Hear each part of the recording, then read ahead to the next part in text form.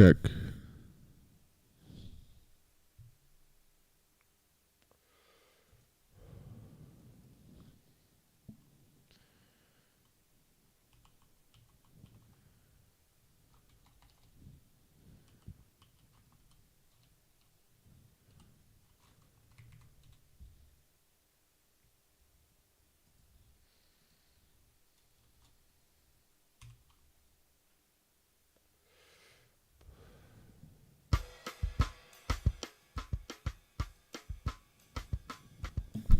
Hello everyone.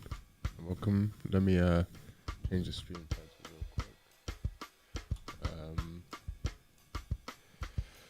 quick. New meta React and React trucking.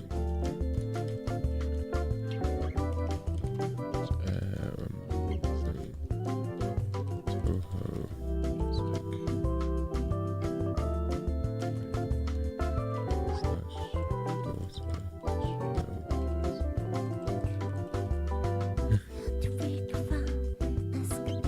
Okay.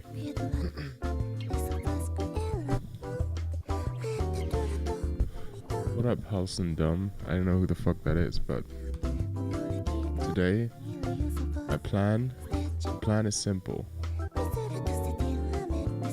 I just woke up after being up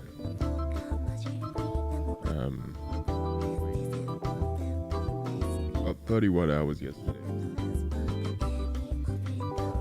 Breakfast. Well, I'm waiting for my oven to heat up. My plan for breakfast is tendies and rice, because I'm a neat, and that's what we do, baby.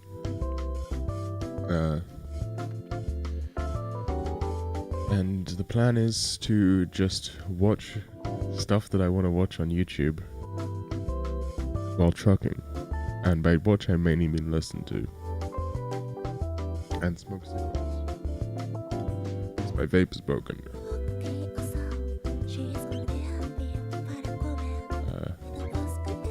Hello, Tired Tales. And so the plan is we're gonna watch, I know there's probably no one in my fucking community is gonna want to watch this, but I want to watch it, which is new Destiny video, which is called Destiny Can't Stop XQC, Nukes Unexpected Bridge from Orbit. I feel like that's kind of funny. Then we're gonna watch the new Tim Rogers video, which is this is the warm up, and then we're gonna watch the new Tim Rogers video, which is 6 hours long. So without further ado, let's go. Has this one made it around anywhere yet? This video is kind of a yikes. What was the date of the Adriana shit? July 6th. So this was the day after. XCC is going in. He wants you to watch him. Oh my god. Looking bad. I'm gonna pass that. Okay, I was. You're never past it. You can always look worse. Oh no. Now. Wait, I still haven't quite got the whole stream set up. 1 second. I'm sorry. This is like a permanent. I need to get the chat. This bridge from orbit. I don't know how much this with everybody else. I'm so sorry. Drama ending. Live news. What up? Pandemic Lullaby. I'll do this. And XCC is going off on Emiru.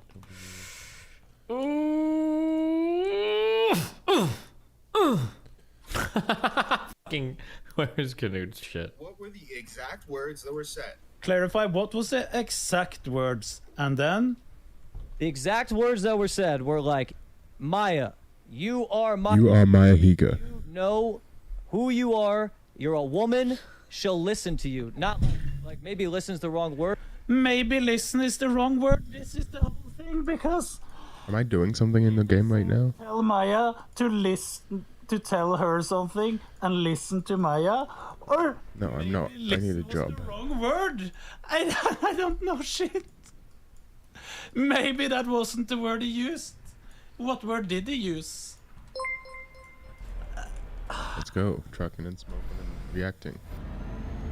You are Maya Higa. You are Maya Higa. You're a woman. You are a woman. You know who you are. Anthemic Lullaby, you are a woman. You know your strengths. You know your weaknesses. Joshua, you're a woman now. Jesus. Emeru looks really bad. We're doing a lot of streaming recently. I'm done I observing. don't know why. Now I'm on to passing judgment. Man, okay. Oh shit. I Maya wasn't paying attention. Or not Maya. Maya does too. But Emeru looks really bad. Jeez. I'm gonna be honest with you. Song's stuck in my head right now. The Marlboro Reds in the UK, they fucking suck after smoking Marlboro Reds in Estonia.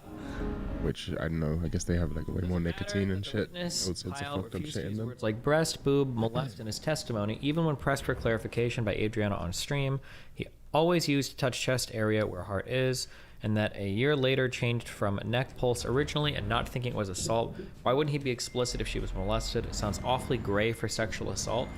I think the slick stuff probably was gray, and Join the Lacanian Eastern Orthodox YouTubers server, and the first thing they're on about in the VC was race realism. What were you expecting? Barry, or I don't know if Barry was there. What am I doing? Adriana's friends in a room. You joined the Eastern Orthodox, the Lacanian Eastern Orthodox YouTubers VC, and they were talking about race realism, and you were surprised. I'm sorry. Like, what else do you expect them to be talking about? No one joins. No one's actually anyone who's Eastern Orthodox in fucking 2022 and not from like a country where that makes any sense, like Hungary or Russia or something like that. You know, like they're just racist. They're obviously, yeah, unsurprisingly. You know, that's true. That's true. You did say that. And Lacan, I mean, you've probably seen the video of the situationist guy interrupting Lacan's lecture. I mean, he's kind of not wrong, is the thing. Like, I've never read Lacan, so I can't really talk about it, but just I've read Deleuze, so I have opinions on psychoanalysis. Yeah.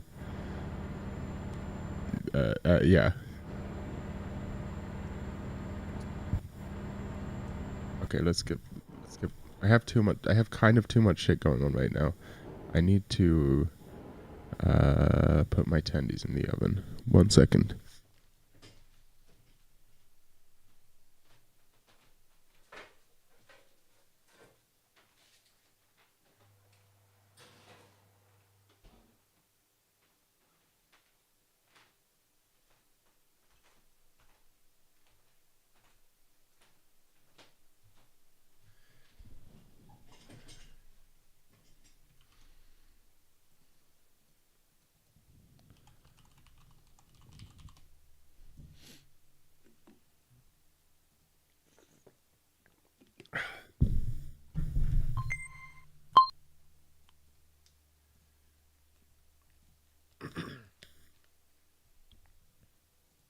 Mall, I could probably figure out, I think, what happened or who saw what. It would have to be one at a time. Right. Okay, I think we're set up now. I've smoked my cigarette. I've got my tendies cooking. I've got chat. I've got everything. Whatever actually and we just truck. Whatever actually happened was probably bad. Because there's no excuse ever. There's no reason to go and find somebody who's like passed out in a room and there's no reason ever to ever do that. Why would you ever do that? It's so unbelievably fucking stupid. Hello, Yui. I don't know what else to say about that. It's just so... Welcome to the stream. Come back like multiple times. And then that in conjunction with everything else is just like... It's the fact that he's he's known to be creepy. If it was like someone who had a good reputation, it's different. Don't do it. It's because he's known, like, he's been reported to be creepy to multiple girls multiple times, so it makes it suspicious if he's doing things that are most likely creepy. No, it's not worth it! Emeru fucked up. And you know Emeru fucked up. And Emeru knows she fucked up.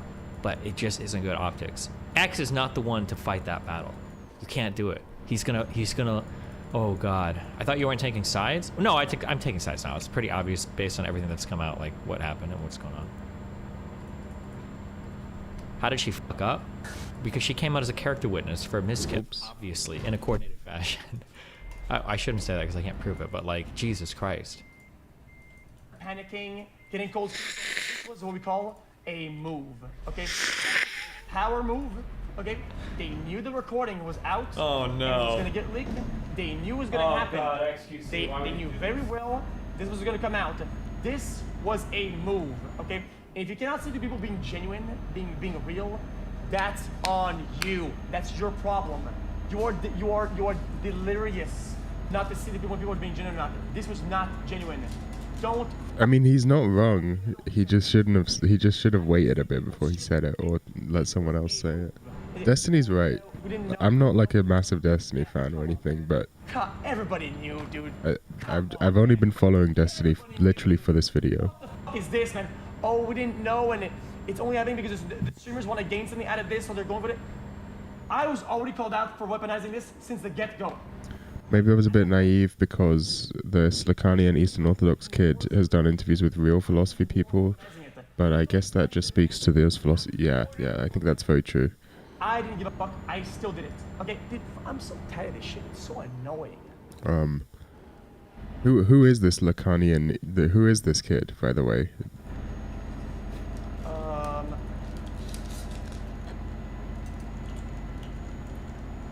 You were called out for weaponizing because you guys weaponizing it. Okay.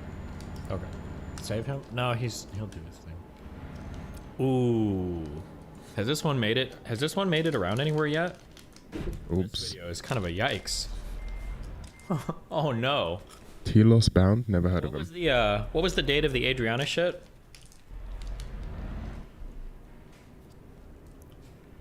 This is from July 7th, 2021.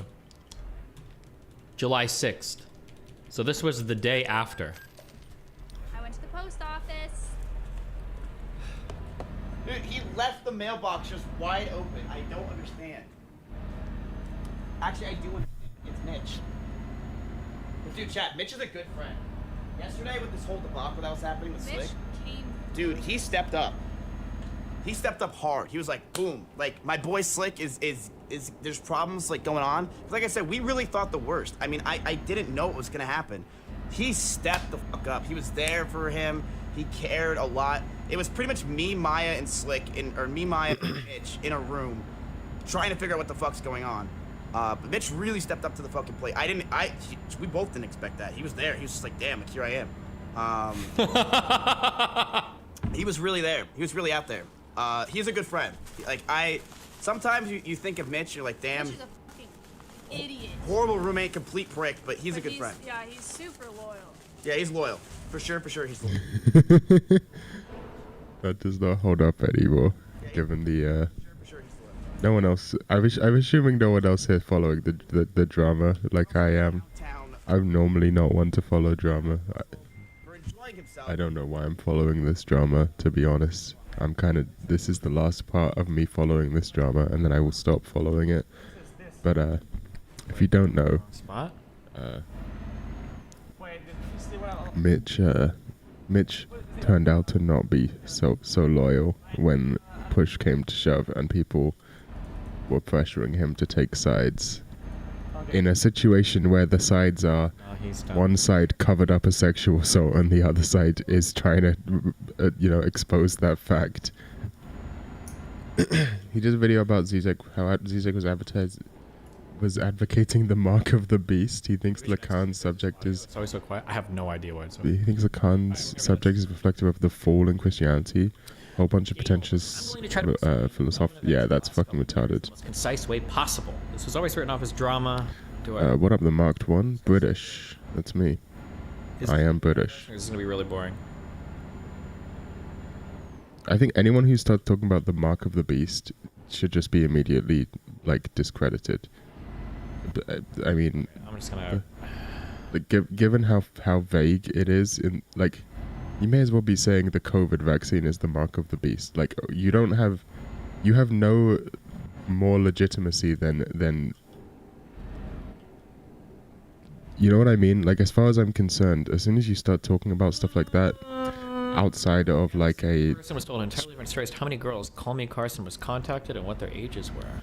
Outside of a strictly... I'm just responding to Anthemic Lullaby / Joshua messages. And meanwhile, Destiny is talking about Twitch drama in the background because this is a React stream apparently.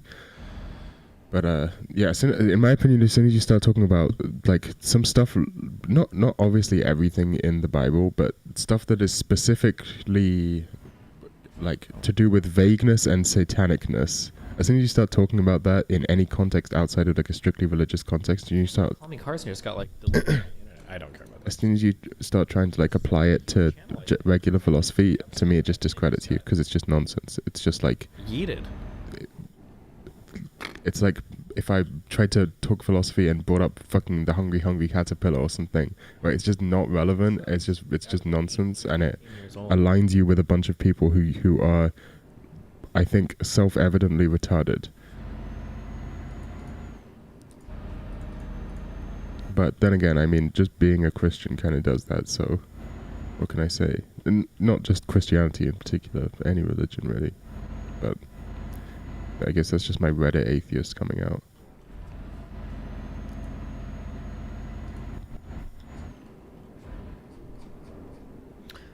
XCC's going in. He wants you to watch him. Oh my god. No one expects you to. I don't know who that is. Perform and support Yui. every single victim. There's just too many. I'm not saying that, but a lot of the things I've seen just make me sick. I don't know how to do it. You're Christian? Good for you. It's Fuck. Oh. the fuck looking bad. Okay. At this point anymore. Okay. Looking bad. I'm gonna pass that. Okay. I would. You're never past it. You can always look worse. Oh no. Timing will always be a topic at hand. I think. I don't think that's what XQC meant. He wasn't saying I'm past being able to look bad. He's saying I'm past caring about that. Timing. Okay. Always plays a role somehow. Okay. Mitch. For example. Mitch's timing. I see.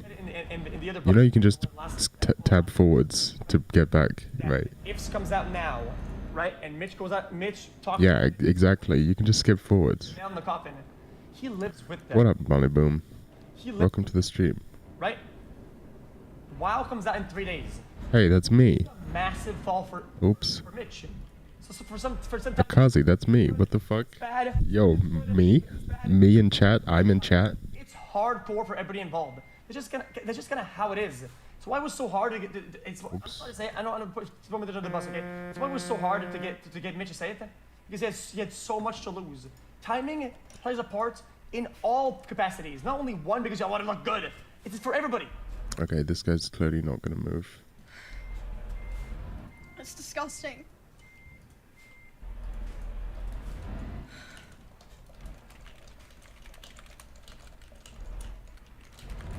I don't know what the fuck I did to that guy, but he's just stuck there forever now. Who's the guy in the background? Destiny. Well, actually, right now it's XQC talking and Emaru, but it's Destiny. We're doing like a weird React stream today. I don't know why. Well, here's the reason. Is because yesterday, I actually want to talk about this on stream somewhat, but yesterday I went to like a like cult movie marathon at indie cinema place. So I ended up staying up for like 31 hours or so yesterday, and during that time, I don't particularly like Destiny either. I just want to preface this: I don't particularly like Destiny. He's just covering Twitch drama that I'm interested in. Pretty much. Okay.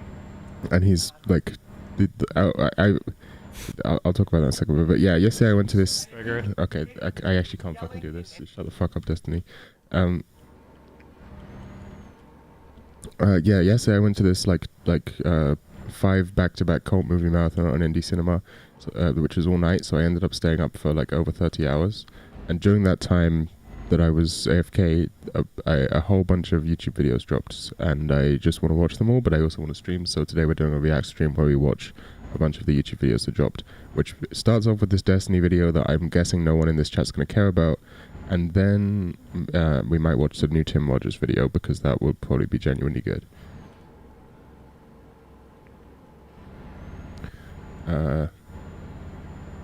You guys play Ultra Kill? Everyone's been telling me to play Ultra Kill. I think I'm gonna like it because it's like my shit. I'm into fast-paced boomer shooters, but also I don't really need to play it. Like, if you're talking about movies I saw, it was in order: The Warriors, Repo Man, El Topo, Eraserhead, and Phantom of the Paradise. You need to play it. Look, I'm sure I'll like it. I'll get around to it one day, okay?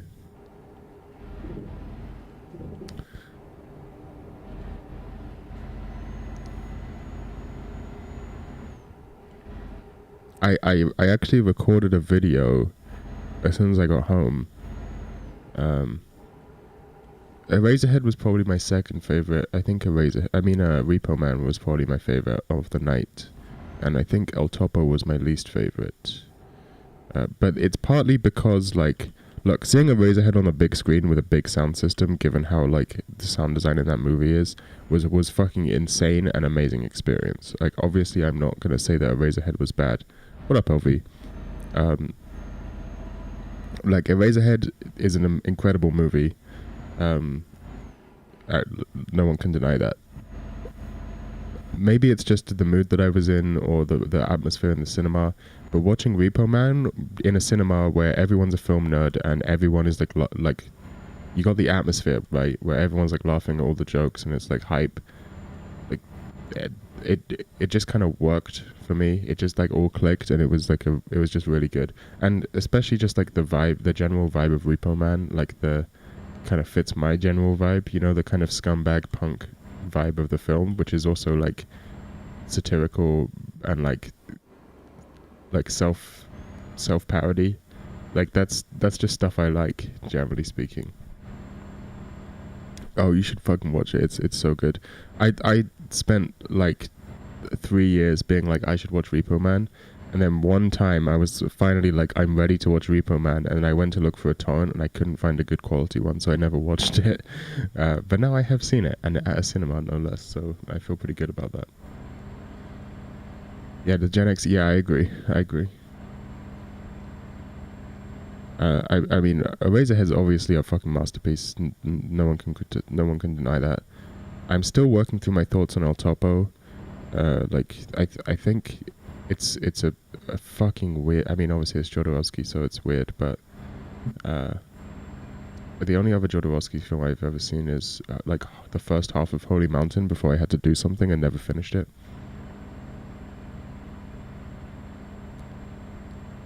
Jim Carrey is not in Repo Man, to my knowledge, right? I don't remember Jim Carrey being in it.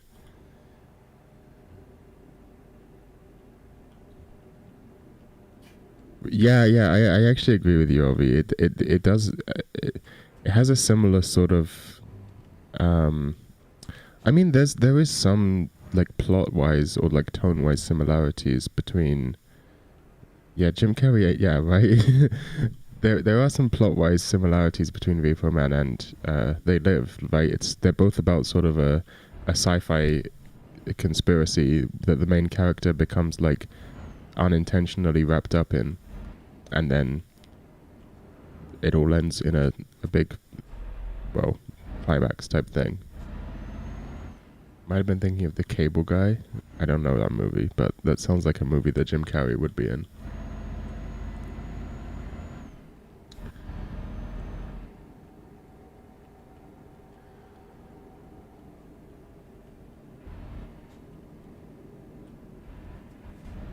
My lights are on. It took me a second. They're on.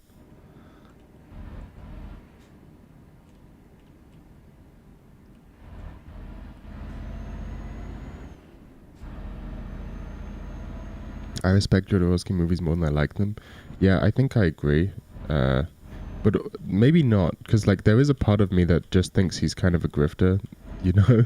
That he just wants an excuse to like show girls naked. Because like the thing with El Topo is there's a whole controversy around it where like the rape scene in the movie was he when the movie came out and he was doing promo for it, he said that the rape scene was like real. But then he like he walked back that and said it was he was just saying it to hype up the movie 50 years ago, and then he like if it was now, he would never have done that, and so on. But obviously, there's not really any way to know for sure what's the reality. Oh, but we are not obeying traffic laws right now.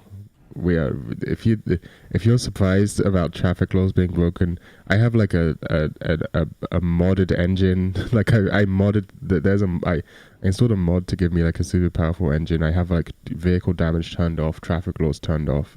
Like we're just here to go fast, my brother. We are just here to go fast. Oops.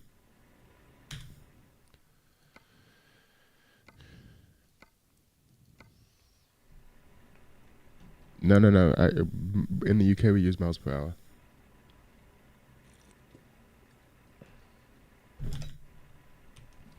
Might be surprising, but yeah. Oh, bro, you should see my fucking truck.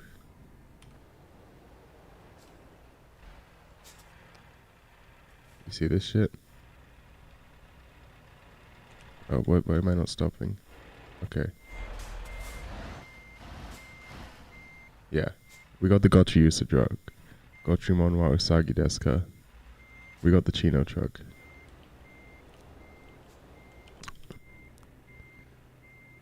I haven't seen... Have I watched Stalker? You know what? Surprisingly, no. I have not actually seen Stalker. It's one of those movies that's like...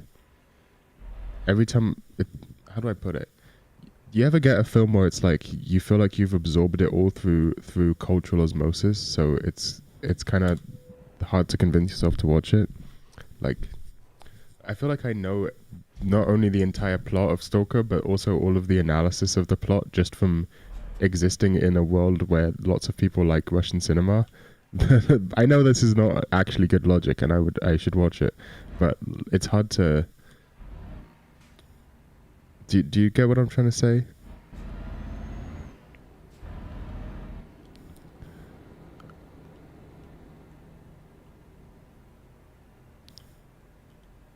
I haven't seen Come and See. I don't even know what that movie is.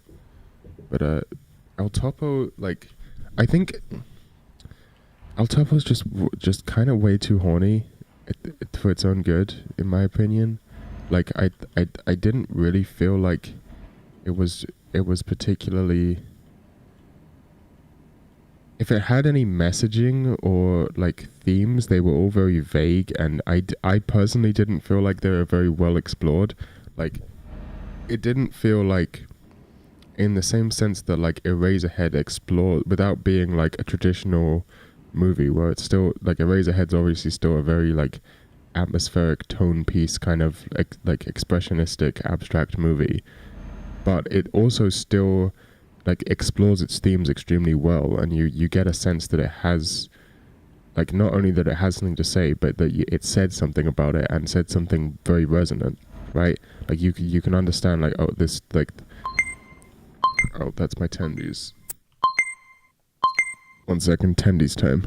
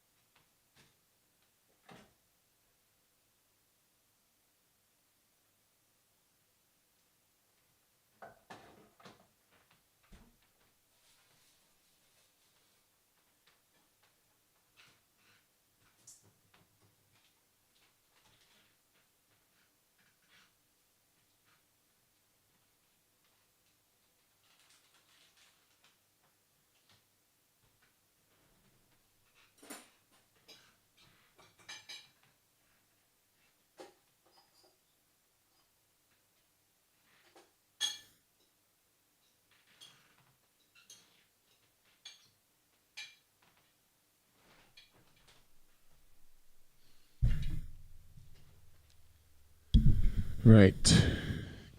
Big Lebowski. Big Lebowski is my personal favorite movie from the Coen brothers, but I also appreciate where you're coming from. Homie, watch Come and See. Haven't seen it. I will. I've been meaning to watch Come and See. Blah, blah, by absolute submission to anti. Have you watched No Country for Old Men? Yeah, I've seen it. I honestly didn't, I think it's kind of overhyped in my opinion, although I liked it. I want to play Yakuza. Have fun. I'm currently watching every Kubrick movie.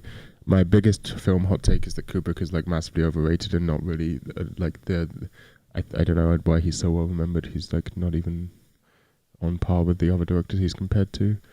I watched NC Form. It was good, but my favorite Coen Brothers Serious Man. I haven't seen Serious Man. Okay, good. We're caught up with chat. Okay, now I'm gonna eat food, so I will be. It's not I didn't like it. I did like it. I just I think it has some undeniably amazing scenes in it, and like just characters and so on. I think I'm going to put a video on while I eat some food and probably mute my mic because I just feel kind of awkward eating while I'm being recorded. So I'm going to put this video on. New Tim Rogers video. Hold on, why is this not working?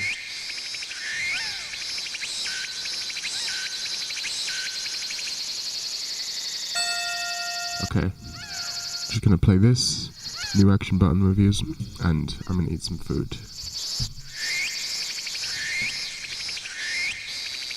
Hello? Okay.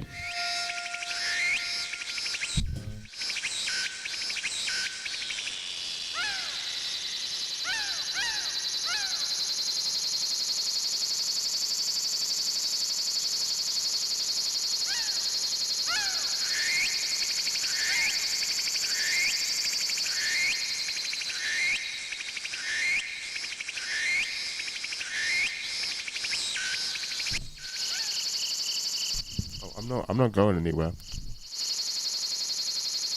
I'm not going anywhere, by the way. I'm just gonna keep streaming and then come back after I finish eating.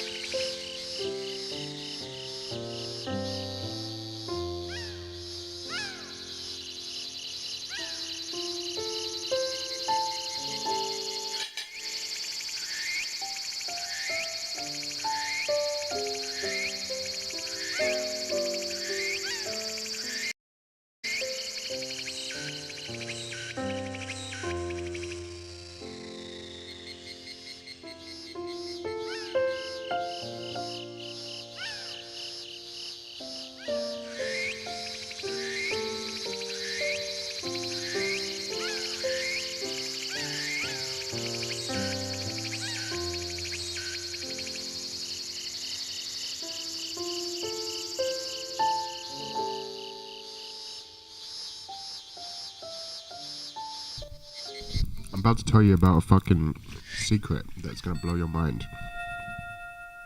Amazing sauce. You ever need a good sauce? Right? Amazing sauce. One part oyster sauce to 2 or 3 parts ketchup.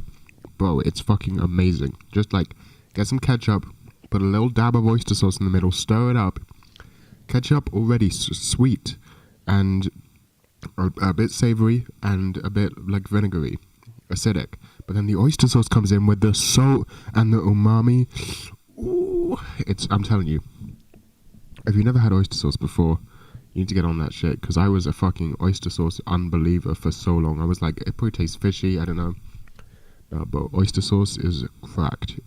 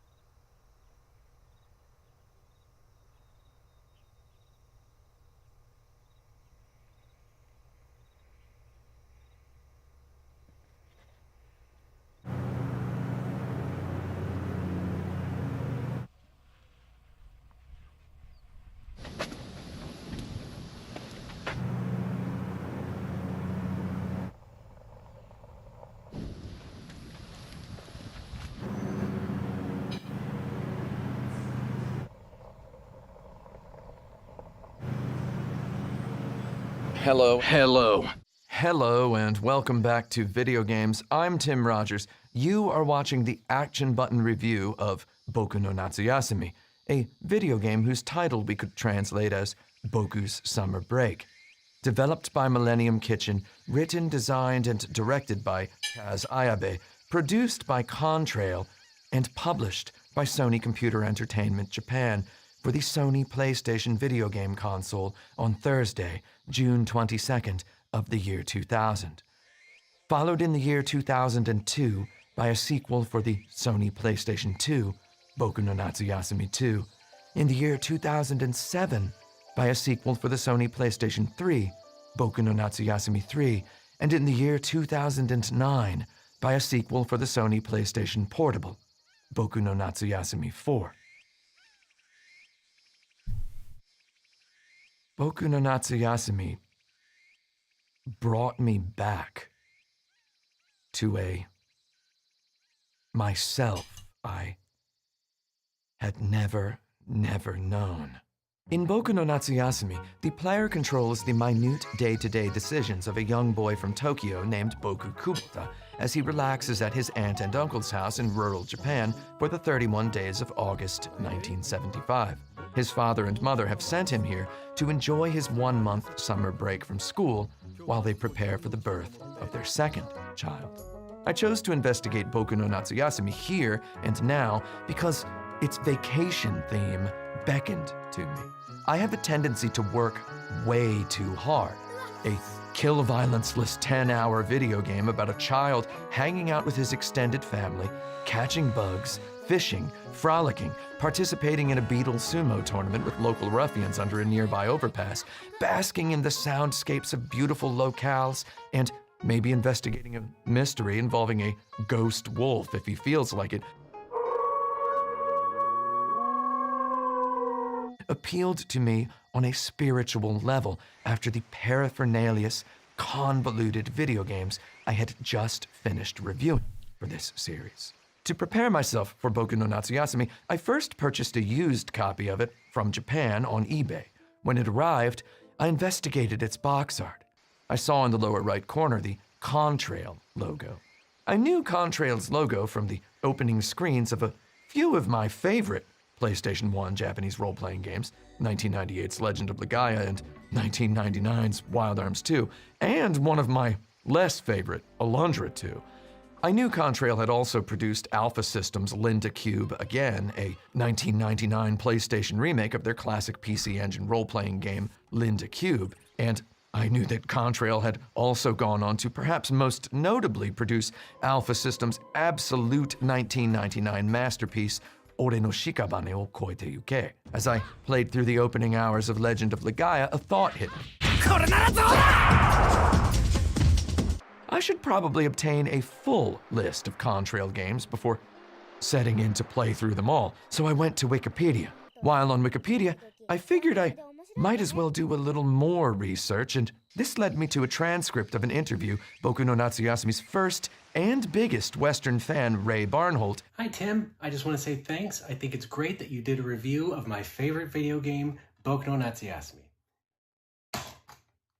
Did with Kaz Ayabe for Scroll.bg in 2016. In that interview, Kaz Ayabe said that Contrail had only involved themselves minimally in Boku no Natsuyasumi's development. He said that in the entire history of Boku no Natsuyasumi's development cycle, Contrail had only offered one note of feedback. So I decided that maybe I decided not to play all of those Contrail games. I mean, actually, I had actually already played all of them years ago, over the years. That gave me maybe the very first instance of going to Wikipedia to look for a list of something and realizing I had engaged with literally everything on the list. Never had that before.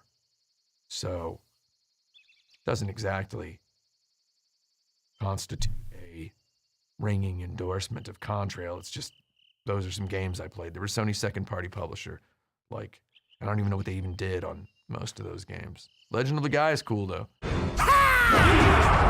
The one note of feedback Contrail's producers had given Boku no Natsuyasumi's developers at Millennium Kitchen described the landscape of Boku no Natsuyasumi as too rural.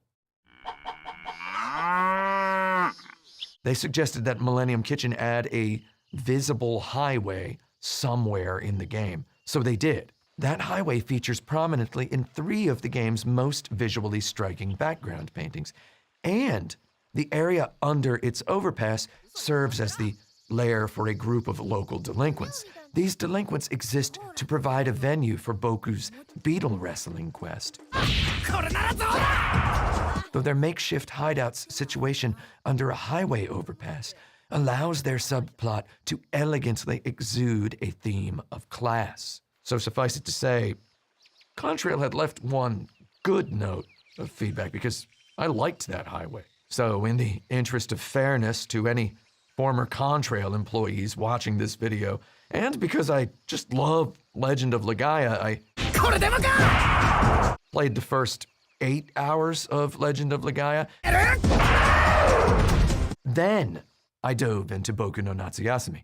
I found Boku no Natsuyasumi at turns refreshing and enthralling. Boku no Natsuyasumi shows us a game where the most violent event occurs in a samurai TV show you can only hear, not see, if you happen by the television in the family living room on one of the game's 30 playable afternoons.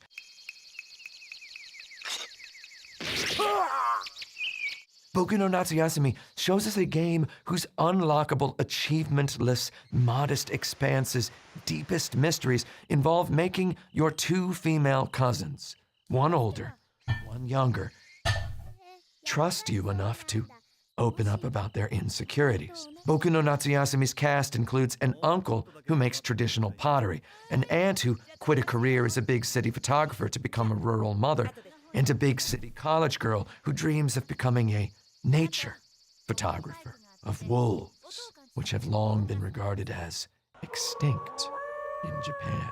In Boku no Natsuyasumi, the family leaves you alone in their house for one day, August 15th, 1975, while they visit a loved one in a graveyard. Your uncle asks you to please stay home and watch the house. He adds, Not that any burglars would ever show up around these parts. And then, burglars do not show. Yeah, it's a Tim Rogers video. If you're not aware of Tim Rogers, somehow, Action Button Reviews, you should be.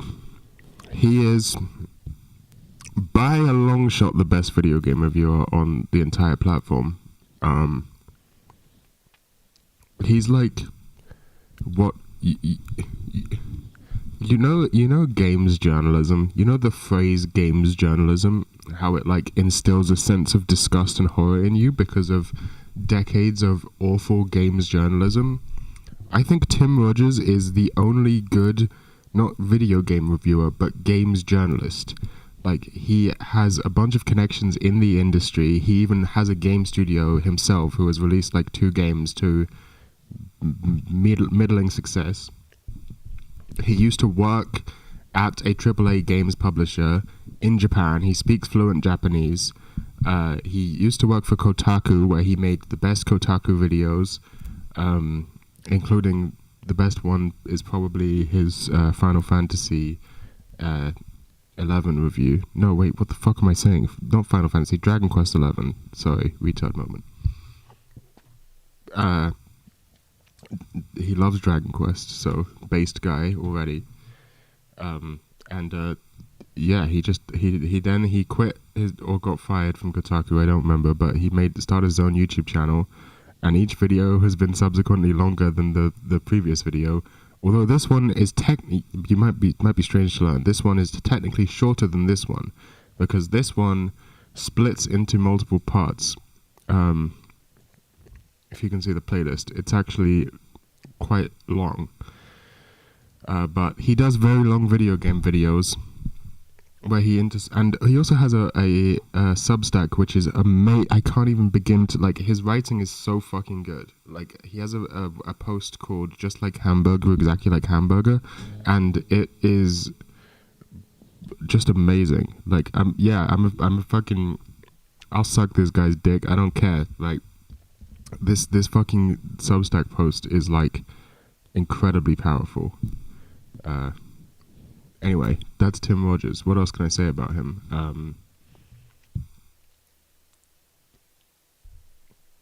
Whatever. His videos are like he tends to intersperse like lots of facts about the game mixed with like analysis of the game, and then like a lot of like personal stories from his life that are like relevant, which lend context to his feelings. Right, where was I? Show up. How many games with Resident... He also, as you can tell from this like slew of games, he has no interest in reviewing like what's popular. He just reviews whatever he wants to. Like fucking his most viewed video is about Tokimeki Memorial, which is a visual novel that no one cared about until he started talking about it. What's the appeal? I don't know.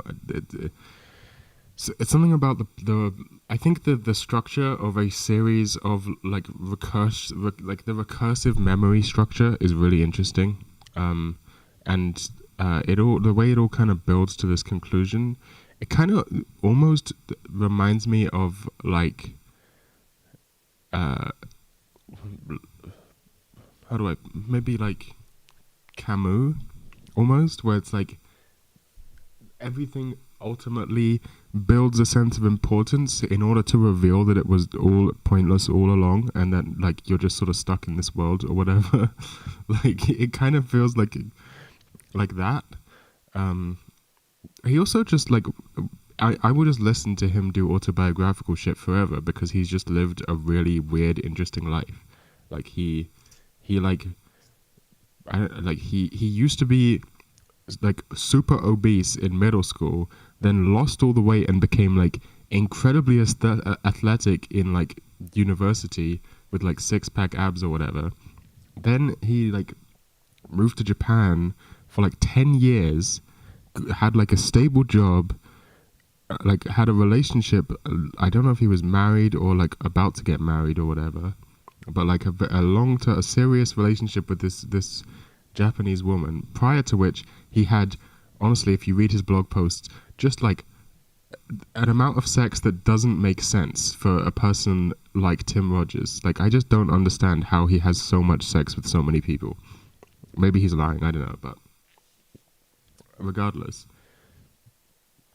Just, and then, like, just before I don't know what happened, but like something about his visa got fucked up or something. I forget the exact story. I knew this at one point, but basically he was forced to leave Japan, and he couldn't live in Japan anymore, and so he had to like leave his entire life back and emigrate back to the US with basically nothing, where he became like I don't know, he'd already been writing about games for years, so I guess he just went into that thing. He was an assistant. I mean, I guess he'll probably do his introduction in this video. Resident Evil's exact control scheme can you think of? And maybe the most interesting thing about him is he has this memory. I'm pretty skeptical of this. Here's my secret. I'm kind of skeptical of Tim Rogers' memory thing, but he claims to have this memory thing where he has like an eidetic memory, and he remembers every moment of his life in perfect clarity. Osaka also claims to have a level of this. Now, my theory is that this isn't real. What it actually is just, it's caused by, or when I say it isn't real, what I mean is it isn't what these people think it is. It is real, but it's not that you just have like this innately better memory. I think it's caused by people, I think it's and I didn't make this up, by the way, there is some literature on this. It's a condition related to OCD, which is caused by obsessively going over old memories over and over again, because that's what strengthens memories into your long-term memory. So, for example, like, that's how Anki works, right? Like, Anki decks work by showing you a card, and then just as you're about to forget it, showing it to you again, and then just as you're about to forget it, showing it to you again. Because you remember something most clearly when you are shown it again just as you're about to forget it. And I think that's what this memory thing is, that it's people who obsessively go over their old memories over and over again, and they can't help it, and so that just gives them extremely strong long-term autobiographical memories, and hence why they have this like insane ability to remember specific things from their past. I don't actually think it's like some condition where specifically without any other effect your memory is just super enhanced, but sorry. Where a character says a violent event probably will not occur here, and right, let's see if I can. Does not occur there. Probably not many, unless you count the first 8 hours of Dragon Quest VII, which doesn't have Resident Evil's exact control scheme. Though I want to talk about Dragon Quest VII. So let's say, unless you count the first 8 hours of Dragon Quest VII, which, interestingly, launched in Japan on Saturday, August 26th of the year 2000, 2 months and 4 days after Boku no Natsuyasumi. In Dragon Quest VII, you don't see a slime until about 8 hours in. Before then, you, for example, bring your fisherman dad a hoagie onto his boat, and you try to convince your alcoholic uncle to stop getting into fights at the local bar, despite quickly becoming the best-selling PlayStation 1 game of all time in Japan. How is that? Quest 7 earned an enduring, frowny reputation for its gutsy decision to not have a single fight in its entire hefty opening chapter. Boku no Natsuyasumi, on the other hand, leapt with both little-shoed feet, landing directly in Everything good? the jackpot of cultural treasure. I gotta admit, I love that first chunk of Dragon Quest VII. I find it hilarious that, by all accounts, somewhere in the ballpark of 1 million people had purchased the game early. I'm now going to smoke another cigarette. For hours. Which I think smoking and trucking see a some of the best activities a human being can combine. Do not really like that they shove a slime into your face 2 seconds into Dragon Quest VIII as some kind of apology. Uh-oh, here comes trouble, Gov. But I also do not like that they drastically trimmed Dragon Quest VII's intro chapter down for the 3DS version. It was like 7 or 8 hours on PlayStation 1. When I first played Dragon Quest VII, full 7.5, 8-hour intro and all, it captivated me. It made me want a whole fightless role-playing game. It must have done similar to plenty of other persons of lordly sensibility. We just... Persons of lordly sensibility. With a substance-bursting story. I forgot which country I was in for a second. I'll tell you as many times as I have to, I love blasting freaks. Though we wanted a non-violent game with a big story, just because we knew games could do anything. So in my mind, my beloved Dragon Quest VII and Boku no Natsuyasumi remain inextricably linked by this nebulous little wispy thread. I come to you today reviewing Boku no Natsuyasumi instead of Dragon Quest VII, of course, because you could play Boku no Natsuyasumi literally 20 times all the way through before you could finish Dragon Quest VII once. And also because I really want to keep with the vacation theme for a little while. Also in keeping with the vacation theme, I promised myself I would only play through Boku no Natsuyasumi twice. I promised myself I would not capture the first of these 2 playthroughs. I would let the first playthrough happen naturally. After my second playthrough of Boku no Natsuyasumi 1, I would play through Boku no Natsuyasumi 2 and 4 exactly once, and the semi-spin-off Bokura no Kazoku exactly once. I skipped Boku no Natsuyasumi 3, not for any particular reason. I mean, it looks amazing. I just wanted to be able to say I held myself back and purposely did not play one entry of this series. And ultimately, I think this decision fit the spirit of the game. Boku no Natsuyasumi 1, 2, and 3 each concern a young, bright-eyed, inquisitive, yet charmingly not clownishly impetuous youth named Boku Kubota, visiting his aunt and uncle in rural Japan in August 1975. Each game The marked one really said, different real-life. "Oh, psycho." Same Boku, same month, same year, different aunt and uncle. I think we've all had that experience, marked one. Isn't that the point? Has a multi. Of like One Shota? By the way, Boku no Natsuyasumi 4 takes place in 1985. I thought you were a Christian. Millennium Kitchen's Crayon Shin-chan branded Boku no Natsuyasumi like released for the Nintendo Switch in 2021. Though I've got to admit, Crayon Shin-chan is just a little too rambunctious for me. I far prefer the more quietly inquisitive Boku. In real life, we only get one summer vacation per year, so this year I vacationed into reviewing Boku no Natsuyasumi 1, the original. I wanted a short game. I wanted a simple game. I wanted a game with the flavor of real modern literature. I wanted a game that reminded me of powerful truths, though I didn't immediately admit that to myself.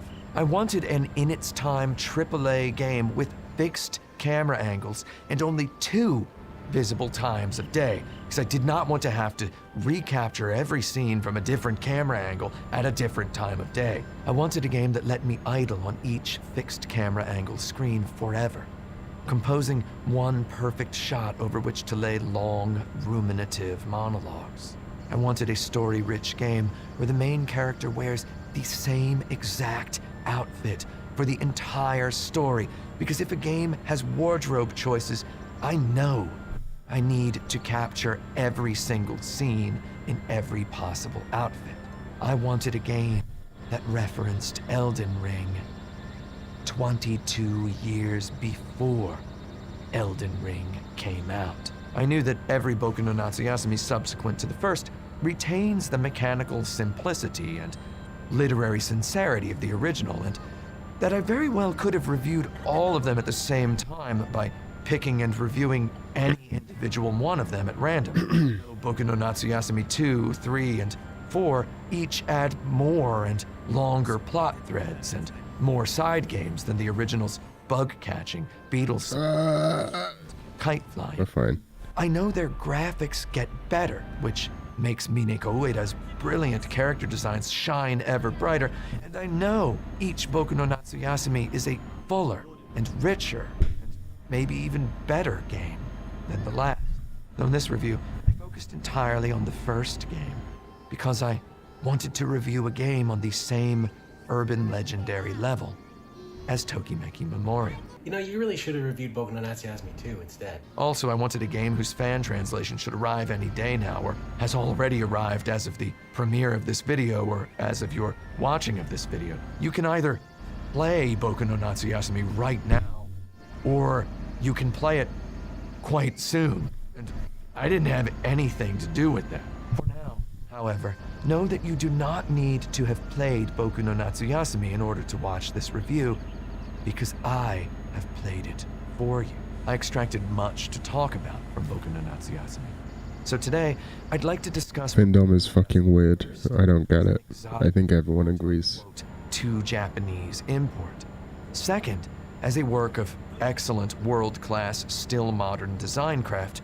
Third, as a well-structured and paced literary story. And fourth, as a premium work of interactive narrative design, which shows us a unique way to essentialize interactivity. Oh shit, in a fuel. Video game. Then we'll go on the road. After that, Please be a filling station soon. let's begin.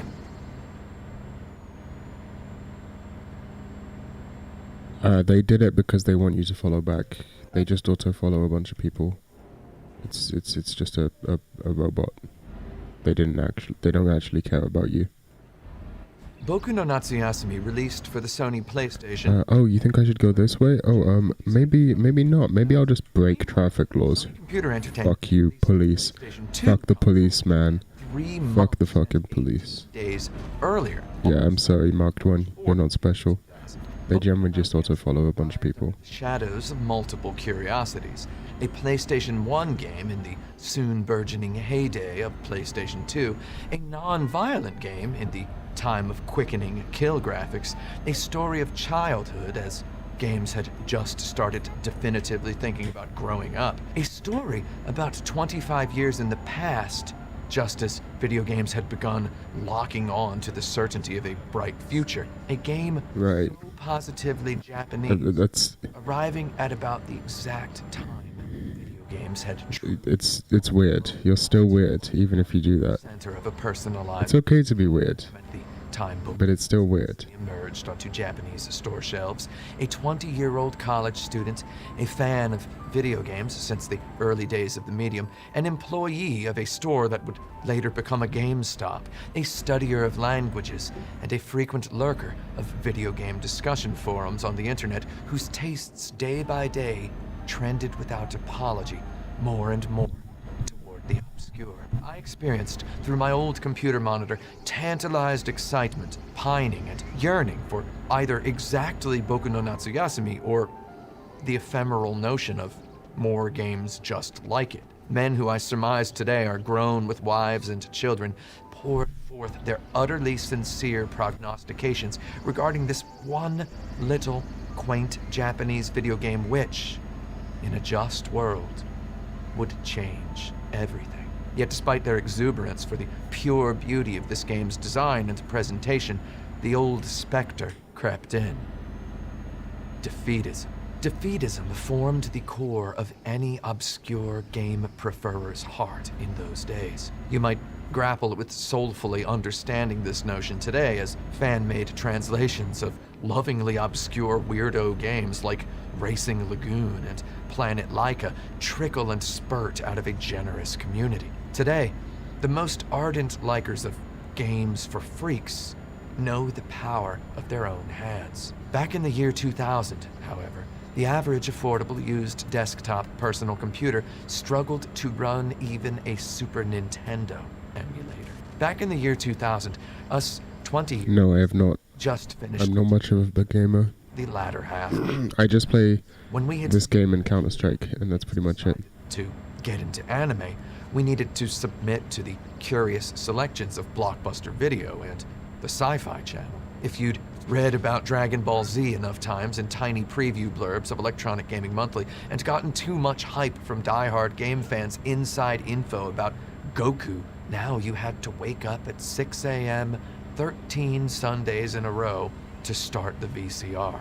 Maybe in 2022, where our current Guilty Gear Strive-blessed reality includes a Western game studio deciding to set one of the 40 best AAA video games of the past 10 years in Japan on purpose, here in this present period where we have a literal Batman My Dotesmite was watching. from Final Fantasy VII. You might have difficulty believing this, though back in the year 2000, we had long since grown Dotesmite was watching True Detective while I was at their place and enjoying it. passing over the games that looked most interesting in preview blurbs and committing drastic stylistic alterations to the box illustrations of the Japanese games they did decide to bring over.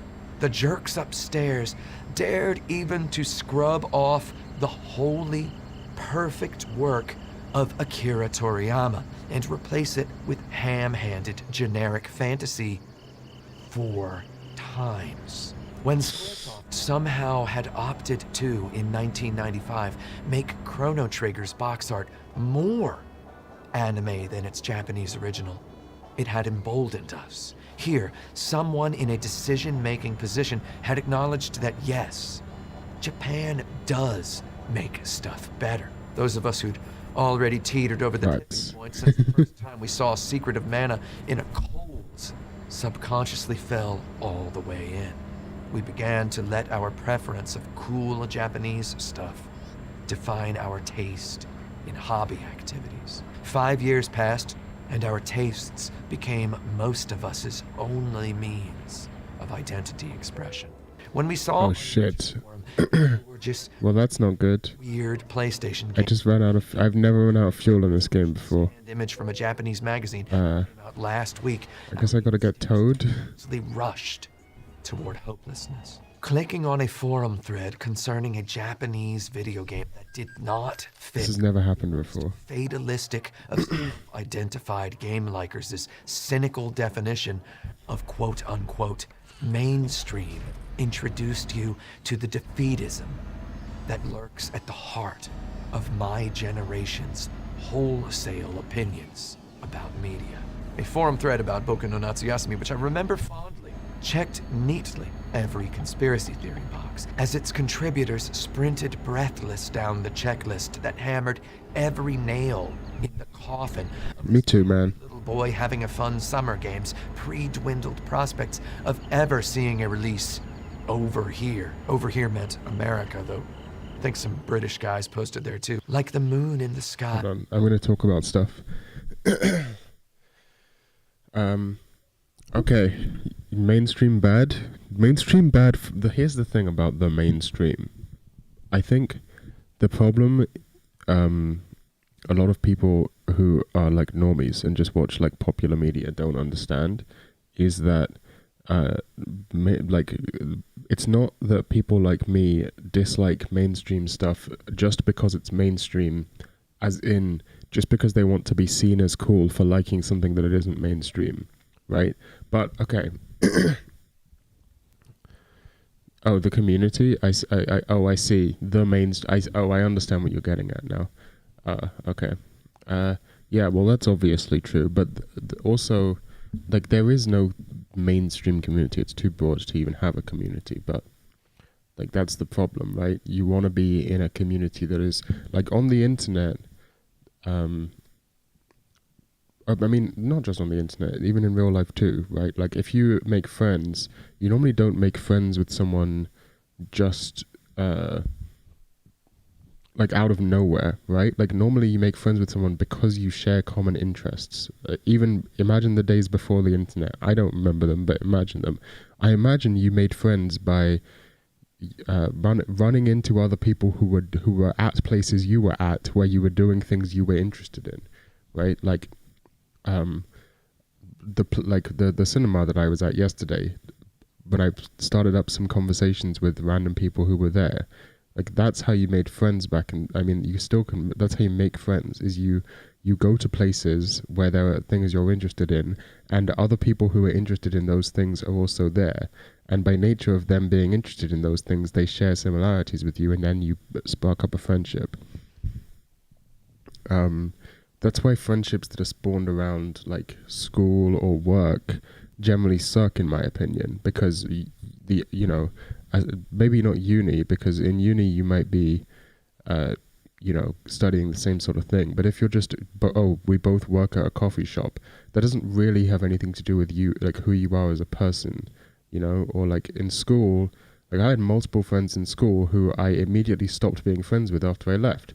In fact, when I left my school and went off to college, I literally took one friend with me out of like the 5 that I had. The others I literally just completely stopped talking to, and they stopped talking to me, because there are people who you wouldn't be friends with if you weren't forced to be in a room with them for 5 hours a day. I mean, no.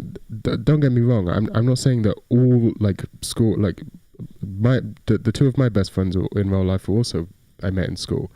Like, that's not the point I'm trying to make here. The point is that the phenomenon of, like, humans are social animals. We will just make friends if we're in the same place with someone over and over again.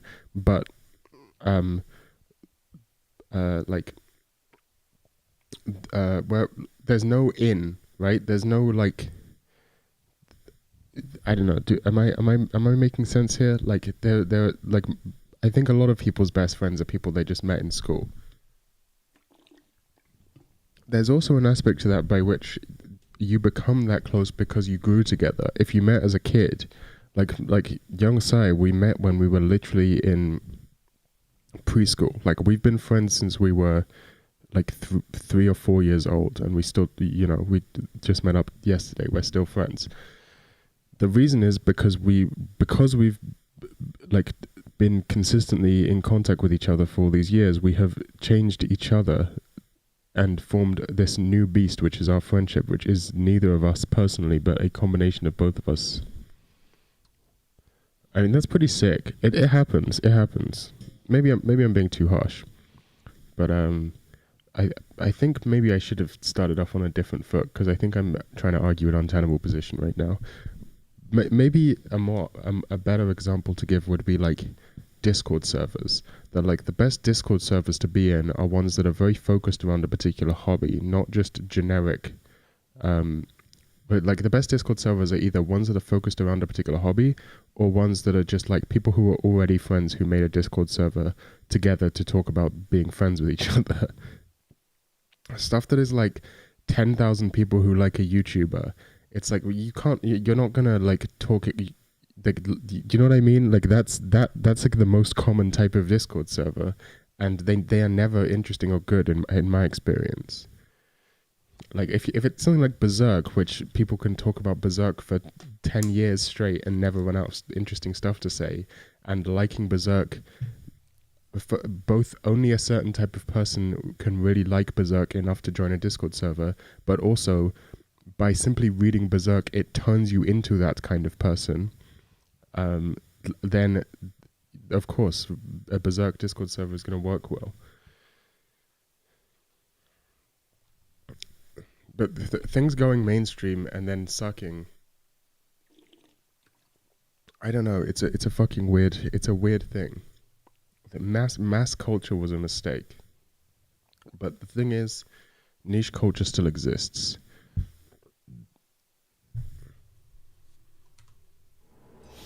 In fact, niche culture is stronger now than it really ever has been. One of the problems with the internet, or the modern internet, is that it's removed a lot of skill barriers to a lot of hobbies. And that means that it's easier for normies to get in.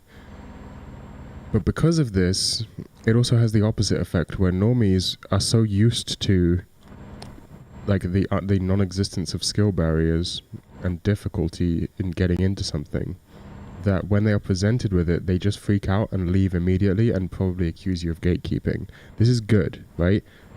I've said it multiple times. I was this close. I was this fucking close to a gas station. Fuck, man. Anyway.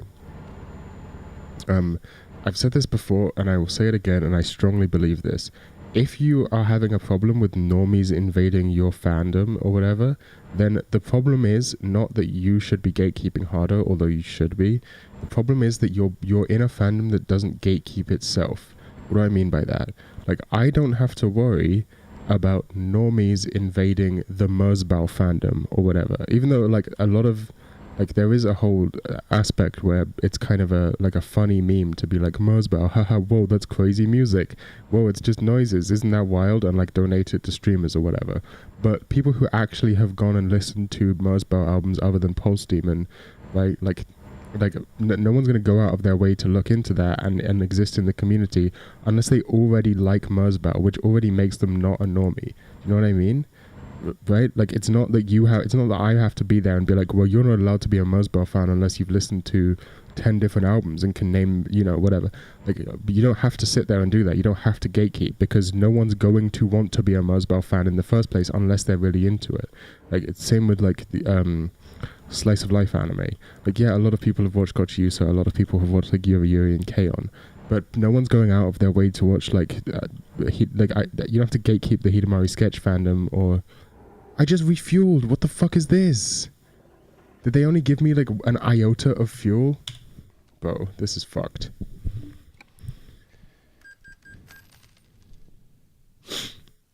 They really do just give you a fucking iota of fuel. They barely give you anything.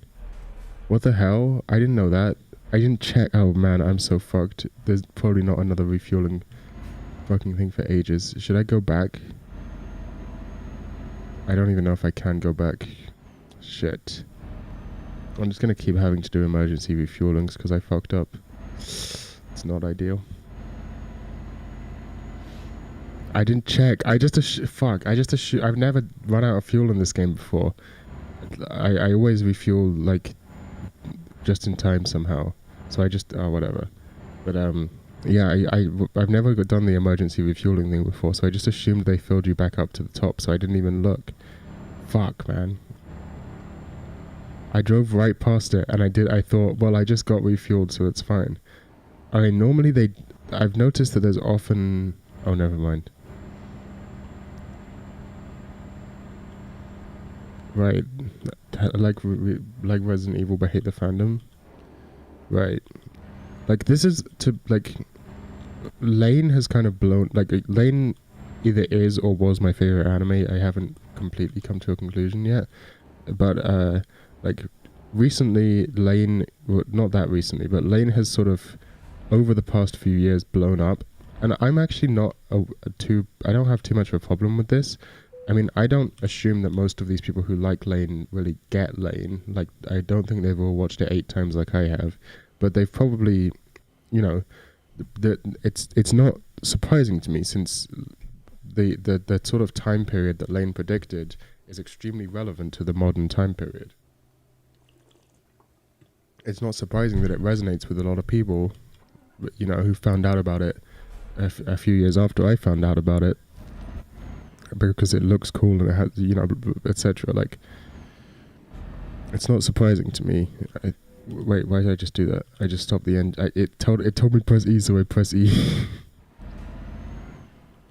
But like, at the time, you know, that I was first really into Lane, I was like on Lane Chan and talking about Lane all the time.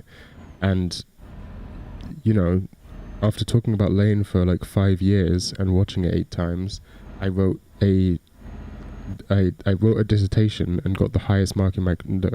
this is like a brag, but I'm not trying to brag about me being a good academic. Trust me, I would never brag about that. I'm stating it to espouse its finality. I wrote a dissertation about Lane and got the highest marks in my class, and now I feel like I'm like, that was it. Like, where can you go from there? Like, you know,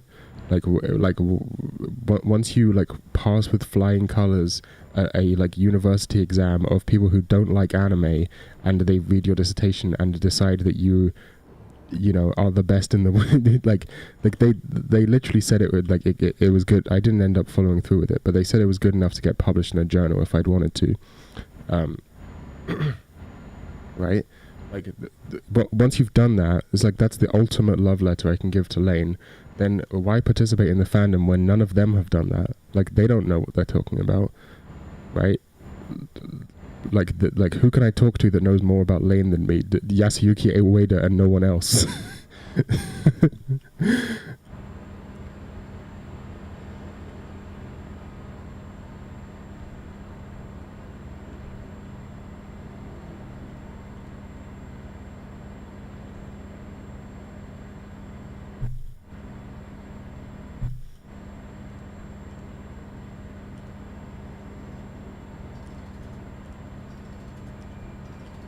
I disagree. Like, I also think a lot of people just get the complete wrong fucking message out of Lane. They think Lane, like, some people think Lane is like this super, like, techno-futurist, like, pro-cyberpunk thing, right? That, like, pro-technology thing. And other people talk about it like, oh, it's all about the dangers of technology. But the reality is that it's not about either. It's about assuming technology...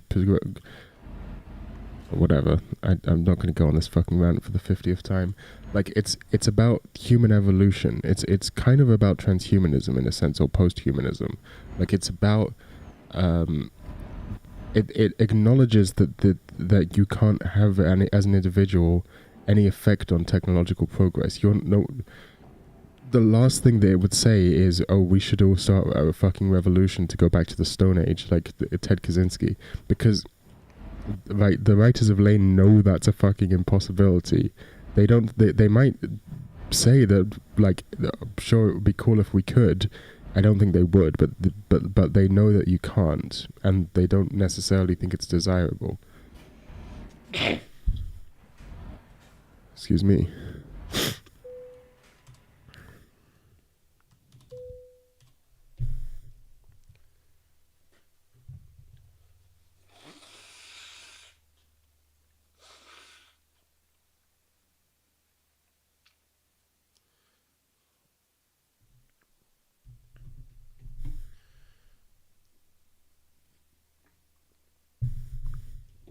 Right. And then in terms of fandoms, like, I'm not really in any. I am in fandoms of one where there are other... Okay, take Simple Flips, for example. Simple Flips is one of my favorite YouTubers right now, has been for like a few years. And he has a Discord server, and I'm in his Discord server. But I never post there or even lurk. I don't even read it necessarily. The reason being, I'm just content to be a fan of someone on my own. I don't need someone else to validate me to know that I like this thing. Like, none of my friends are, like, I know I have some people I know who also watch Simple Flips, but none of my friends are as Simple Flips fans as I am. Like, I've made like fan songs and fan art for Simple, but I don't like go around, like, I don't participate in the fandom community, if you know what I'm saying, right? And I think that's a perfectly fine way to engage with something, you know? Okay. Let's get back to action button. Again, once per lap re-earthed itself, a repetition of the tried and doom-said nomination. Too Japanese. 22 years have passed since Cheese? We're delivering cheese. I don't fucking care. yet has seen no official release to any definition of over here, except Japan, where they might call over here Kokorahen. Why, ultimately, did Boku no Natsuyasumi, in all its simple, understated beauty and mechanical purity, despite seeing significant success, a remaster, and 2 sequels in its country of origin, I might also have to take a shit. bad title and worse box art into American retailers, who'd later have to all change their names to GameStop? Perhaps they couldn't figure out how to translate the title. Boku no Natsuyasumi, translated face valuably, means my summer break. This does not sound exciting in English. It barely sounds exciting in Japanese either, though at least in Japanese it carries a tinge of ambiguity. Translators, either in Boku no Natsuyasumi's release day or now, might experience a temptation to translate its title as My Summer Vacation. Though, if we tunnel deeply enough into the etymology, we find this lacking foundation. The Japanese word yasumi means simply break. A yasumi cannot exist without a task to take a break from. In this case, the 9-year-old protagonist takes his break from school. In English, we often interchange usages of break and vacation when referring to school. In my youth, we had summer vacations at home by the apartment complex pool in Kansas. Yet to say vacation stresses destinations or locations, not the contrast between the activity one needs a break from and the luxuriant nothing doing of the break itself. I think I'm gonna also take a shit. Be right back.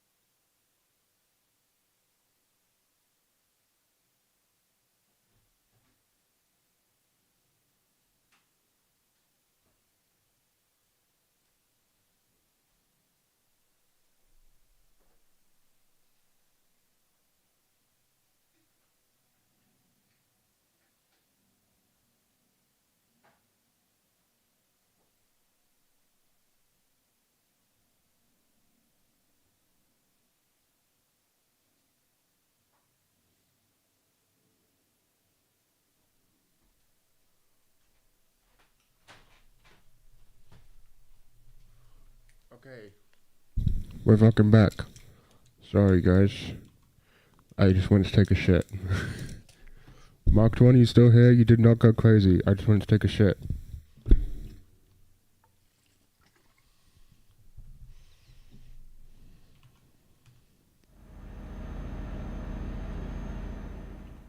Vacation includes the root verb to vacate, to leave behind either a duty or a place. Duty being the important word here. The word vacation suggests an active decision to vacate one's location or duty. In the protagonist of Boku no Natsuyasumi's case, his parents make the decision for him. For this bright-eyed young boy, the dreamy, hot month of August 1975 happens in a place far from his usual home. I don't know what Castle Click is, I'm afraid. In contrast to his busier days at school in Tokyo. I know from listening to enough city pop records that when a Japanese person seeks to invoke the full palpation of the English word vacation, they either use it outright, or most likely they lean on the Japanese appropriation of the French noun vacances. Yasumi meaning literally to rest. I'd not translate the word Natsuyasumi into any other phrase than summer break. Having said that, the title My Summer Break also... Yeah, we're at 101 miles an hour right now on the fucking freeway blasting. ...works. Boku means I. The first-person pronoun I in Japanese, suffixed with the possessive particle no. Boku no thus means mine. However, even in this simple, tiny phrase, we encounter a poison swamp of unfathomable depth. Unlike most languages, Japanese offers speakers a wide variety of first-person pronouns. Where in English we have no choice other than to call ourselves I, a Japanese speaker chooses a first-person pronoun at will to suit their personality, gender identity, age, or even social standing relative to their current conversation partner. The most polite first-person pronoun usage style usually requires the speaker to use no pronoun at all, though let's forget about that for a minute. Textbooks teach foreign students watashi or watakushi. A man in his 20s probably calls himself ore. A man in his 40s who thinks he's in his 20s might call himself ore-sama. A cat in a Natsume Soseki novel might call himself waga hai. And a girly girl most likely calls herself atashi. I've seen elderly washis. I've known 3 20-something female ores. And I once met a 98-year-old lady from Hiroshima who graceful, dignified, and blessed with warmth, experience, many grandchildren, and much scholarship, consistently called herself Boku. This last one remains a curiosity to me. Boku, 99.9% of the time, applies to men, mostly young men, by which I mean boys and young boys.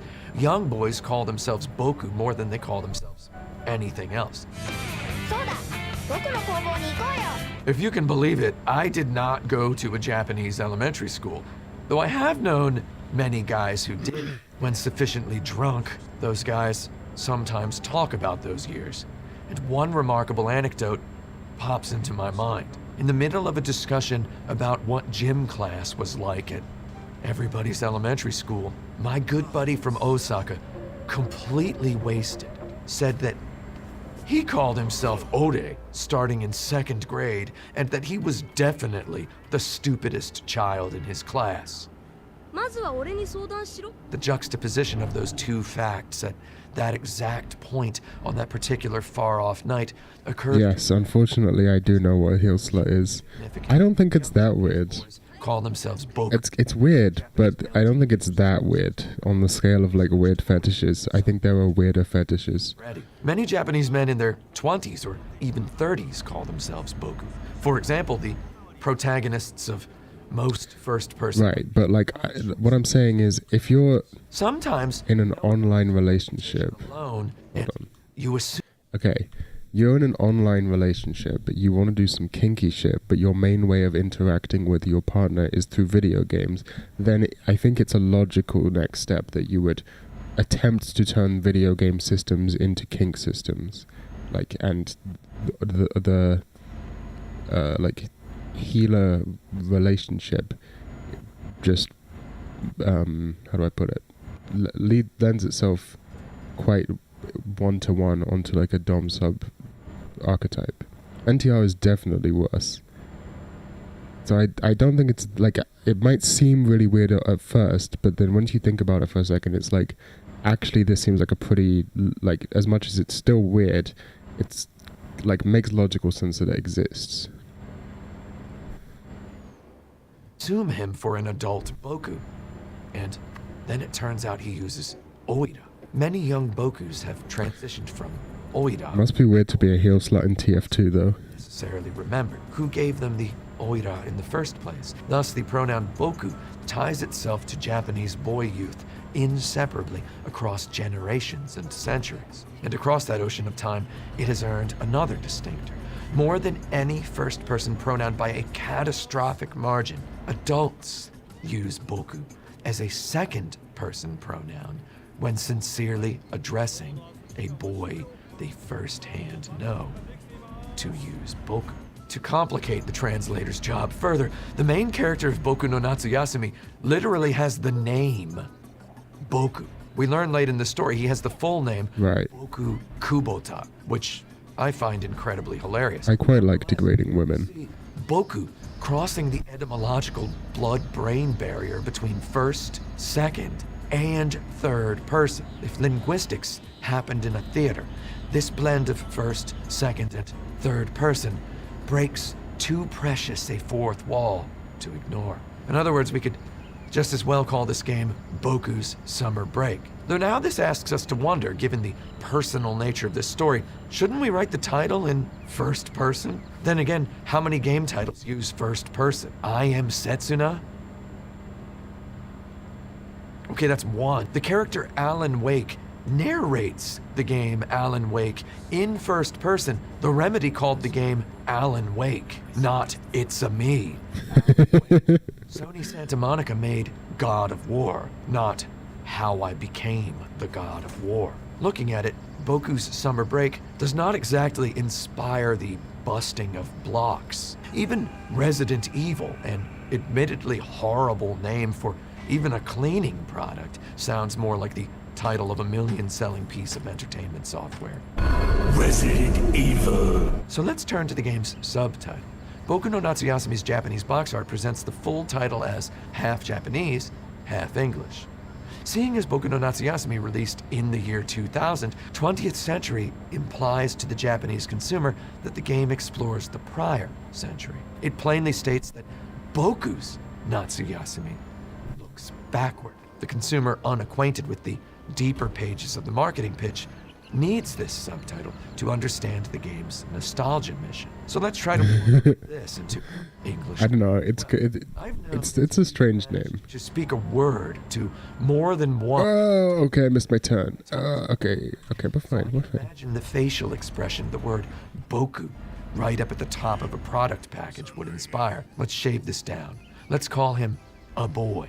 Let's leave the on there to signal that this game aspires to the descriptor of literature. Let's call our game A Boyhood Summer, 1975. Maybe our imaginary executive circa Y2K says, I didn't spend my boyhood summer 1975 in rural Japan. So we rename our game A Japanese Boy Spends Summer Break at his aunt and uncle's house. Maybe I should do that. I haven't looked into this recruitment agency thing.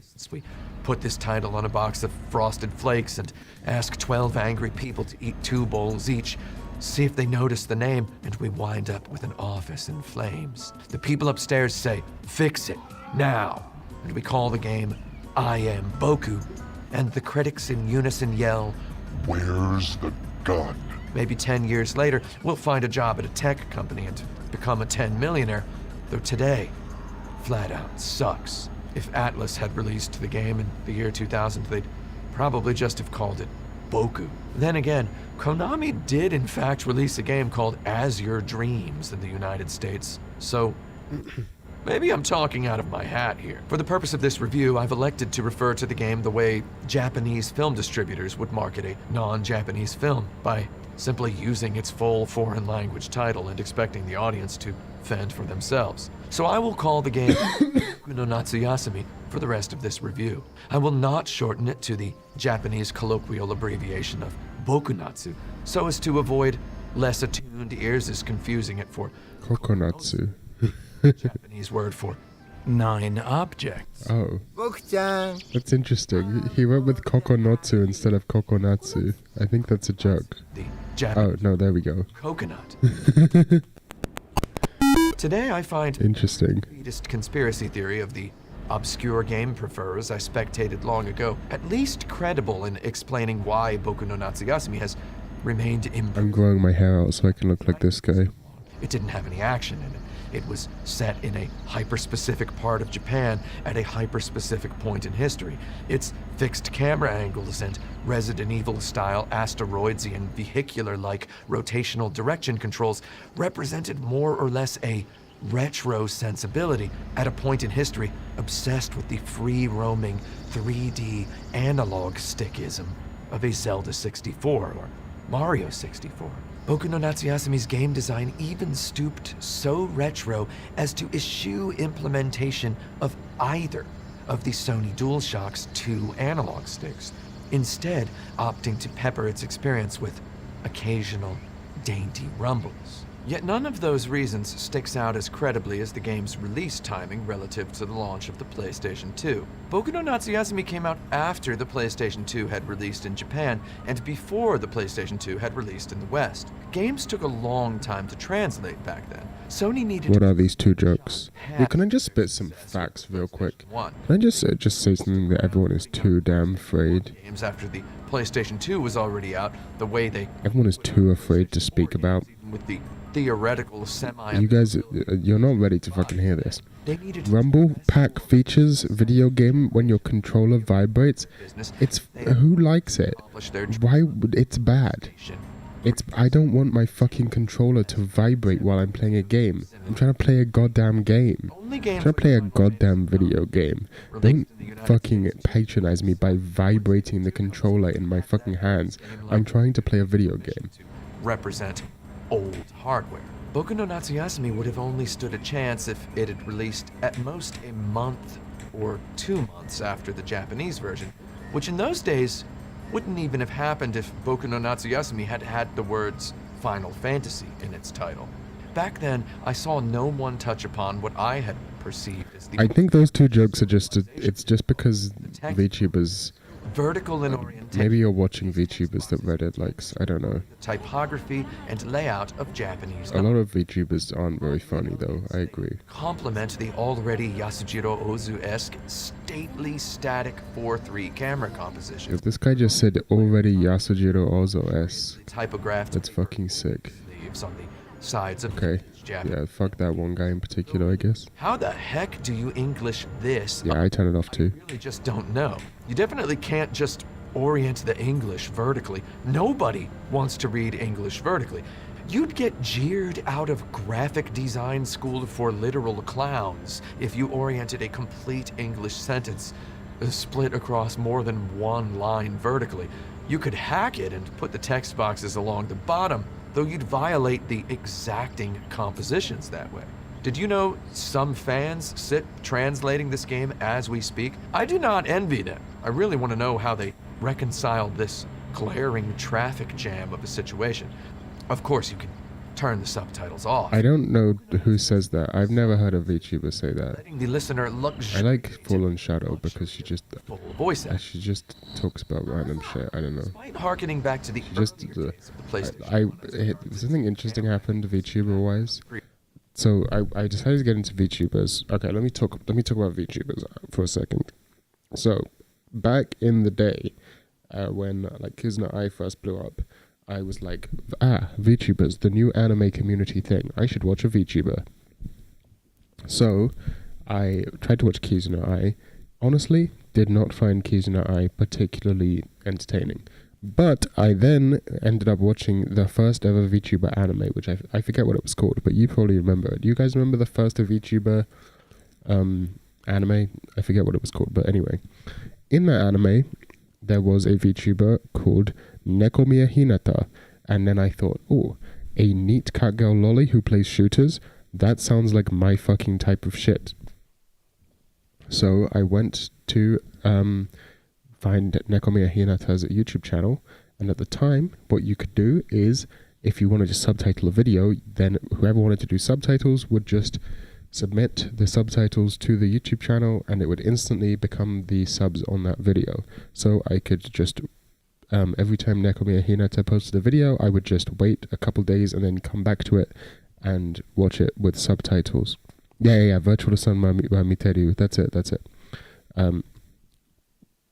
I would just come back in a couple of days and watch it with subtitles, and it was all fucking good. And I enjoyed watching Nekomiya Hinata videos like this for a good few months. Then YouTube changed the way their subtitle system works, because people were using the subtitles because it auto added whatever you put. People were using it to just advertise spam links and stuff, right? They would, and so they made it so the uploader has to approve the subtitles.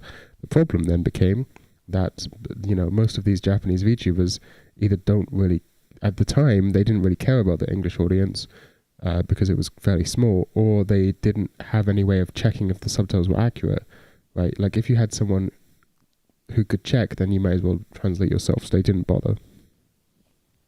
This was way before VTubers blew up in the English world. Like, only people who were really, not that many people were super into VTubers at the time, so there wasn't the modern phenomenon where a lot of VTubers pander to their Western audience. Right, so then this happened, and because of this, you could no longer just watch Nekomiya Hinata videos a few days later with English subs. They never got English subs. The way it changed is that people would then just randomly re-upload clips from live streams with their own fan subs on various different fan subbing channels. And I had no way of finding this. I just didn't know how to find these things. I didn't know. I didn't know how to find fan subs. And simultaneously to this happening, I thought that Nekomiya Hinata's content kind of fell off and got a bit repetitive. So I stopped watching VTubers, except for this one ASMR VTuber who has changed their name a few times, like the name of their channel, but her name is Else-san. But I think the channel is now called like Ursids or something weird. It used to be called like Tomoe and Else's Fluffy ASMR or something like that. But anyway. So I stopped watching VTubers for a while. I kind of became like an anti-VTuber Andy. The other big thing that happened is Hololive became a thing, and I pretty much hated every single Hololive, Japanese and English. I tried checking out basically every single Hololive member and didn't like any of them, and so this caused me to just decide that VTubers were bad and I shouldn't get involved. Then a few weeks ago, I was struck by the realization that the way VTuber fans are treated in the modern internet is very similar to the way bronies and anime fans and stuff were treated in the internet in like the early 2000s, which means that the VTuber fandom is like, I don't know about Reddit, the Reddit side of things, but VT on 4chan, I found a bunch of, I don't know what the fuck VShoujo is. What is VShoujo? Virtual girl? What is VShoujo? Tell me. Anyway, the board VT on 4chan, I'd seen some like screenshots from there on Twitter, and I was like, this is like a hub of internet anime degeneracy. And if there's anywhere I belong, it's in hubs of internet anime degeneracy. Like if anywhere in the world is my home, it's hubs of internet anime degeneracy. Oh, a VTuber company? I see. I don't know about them. The only one I know is like Phase Connect and Hololive, but whatever. So I found VT. I went on VT, and on VT I found like a list of basically every VTuber. Also, I have some friends online who are really into I have some friends online who are really into a VTuber called Mume, or one particular friend who's really into it. Like, I think she's a Hololive VTuber called Mume something. I forget her first name, but anyway. So I went and found a list of basically every VTuber ever, and I pretty much went through every single VTuber until I found one I liked, with like a good character design and a good voice. And I was trying to aim for an English one because I didn't want to have to deal with like finding subtitler channels or learning Japanese. So I was like trying to find a English VTuber with a good voice, which is extremely rare because they all have fucking awful voices. And I finally found one who I thought was pretty good, called Fallen Shadow. So I decided to get into Fallen Shadow, and they seem reasonably popular on VT. I participated in a few volunteer or just lurked in some threads where they were mentioned, and it was a good time. It was a good fun time. It was a good fun time for everyone. And then I realized that's cool. That's kind of neat. That's kind of neat. And then, just as I was like about to become to the point where I could call myself maybe a Fallen Shadow fan, they did like a subathon where they were streaming for like 3 days, an uncapped subathon for like 3 days, and I missed most of it, unfortunately. And then they just haven't streamed since. And so now I'm like, do I even want to, like, what's even happening? So that's essentially the VTuber story. I also found that one 4chan VTuber, I think her name's Kiki, and she's pretty funny, pretty wacky kind of person. But there you go, there's the VTuber opinion. My VTuber opinion is VTubers aren't good, but that doesn't necessarily mean that they aren't fun. In the same way you can have a movie that isn't necessarily like expertly produced or some sort of deep commentary on something, or you know, whatever, it might have kind of wacky, like unintentional comedy moments, but it can still be very entertaining and fun to watch. I think that VTubers are kind of similar to that, where they most of them suck, and even the ones that don't suck aren't good, but they, you know, there's not like VTubers have artistic merit in the same way anime does. But anyway,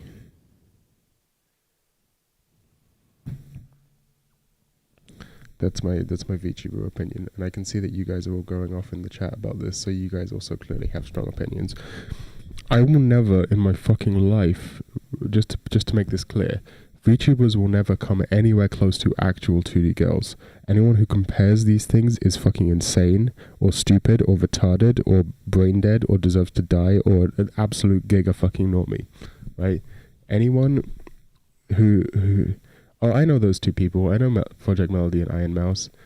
I didn't even know Iron Mouse was a VTuber. I've just heard their voice in other Twitch streamers' streams. Oh, Nyanas is fucking atrocious. I hate Nyanas. I didn't know all of those people were all in one thing. Bro, they're the fucking worst. I agree, most VTubers are just egos with an avatar, almost all of them, and that's fucking atrocious. They don't count as 2D. They're not 2D. They're right. It's look, okay, fuckos. Right. This is my fucking desktop wallpaper. Okay, this is the good shit. Okay, this is the fucking good shit. I will never in my goddamn life put a VTuber on my fucking desktop background, right? Because they're fucking dog shit, retard bullshit. Okay, they're fucking dog shit, retard bullshit. However, that doesn't mean they can't be fun sometimes to watch. But they are not. You should never simp over a fucking VTuber. Right, you should never donate to a fucking VTuber. You should never talk to a VTuber, chat in a VTuber's chat. You should avoid them at all costs, except like watching their streams if they're interesting to you, and if you want to be a part of internet anime degeneracy.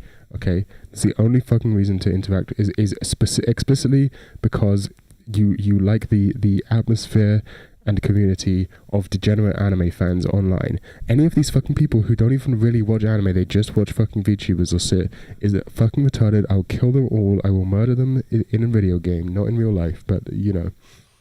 Oh, bro, don't even get me started on male VTubers. It's all bad. It's all fucking bad. However, it is also good. And here's the good. The good is...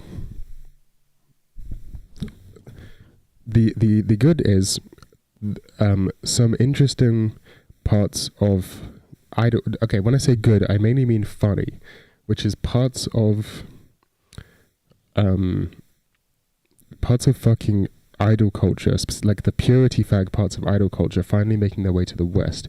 I like this because I think it's very funny. I like the fact that everyone spurgs out when like male on stream in VTuber chats. I think that's really fucking hilarious. I think this like this idol purity culture making its way to the West is really funny. And I think anything that makes real life women more like anime girls is a moral good on the whole, right? Because they can't actually take your anime girls away from you. They will never take your. You can never. You know what? You know what? We're gonna actually do something right now.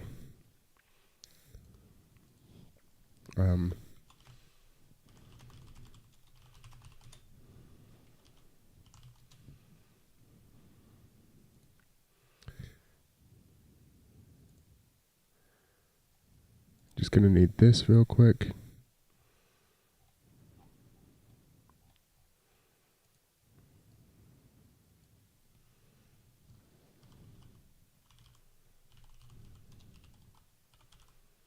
And I'm just gonna need, okay.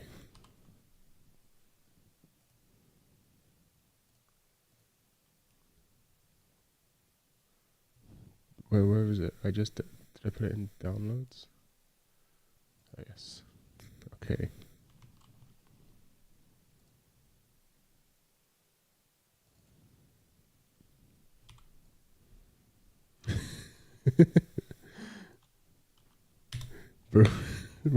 Boom. What do you think? Is this Chino's too small? Let's get a better Chino. Do I have a better Chino? I don't think so. Hold on. Let's find one.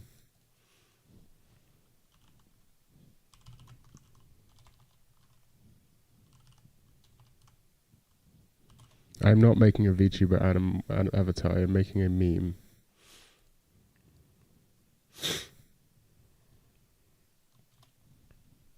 Right.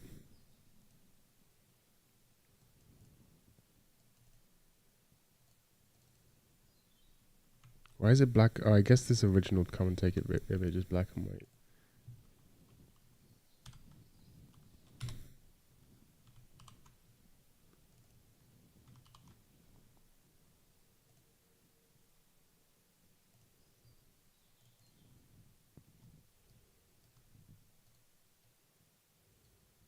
Right, there we go. This is what I wanted to do.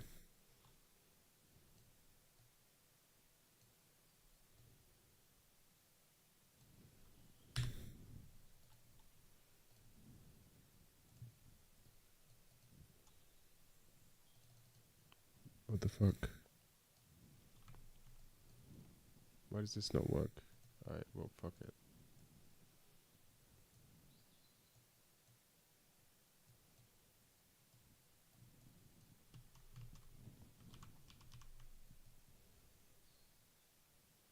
Okay, perfect.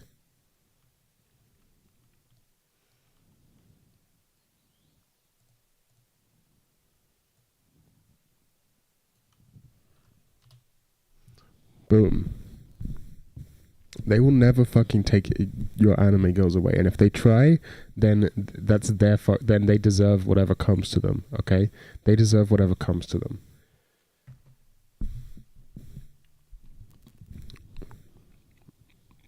God, it's all fucking Korean shit as well. That's the fucking problem. It's all Korean shit. Right. Come for my lollies. Come and see what happens. I'm telling you. Try me. Try me, bitch. You'll see.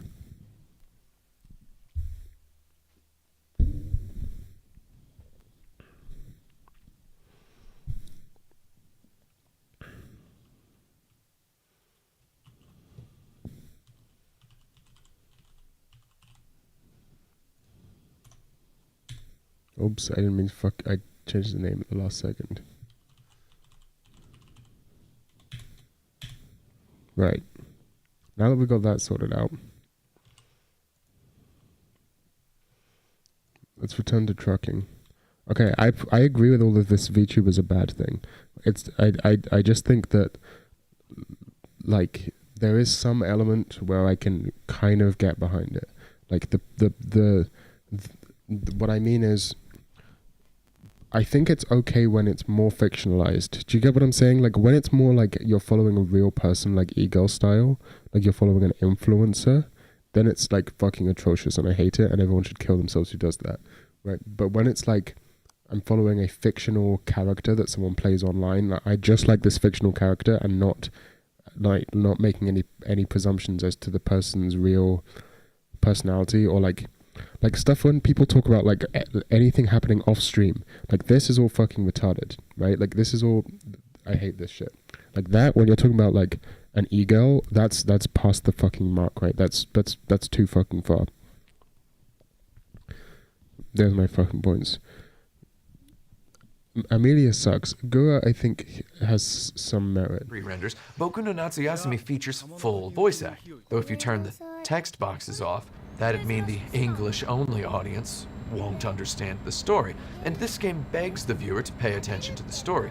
If you dubbed it into English, would that not make it less Japanese? And if it loses its Japaneseness, wherein lurks its appeal? Personally, if I'd had to work on localizing Boku no Natsuyasumi in the year 2000, I'd have replaced the excellently beautiful Japanese text boxes with plain subtitles, maybe in a highly visible yellow with thick black outer stroke a la Criterion Collection black and white film releases of that era. Though that sounds to me like a whole lot of extra work, and probably nobody involved in boating over Japanese video games to the Western world with the advent of a PlayStation 2 on the horizon wanted to work so hard for a PlayStation 1 game. Anyone who compares VTubers are their own thing. Personally, as they are not one medium, anime. As an avid appreciator of several others, I do not consider it mysterious in any way whatsoever that Boku no Natsuyasumi never received an official English language release. Its many reasons for remaining in Japan strike me as perfectly plain and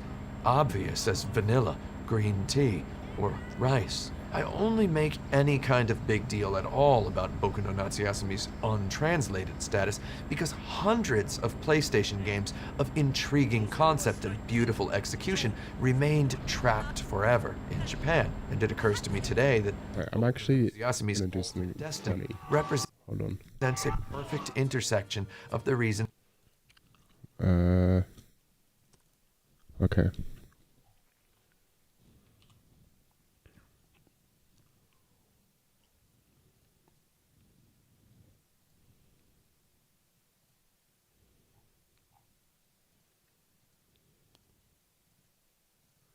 Right, okay, that's what we're gonna do. I have changed the thumbnail to be the image we just made.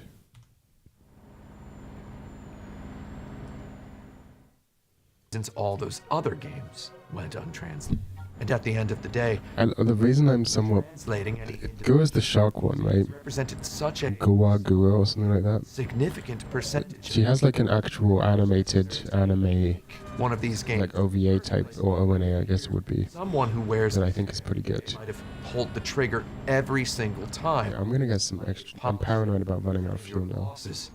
Before you even get an estimate. 6 years after the initial release of Boku no Natsuyasumi, I played Boku no Natsuyasumi for the first time. I played Boku no Natsuyasumi because one guy in my office in Tokyo, circa age 46, told me to play it. And another guy in that same office, circa age 46, told me not to play it.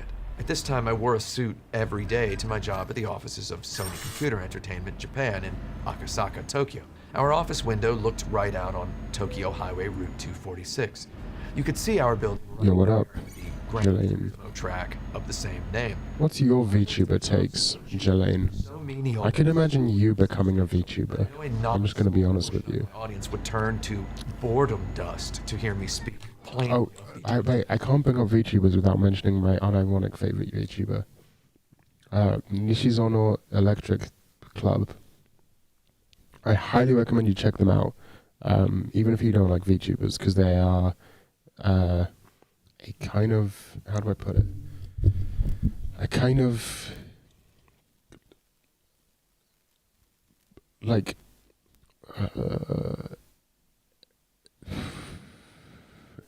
similar in the vein of what's that one fucking girl's name? Fuck, I don't remember. Hatobotsuga, right? Or Tsuruga, something like that. Similar to that in like a sense of like sort of adding like a more atmospheric fictionalized layer on top of VTubing, not just live streaming. Nishizono Electric Club does like vlogs. Right, okay, hold on, I have to fucking, let me send.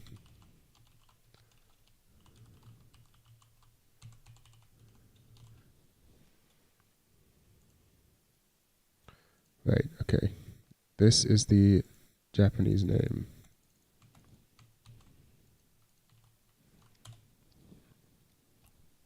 I recommend going back a bit if you want to see their videos. Like, you can find a lot of them. Like, basically the most recent ones are kind of not quite what I'm talking about. But if you go back a little bit, they do like going outside and vlogging VTuber content, and it's fucking on like a super lo-fi camera, and it's really cool. I see. Interesting. I should probably look that up. I haven't checked your website for a little while. But so I went on a big binge and read a bunch of your specifics. Blog web not posts, web posts, whatever. Suffice it to say, I loved my stupid job because I got paid to get PlayStation 2 games for free. I relished the opportunity. A buck frappuccino based. Worked elsewhere in other divisions at Sony. I see. Until the instant Sony Computer Entertainment blinked into existence. Several of these men struck me as the truest of alpha PlayStation fanboys. They had loved the brand since before the public had even heard of it. They'd loved it since the concept phase. Some of them had loved PlayStation so much as an idea that they had moved over from Sony's music division, Sony Music, as soon as they saw an opportunity. So nobody posting PlayStation better under any Xbox tweet today can compete with the fervent virility of these men, these 13-year veterans of a 12-year brand. I talked at length about one of these men in my review of the Final Fantasy VII Remake, which I released as Episode 1 of Action Button Season 1. So here today, in Part 1 of Action Button Season 2, I'd like to invoke this I'll have to check out Castle Click. Coolest dude I had yet met in all of my life at that point. Chubby, late 40s, pompadoured, chewer of toothpicks, shower of grainy cell phone photographs of his beloved Yamaha SG-175, the Carlos Santana original, frequent profferer of burned Japanese jazz fusion mix CDRs, this big hair, have you ever seen ex-Yakuza of a man left more of an impression on me than I suppose someone that cool can by definition ever realize. On March 16th of 2006, remarking on the Japanese release of Final Fantasy XII for the PlayStation 2, this man had said that someday they're going to remake Final Fantasy VII and it's going to either save the world or end it. A little over 3 months later, on Thursday, June 13th, 2006, he told me that I should play Boku no Natsuyasumi. He suggested Boku no Natsuyasumi to me apropos of the impending release of... What's that one fucking movie about the Japanese movie about a musician girl sometimes gets compared to Lane? Enjoyed it, so he recommended to me the Can You Feel the Ether, that fucking movie? Express album, No Fuse. My mind's not starting my job after revealing the answer to me right now. Enjoying guitar ownership. I said I'd give Boku no Natsuyasumi a shot that weekend. He recommended I try the original PlayStation version instead. Amazing soundtrack. I asked him, doesn't the PSP version make more sense since you can play it outside? He literally tapped his temple and said, "This is Tokyo, baby." My jazz fusion loving pompadoured workplace J-uncle pontificated briefly then on the cosmopolitan glory of a Tokyo summer. Late nights, cooled breezes, cold beers. Guys, come on, if you can't fucking name obscure Japanese movies, semi-obscure Japanese movies when I ask you to, then what the fuck is the point? What's the fucking point of having you as a chat if you can't fucking name semi-obscure Japanese fucking movies when I tell you to? Guys, the fucking movie, come on. Chop chop, wake up. It's not a fucking anime, it's a movie, come on. Wake up, guys, come on. A semi-obscure Japanese movie about a fucking girl who's in a band and the band's fans connect over the internet. It's often compared to Lane. It has an amazing soundtrack. It was compared, the soundtrack was used in a fucking Tarantino film at some point, a Kill Bill, I think. It's about the fucking, what is this fucking film called?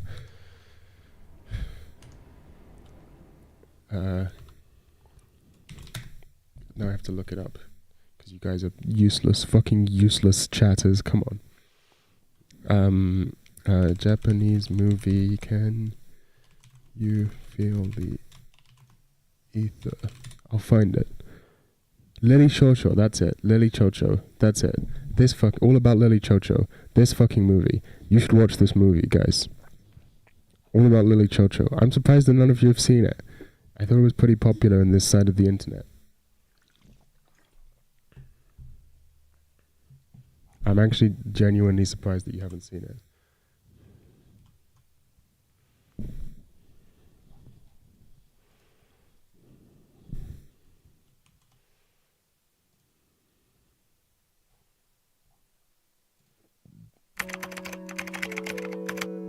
Oh, this is like an analysis video? I don't want to watch an analysis video.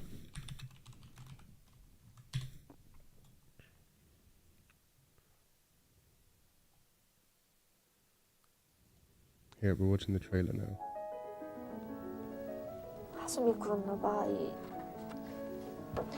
ズルズルっていうより、カクンって感じなのね。何あれ？リリンシュ。最近ハマってんな。変な趣味。変わった趣味ね。見せて。まああれですよお母さん、間引きって言ってもね、この年の連中じゃ全然珍しい話じゃないんですよ。ゆういちくんも最近の子供ですから、まあ、何を考えてるかわかんないところもありますけどもね。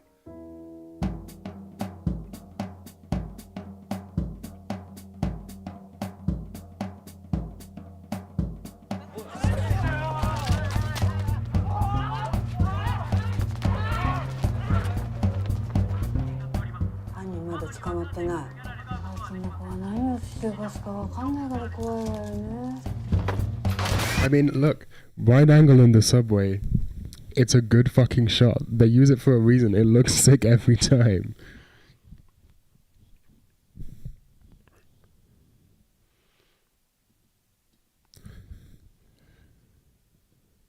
I'm sick of films that feel like films. Okay, hold on, wait. Let's start this sentence from the beginning. It just feels like a film, you know, like a real film that I've seen before. I'm sick of films that feel like films and don't feel like something not very film-like, you know? I mean, I think the, like, handheld digital camera work in this movie gives it, like, an interesting, the home movie kind of vibe that doesn't feel... But I can imagine where you're coming from, where, like, it seems conceited when you're trying to make your films look like a film. But then again...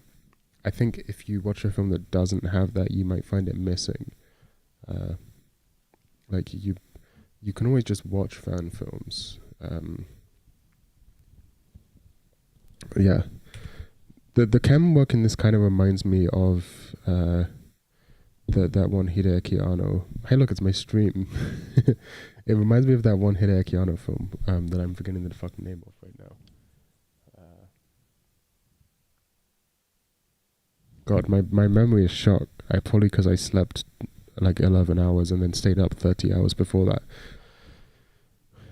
Love and Pop, that's it, yeah. Love and Pop, amazing film. You redeemed the fucking chat, Mollaboom. You know obscure Japanese movies. Thank you. Thank you. You know what's a good Japanese movie I watched recently? One Cut of the Dead. very good film, very fun, feel good movie. I actually highly recommend it. If you haven't seen One Cut of the Dead and you don't know anything about it, then the best thing you can possibly do is to go in and watch it with zero information, zero spoilers. Don't look up anything before. Just watch the video. Just watch the movie, like as blind as you possibly can. One Cut of the Dead. If you haven't seen it, it's a very good experience to go in completely blind to. Yeah. I'm glad that I can shill that movie. But the other thing about it is, like, you might find it kind of weird. Like you might watch the movie and find that it's... But what I'm trying to get at is just stick to it until the end. Don't like... If you're watching it and at first it seems kind of weird and bad, like, trust me when I say that all of it serves a purpose and you should stick to it to the end, and it's all, like, explained and genius.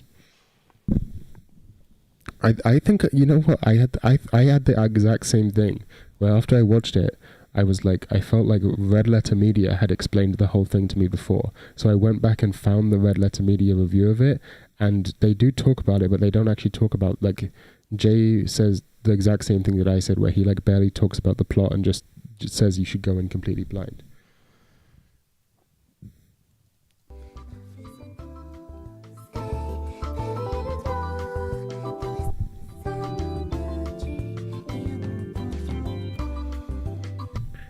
Another obscure Japanese movie I want to watch is called, like, has a really long weird name. It's something like Full Guide using Premiere Pro or something. No, not Premiere Pro. What's that other one called? Sony Vegas, something like that. Japanese. No, fuck off. Movie. Sony Vegas, something like this. It was the title of the film is something like this. It's something like how to do editing in Sony Vegas Pro or something. Hold on, let me turn this off while I go look for it.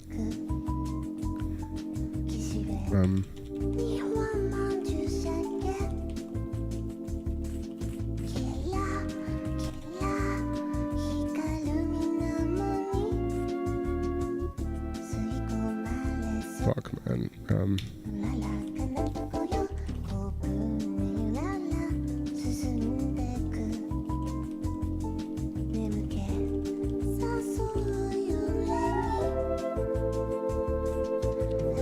Fucking...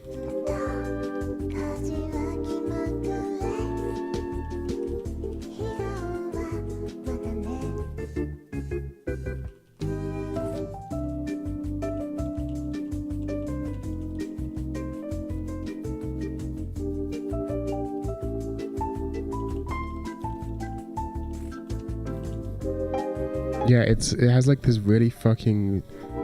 Oh god, there's no way I can ever... It has...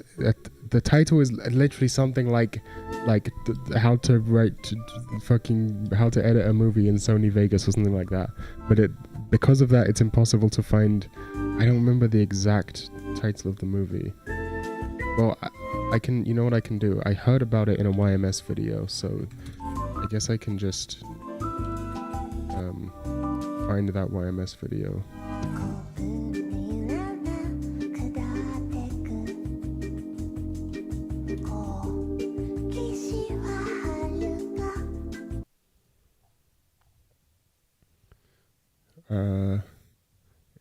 I don't think it was this, unless it was this. No, it was in the Fantasia Film Festival.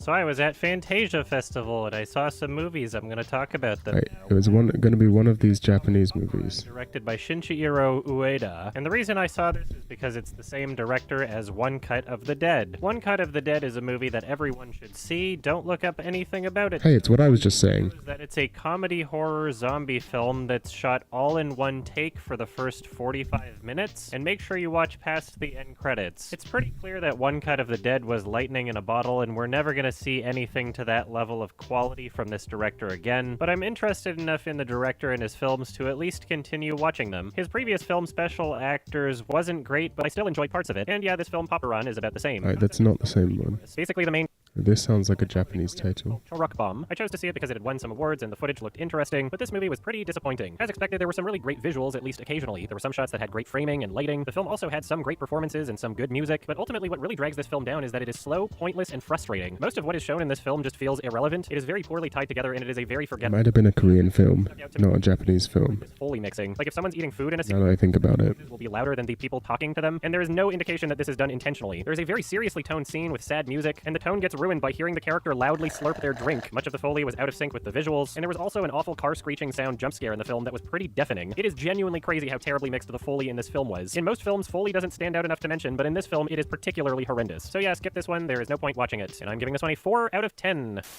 Another film I saw was a Korean movie called The Fifth Thoracic Vertebra. Part of the reason I decided to watch this film is that it's only 62 minutes long, and the last time I watched a weirdly short Korean movie, it turned out pretty great. This is it. This is it. This is it. Digital video editing with Adobe Premiere Pro. See, I told you it was a fucking weird movie.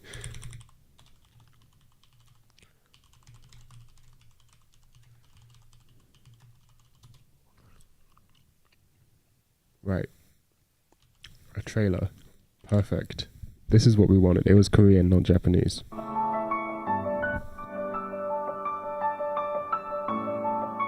I fucking told you this movie existed. 연습해야 되잖아, 꾸준하게. Is there subs? No. 그런데 취직하고 나니까 그런 건 이제 힘들더라고. Hey, this looks bad, kind of.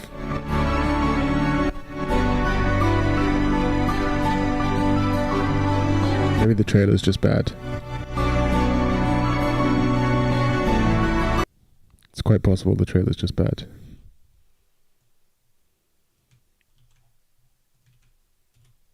See, I fucking told you it was a real movie. I told you it was a real movie. No one believed me. Everyone was like, you're going insane.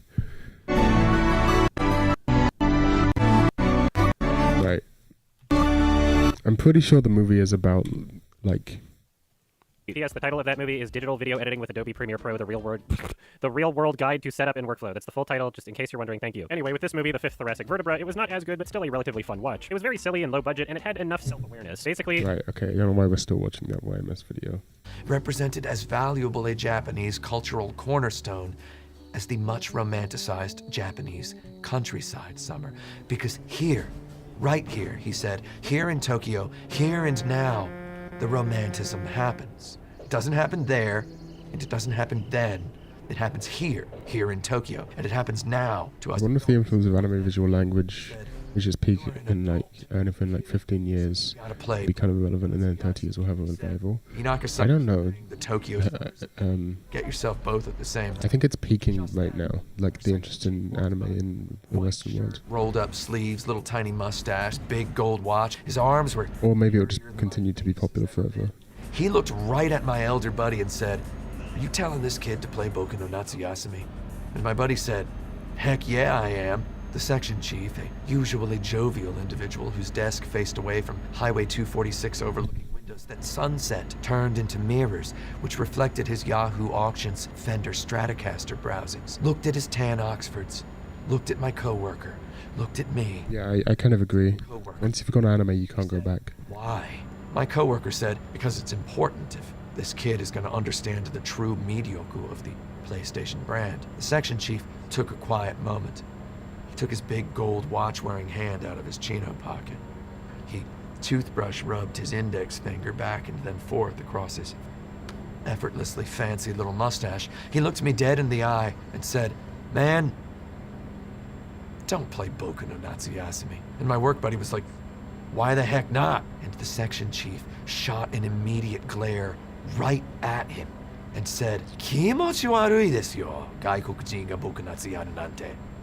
The strength and darkness of his expression inspired me to with vigor fill the awkward silence before it could even happen. So I burst out, "Kimochi aruite!" The section chief looked at his shoes and played it off with a little scoff. He scratched the back of his head with his gold watch, wrist, hand, fingertips. He dropped his hands to the side. He looked up. He let his eyes roll 45 degrees toward the ceiling. He cocked his head maybe 45 degrees to the right side. He uncocked his head. Still 45 degrees studying the ceiling, he said, "Ore no nikki ga yomarechatte-ru kanji da." Then he looked me in the eye again and said, in a tone too grave for comfort, "Ya desu yo." He then gave another little scoff and continued his walk to the coffee machine to get himself his 6th daily cup of hot, instant UCC 117 The Blend coffee. My avuncu buddy and I stared at one another's eyes across the cubicle aisle in silent disbelief, probably with similar amused lip postures. This guy and the section chief had both worked at Sony Music at the same time. I recalled hearing that they graduated from high school in the same year. Yet in that moment, I learned a neat little unspeakable thing about how some people just, for better or for worse, get older than other people. The section chief came back by, blowing on his little paper cup of coffee. Casually, he asked, "So what are you guys up to this weekend?" My buddy took a sip of his green tea and said, and I quote, and this rules... Is he not gonna just... is he just gonna leave that... He's just gonna say things in Japanese and not translate them? Anyone who doesn't understand what he said, what the section chief was basic... The section chief said, it's gross to imagine a Westerner playing Boku no Natsuyasumi, essentially. Sorry, you guys probably speak enough Japanese to understand that, but just in case no one. Show. So it's like, you know, that's a pretty cool dude. And I casually said, "Kono kaisha no fukushacho." Oh, it was subtitled the whole time. I just didn't see it. No brando no shin miryoku no kenkyū o shitsuzuku tsumori desu. The section chief laughed a little laugh and took a little sip of his coffee.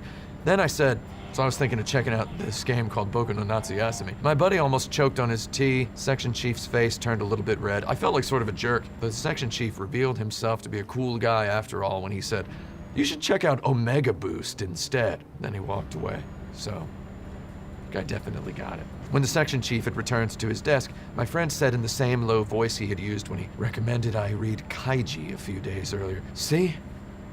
Now you definitely gotta play Boku no Natsuyasumi." I had experienced somewhat similar conversations in my workplace and in social encounters by this point in time, though I hadn't until that day had someone flat out tell me they found it creepy for a foreigner to take interest in any given piece of Japanese culture. Many times Japanese people had asked me point blank why I had any interest in Japan at all. They had asked me why I'd gone through the trouble of moving to a country so far away and so different from my country of birth, and I always gave them little pocket-sized responses depending on which one I presumed would satisfy them the most. Responses like, "I hate my home country," or "I wanted to see Number Girl play live." I did. Yo. I think everyone should give it a shot. And I did see Number Girl live. What? That's sick. They broke up, though usually felt like kind of a poser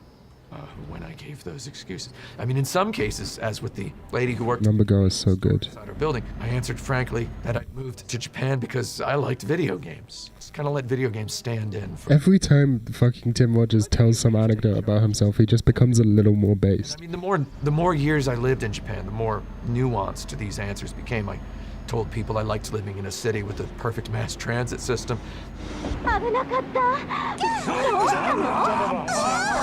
I said I liked the cherry blossoms in spring. I liked the convenience stores. I liked the taste of the canned coffee, hot or cold, as long as it was Georgia brand. I liked the affordable rent. Good taste. Liked the airplane proximity to Korea and Taiwan and Hong Kong and Hawaii. I had dozens of these little quote-unquote reasons in my pocket, able to select one with immediacy depending on the situation, always with a second or third reason ready to deal out if the conversation continued to require more examples. Though none of these quote-unquote reasons felt true.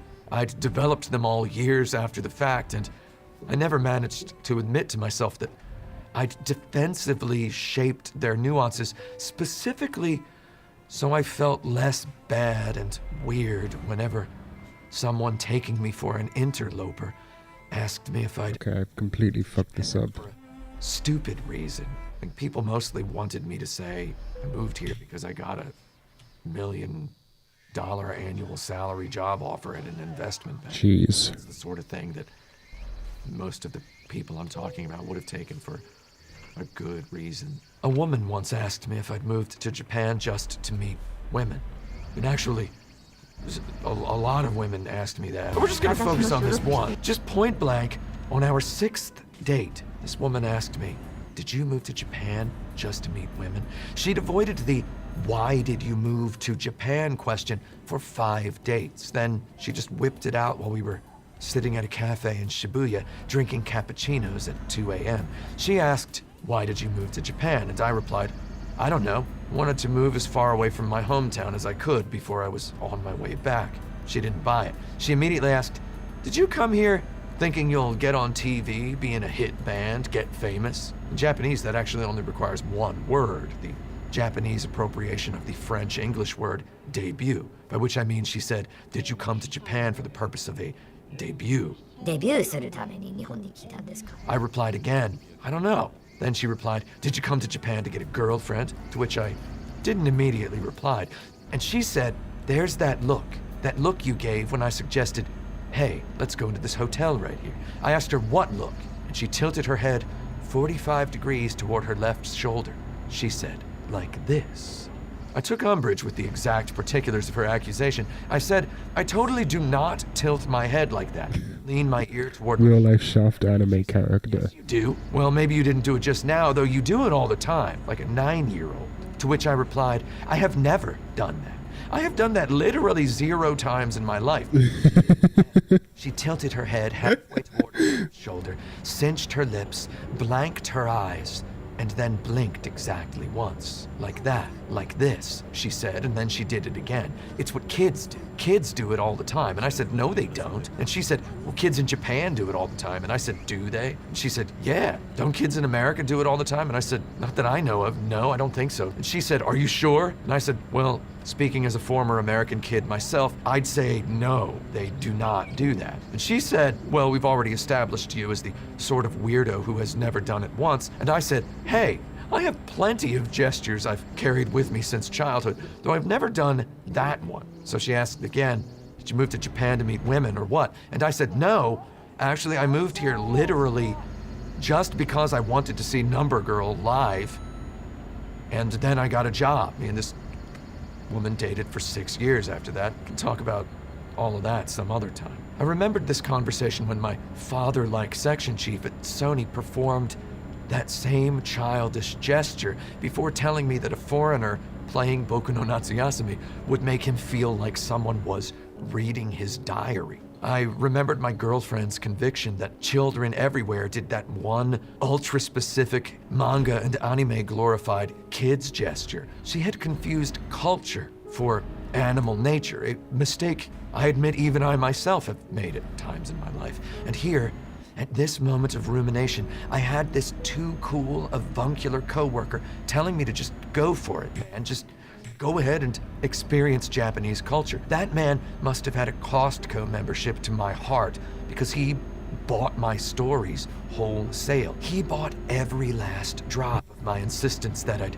moved to Japan to enjoy Japanese pop music or drink a bottle of Itoen's strong green tea on the Yamanote line. He'd probably fully believed me when I had said I was planning to get into Derby Stallion, reach Mahjong, and Densha de Go.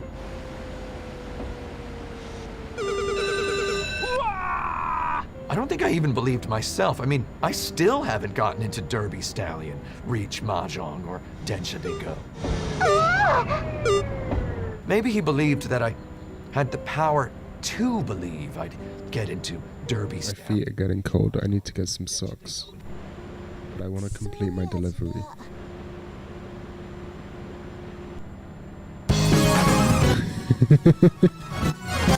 Why is this video game so funny? Similarly, he encouraged me to play Boku no Natsuyasumi. So with the mid-June sun shining in the sky outside that day, me and him talked about summers. We talked about summers memorable and lazy, fictional and real, Japanese and non-Japanese, his and mine. My work friends didn't have any family living in rural Japan, the inaka, as they call it. He'd grown up in Tokyo, and his parents had grown up in Tokyo. His family were Tokyo people dating back generations. He said he loved Boku no Natsuyasumi because it let him experience a Japanese country summer on a more intimate level than even Japan's many films and novels about rural summertime ever could. He said summer in general is universal. He said Japanese country summers may have their unique world-class quirks, though the whole point of this game, Boku no Natsuyasumi, is that you see it from the perspective of a child. You play as a city kid from Tokyo. This kid has never visited the inaka before. He knows nothing about inaka culture. He's basically never even met his inaka aunt and uncle or his inaka cousins. So you, the player, wherever you come from, you get to study up on the Miryoku of the Japanese inaka summer right alongside him. My coworker called I rated myself. That's good. that represents Japan beautifully. Needless to say, this man did not call the shots when it came to getting games localized for overseas audiences. It occurs to me that summer looms large in Japanese culture. We crashed a little bit, but we're fine. I know of so few summer cultural touchstones. What do we do as kids during an American summer? We play Little League Baseball, we play in the street, we watch TV all day, we chase the ice cream truck. In Japan, they've got those festivals with the big lanterns. They've got those parades where everybody's pounding drums. They've got fireworks. You watch those fireworks in a kimono, and you eat shaved ice, and they've got these old houses that look like they're 600 years old without air conditioning. People flap hand fans. Women unironically carry parasols. Dudes unironically wrap sweat towels around their necks. Guys dress in linen and big wide-brimmed straw hats, and they still look good. You drink a huge ice-cold barley tea in the park. You drink a huge ice-cold canned cafe au lait on the train. You buy a big, tall beer. You buy it at an air-conditioned convenience store before stepping outside into the nighttime heat and immediately shedding a torrent of sweat. You witness rock bands play live shows in the park. You watch stupid television at night with the air conditioner turned up loud. You talk about climbing Mount Fuji because summer is the only time you're allowed to do it by law. And then you never actually do it once in 10 years. Everywhere you go, in the city or in the country, no Japanese radio station needs to repeat a single track for the duration of the season. The country has produced enough ultra-nostalgic, summer-themed pop songs to feed at least 2 90-day-long playlists. Seriously, try looking up Japanese summer on Spotify. See if you can get bored. You can't. Anyway, that's just the real life stuff. When it comes to fiction, Japanese summer truly never ends. Though the cherry blossoms of spring do account for perhaps the Should I be reacting harder or not? imagery in seasonally grounded Japanese media. If you really delve thematically deep, you'll see that summer is king. Japanese summer nostalgia, particularly of the rural flavor, forms the backbone of much work. Calm reaction is ideal, that's what I was thinking. Takeshi Kitano has returned again and I'll respond to chat and point something out if I want to, but far-flung countryside seaside. Oh, I need fucking socks. My feet are too cold. 1 second.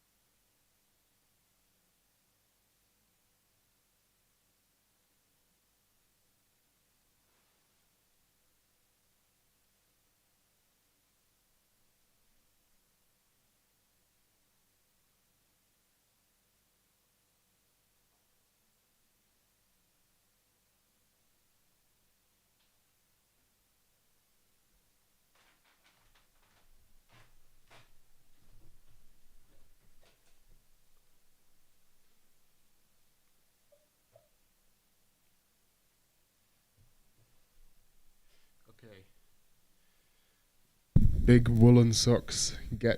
Ghetto. Big fluffy woolen socks. Ghetto.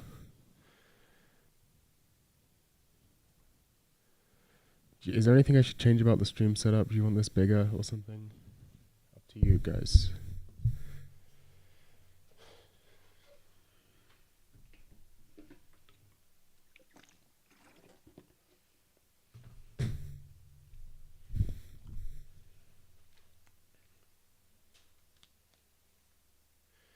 I might make myself a hot chocolate. No, actually, I might not do that. Talked about Boku no Natsuyasumi. Okay, good. My coworker that the PSP remaster might actually have a chance in the West because I missed my turning. now already loved Hayao Miyazaki's masterpiece film, My Neighbor Totoro.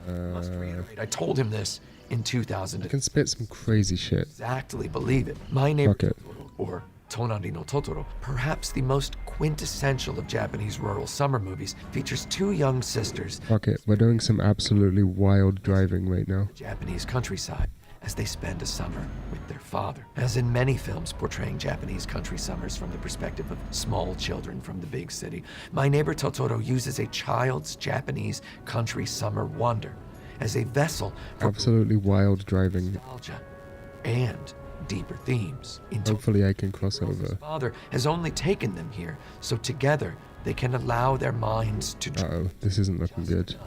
from the pressing subject of their hospitalized mother. My coworker said to me that day, if Japanese people can love Stand By Me, non-Japanese people can love Boku no Natsuyasumi. I thought, Okay, we are now driving on the wrong side of the road, and we're stuck doing this.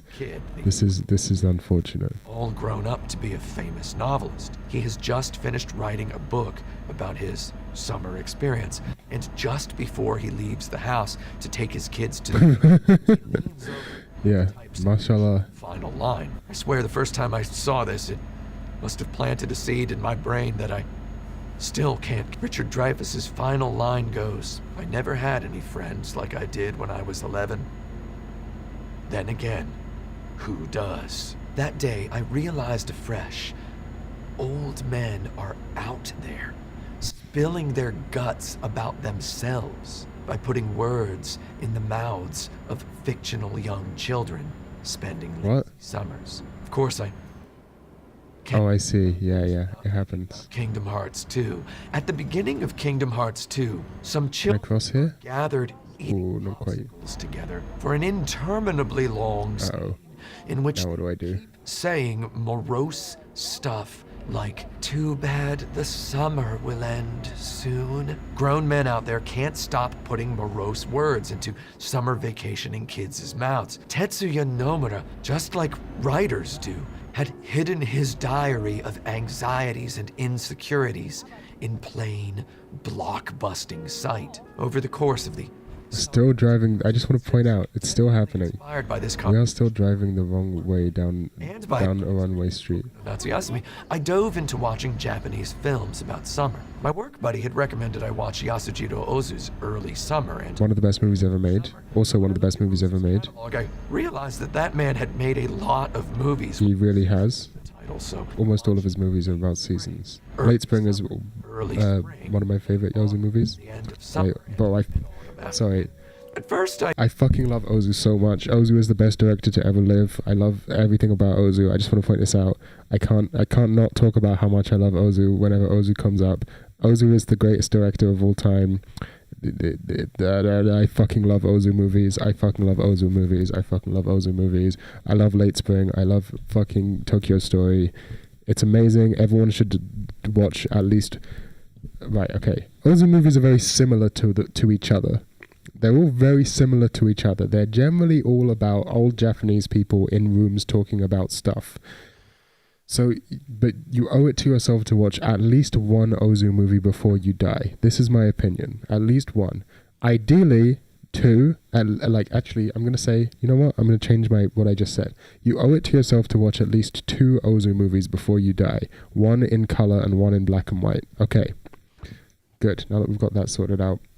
Like, I've never seen a director make the transition from black and white to color so perfectly.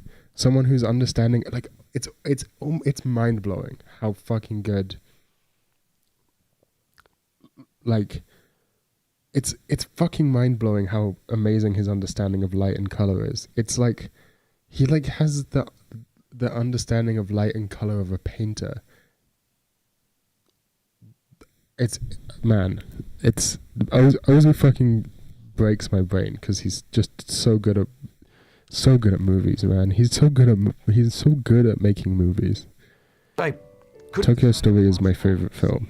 Order or in the order of their release years. What? Okay. The order of their release years. Why can't I stay? Everyone else do the same. I also watched Tokyo Story. Okay, good. Saturday afternoon that summer in 2006, and then immediately I left my house in Minami Senju, walked to Akihabara, and looked for a Pentax K1000 camera. I binged on Takeshi Kitano's classics Kikujiro, Hanabi, Boiling Point, and Sonatine.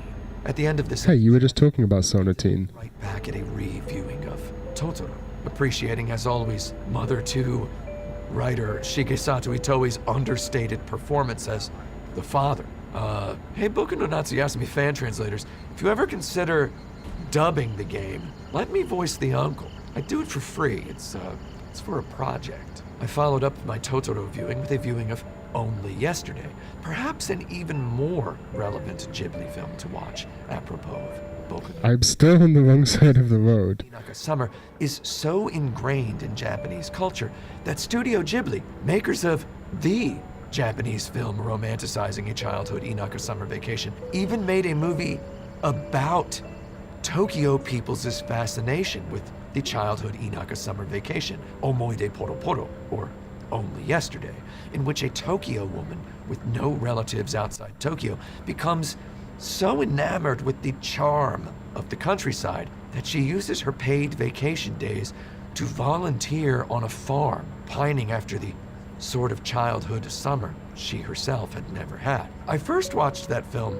on a bootleg DVD I bought in China with bad subtitles. When I told my coworker about the bootleg DVD's bad subtitles, he asked me if they'd never released that one in America, and I said they hadn't yet, though it somehow had the official title of Only Yesterday. He repeated the title in a derisive tone. Only yesterday.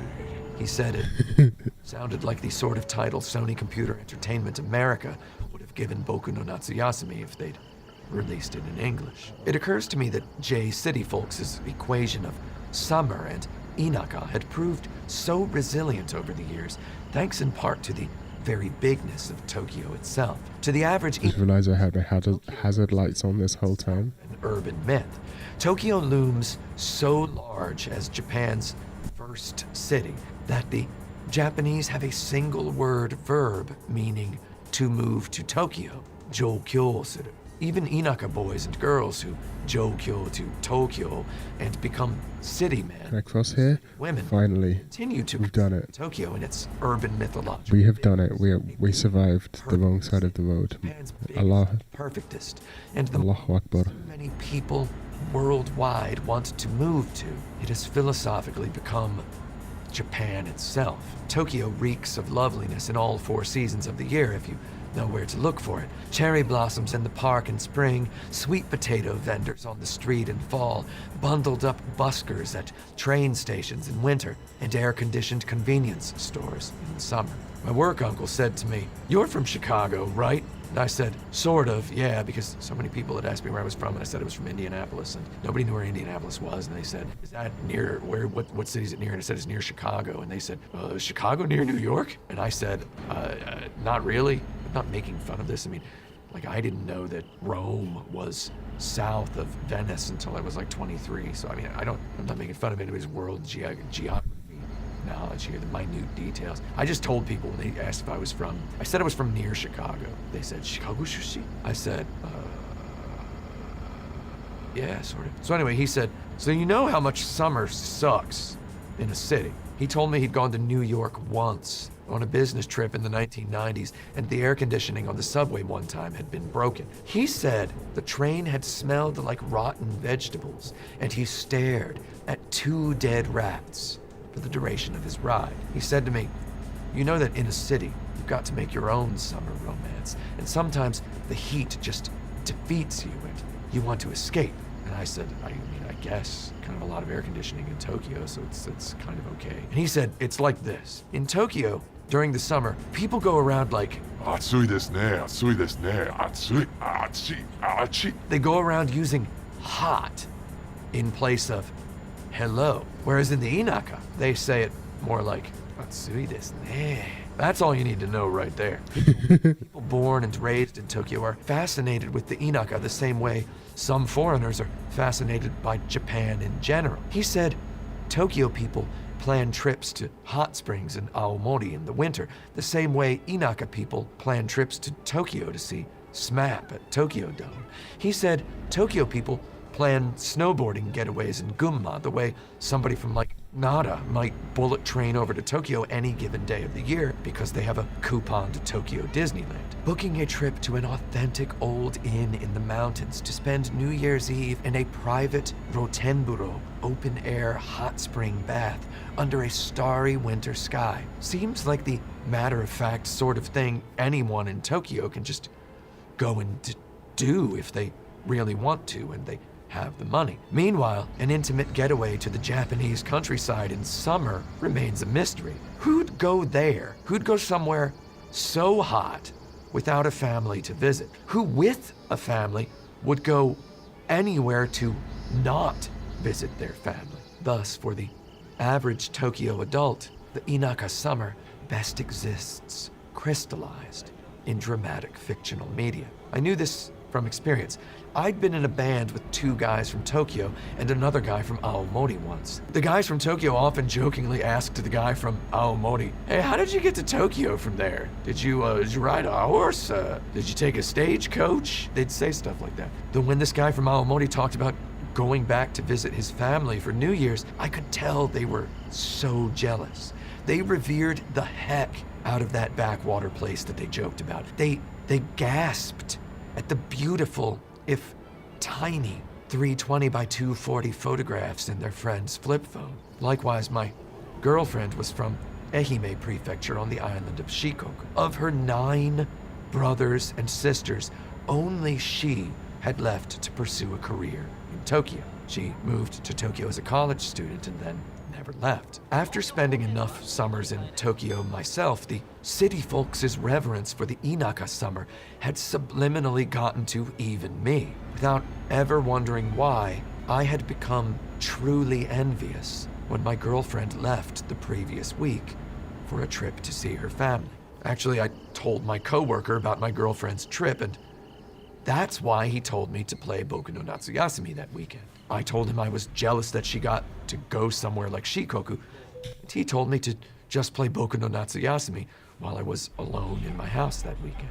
My coworker concluded his ode to Japanese summer by declaring that all this is why Japan mostly trusts people from the Inaka to sing songs about the summer. So many progenitors of the city pop genre, for example, he said, came from the Inaka. He pointed out that, for example, Eiichi Otaki, singer-songwriter of A Long Vacation, Japan's preeminent pop album about summer, came from Iwate Prefecture. He asked me, "Do you even know where Iwate Prefecture is?" And I pointed immediately out the window, and I said, "That way?" I played Boku for 8 That's funny. Every time little Boku Kubota tilted his head toward his left shoulder in that little abstract, childish shrug, I scrambled for my flip phone. Eventually, I got a photo of him tilting his head like that. I sent it to my girlfriend from my phone all the way to her mom and twin sister and 8 brothers and sisters in Shikoku. She replied immediately with a single word of English, wrapped curiously to me in quotation marks. What? I replied immediately, taking the English for literal. "It's that gesture. The one you say that all kids do. The one you say I've done." And she replied in Japanese to say, "Oh, I know, I was just saying, that's what you say when you do that gesture."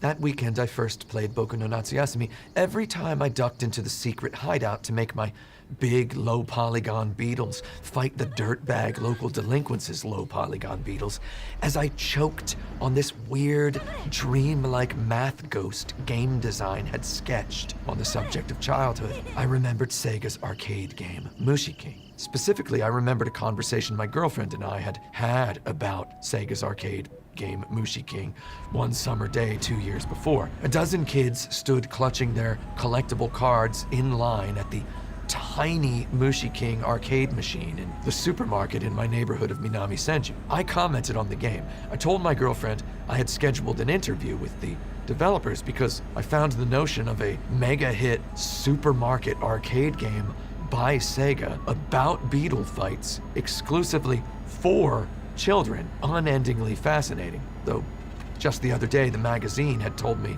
they weren't interested in the story. I told her I was going to do the interview anyway and just not tell the developers that the magazine had killed the story, just because I still found the game interesting, and I thought maybe I could make someone else find it interesting. And my girlfriend's response was interested confusion. She was like, "Do they not have this game in America?" And I was like, "Well, the magazine is British, though. No, they don't have it in America." And she was like, I thought making beetles rip each other up was an American thing. And I said, "What? No, it absolutely is not." And she said, "Are you sure?" And I said, "I am definitely sure. It's an Asian thing." And she said, "You might be wrong, because you don't even eat meat, right?" And I was like, "What does that have to do with anything?" And she said, "I mean, besides, isn't there a scene in Stand By Me with beetles fighting each other?" And I said, "Wow, no." And she said, "Maybe it's in Lord of the Flies." And I said, "No. Also, that's a totally different genre of thing." She said, "American kids in summer, it all blends together." And I said, "Well, one is a story about American kids in the summer, and the other is a story about British kids on a deserted island." And she said, "Summer vacation, deserted island, same thing." And I was like, "Not really." And she was like, "Are you sure kids in America don't make bugs rip each other up?" And I said, "No, in America we just have adults who make dogs or chickens kill each other." And she said, "Now you're making stuff up." Boku no Natsuyasumi puts players in the shoes of a bright-eyed, inquisitive, impetuous, though not clownishly impetuous, little boy visiting his aunt and uncle in an unspecified part of the Japanese countryside, where he enjoys such coming-of-age activities as kite flying. I'm gonna overtake this guy. Fishing. Why was I not doing that earlier? Ice eating, flirting with a girl way out of his league, and That's true. insect net. What do you think about Lord of the Flies? Gazing and pottery. Do you think it's Access a forest and a beach. I think I'm gonna spit some facts about Lord of the Flies. So I see a lot of leftists talk about like, oh, Lord of the Flies is bullshit, man, because in real life there was like a real life version of Lord of the Flies that happened, man, where these like Tongan boys got trapped on an island and they got along fine, right? They fucking like set up a whole civilization there. And by the way, if you look into that story, it's actually sick. It's like a really cool, interesting story of what happened to the real life Lord of the Flies. Like they didn't fight. They even like one of them broke their leg while they were on the island, and the other boys like took care of him and did his jobs for him and whatever. Like they all got along well. And I do think that that's very telling, but I think it misses the point that Lord of the Flies isn't actually about just like, oh, if people are left to their own devices, they all fight and become fascists. The point is, it was literally about fascism. It's about World War II, and it's about like how people's experiences as children prime them, especially in the British school system, which at the time was known for being particularly authoritarian. It's about how people's experiences as children prime them, with all of these structured authorities presiding over them, prime them for fascism, right? That's what the movie's about. It's not saying, oh, everything inevitably devolves into fascism. It's saying, in systems like what we have, everything did devolve into fascism. That's what it's saying. Never steps foot in the nearby town, he can see. I want to smoke a cigarette. His aunt and uncle and older girl cousin and younger girl cousin love him very much, and the game makes us feel that love. Seeping out from the bottom of this love's door is the specter of loss. This family, just 3 years before, lost their young son, their middle child, in an unspecified incident. Taking place in 1975, the story features many adults with mature memories of the American occupation of Japan after World War II. If you choose to watch the television in the living room at noon on Friday, August 15th, 1975, It's a commentary indeed. catch a ceremony commemorating the 30th anniversary of Japan's surrender of World War II to the Allies, broadcasted live from Hiroshima Peace Memorial Park. Late in the game, our protagonist inexplicably dreams of the sunflower field bulldozed and barren. Gently, Boku no Natsuyasumi's story weaves together the strands of multiple flavors of loss and moving on. At one point, via a letter found in a cave behind a waterfall in the mountains in the woods, written in English by an elementary school child at the dawn of World War II, the game evokes the affection for the works of Mark Twain that Kenzaburo Oe alluded to in his 1994 Nobel Prize for Literature acceptance speech, as it evokes Totoro and Ozu.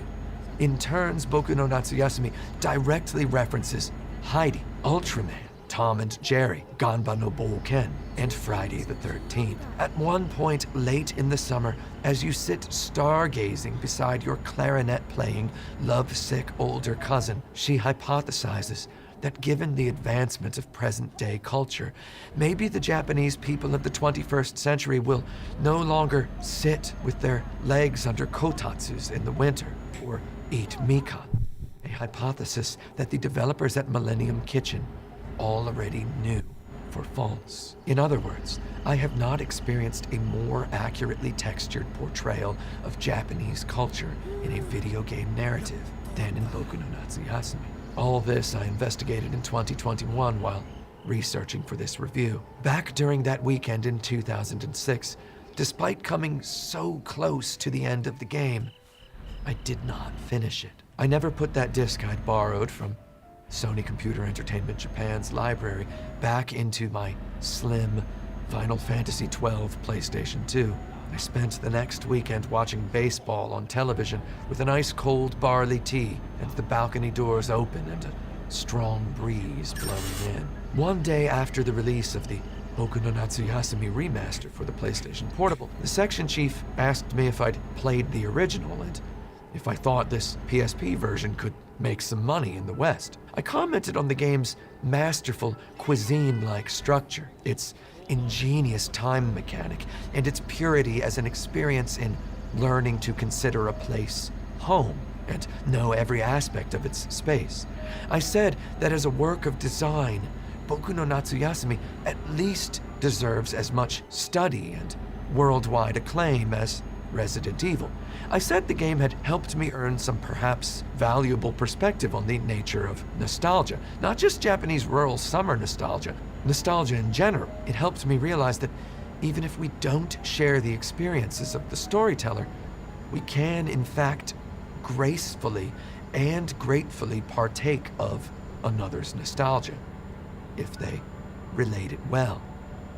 If they relate it well, we can let their nostalgia for a moment become our nostalgia. Maybe they listened to different musical artists growing up than I did. So what? I know a person for a person.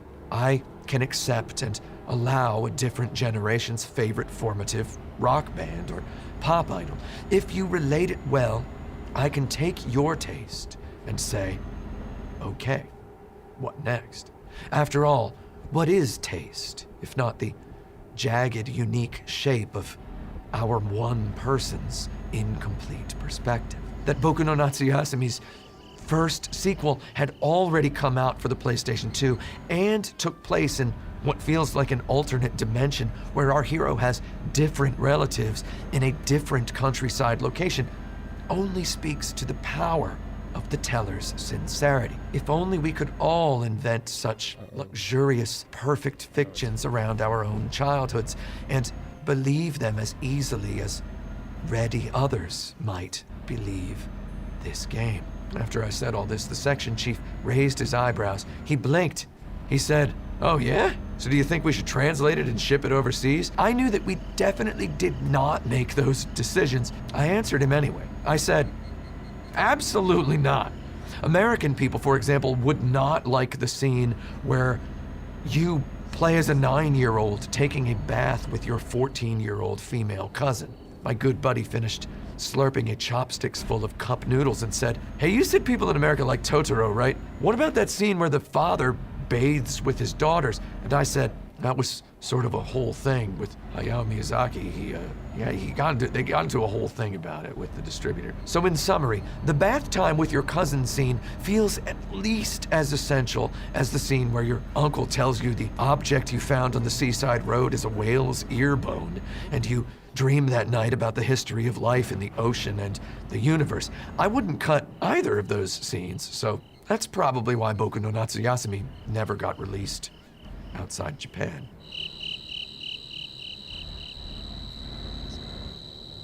Attempting overtake. No. I've changed my mind.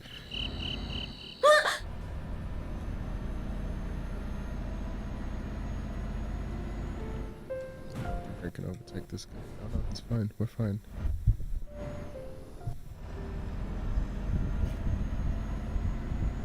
While playing through Boku no Natsuyasumi in 2021 for the purpose of researching this review, I marveled again and again at the perfect modernity of it. As the proud owner since early 2021 of a modified Sony PlayStation 1 with an HDMI port and an SD card slot, I have come to a delicate and nuanced awareness, an appreciation even, of the creaky oldness of some of my favorite games on the console. Games that I'd gulped down like Gatorade back in their prime, chuckle and glunk like Pepto-Bismol as they bathe my over 40 years old brain today. How did I crash? As a professional appreciateur of the oldest and crankiest video games, I love even the jank. I rub my hands together like a greedy thief when a PlayStation 2 game in full 3D does not use the right analog stick to control the camera, or has horizontal camera control inverted by default, or lacks camera control inversion options altogether, or exhibits some other unspeakable in modern times deviant behavior. Equally, I lick my lips like a hungry tiger when a late-period PlayStation 1 game like Zurich discovered just goes ahead and has a virtuosically full 3D, persistent open world in it. Like, did Sony just not tell them they were making a PlayStation 2?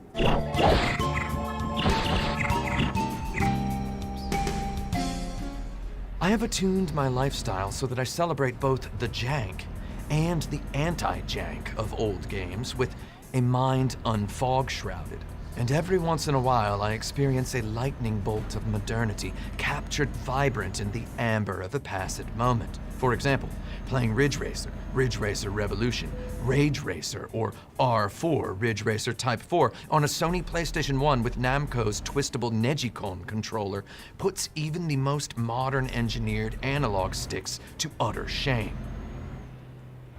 The Joy-Con kinda sucks. I played Gran Turismo 1 and Gran Turismo 2 with the Negicon on my big modern television, and genuinely felt sad when I went back to my Xbox Elite Controller Series 2 to continue playing F1 2021 on my PC. Yes, I know I should get a wheel. I don't want to get a wheel. I live in New York, Manhattan. I don't want to get a wheel unless I also get a chair and like the whole cockpit thing to go with it. I don't have the square footage to go big.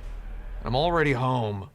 My 27 years later rekindled love of the Negicon stands in as a perfect metaphor for my experience with Boku no Natsuyasumi. Should I go with, guys? Maybe I should finally start talking about Boku no Natsuyasumi. Boku no Natsuyasumi represents a subtler yet no less potent variety of the Negicon moment. The bottom two are just-in-time delivery and eco-driving.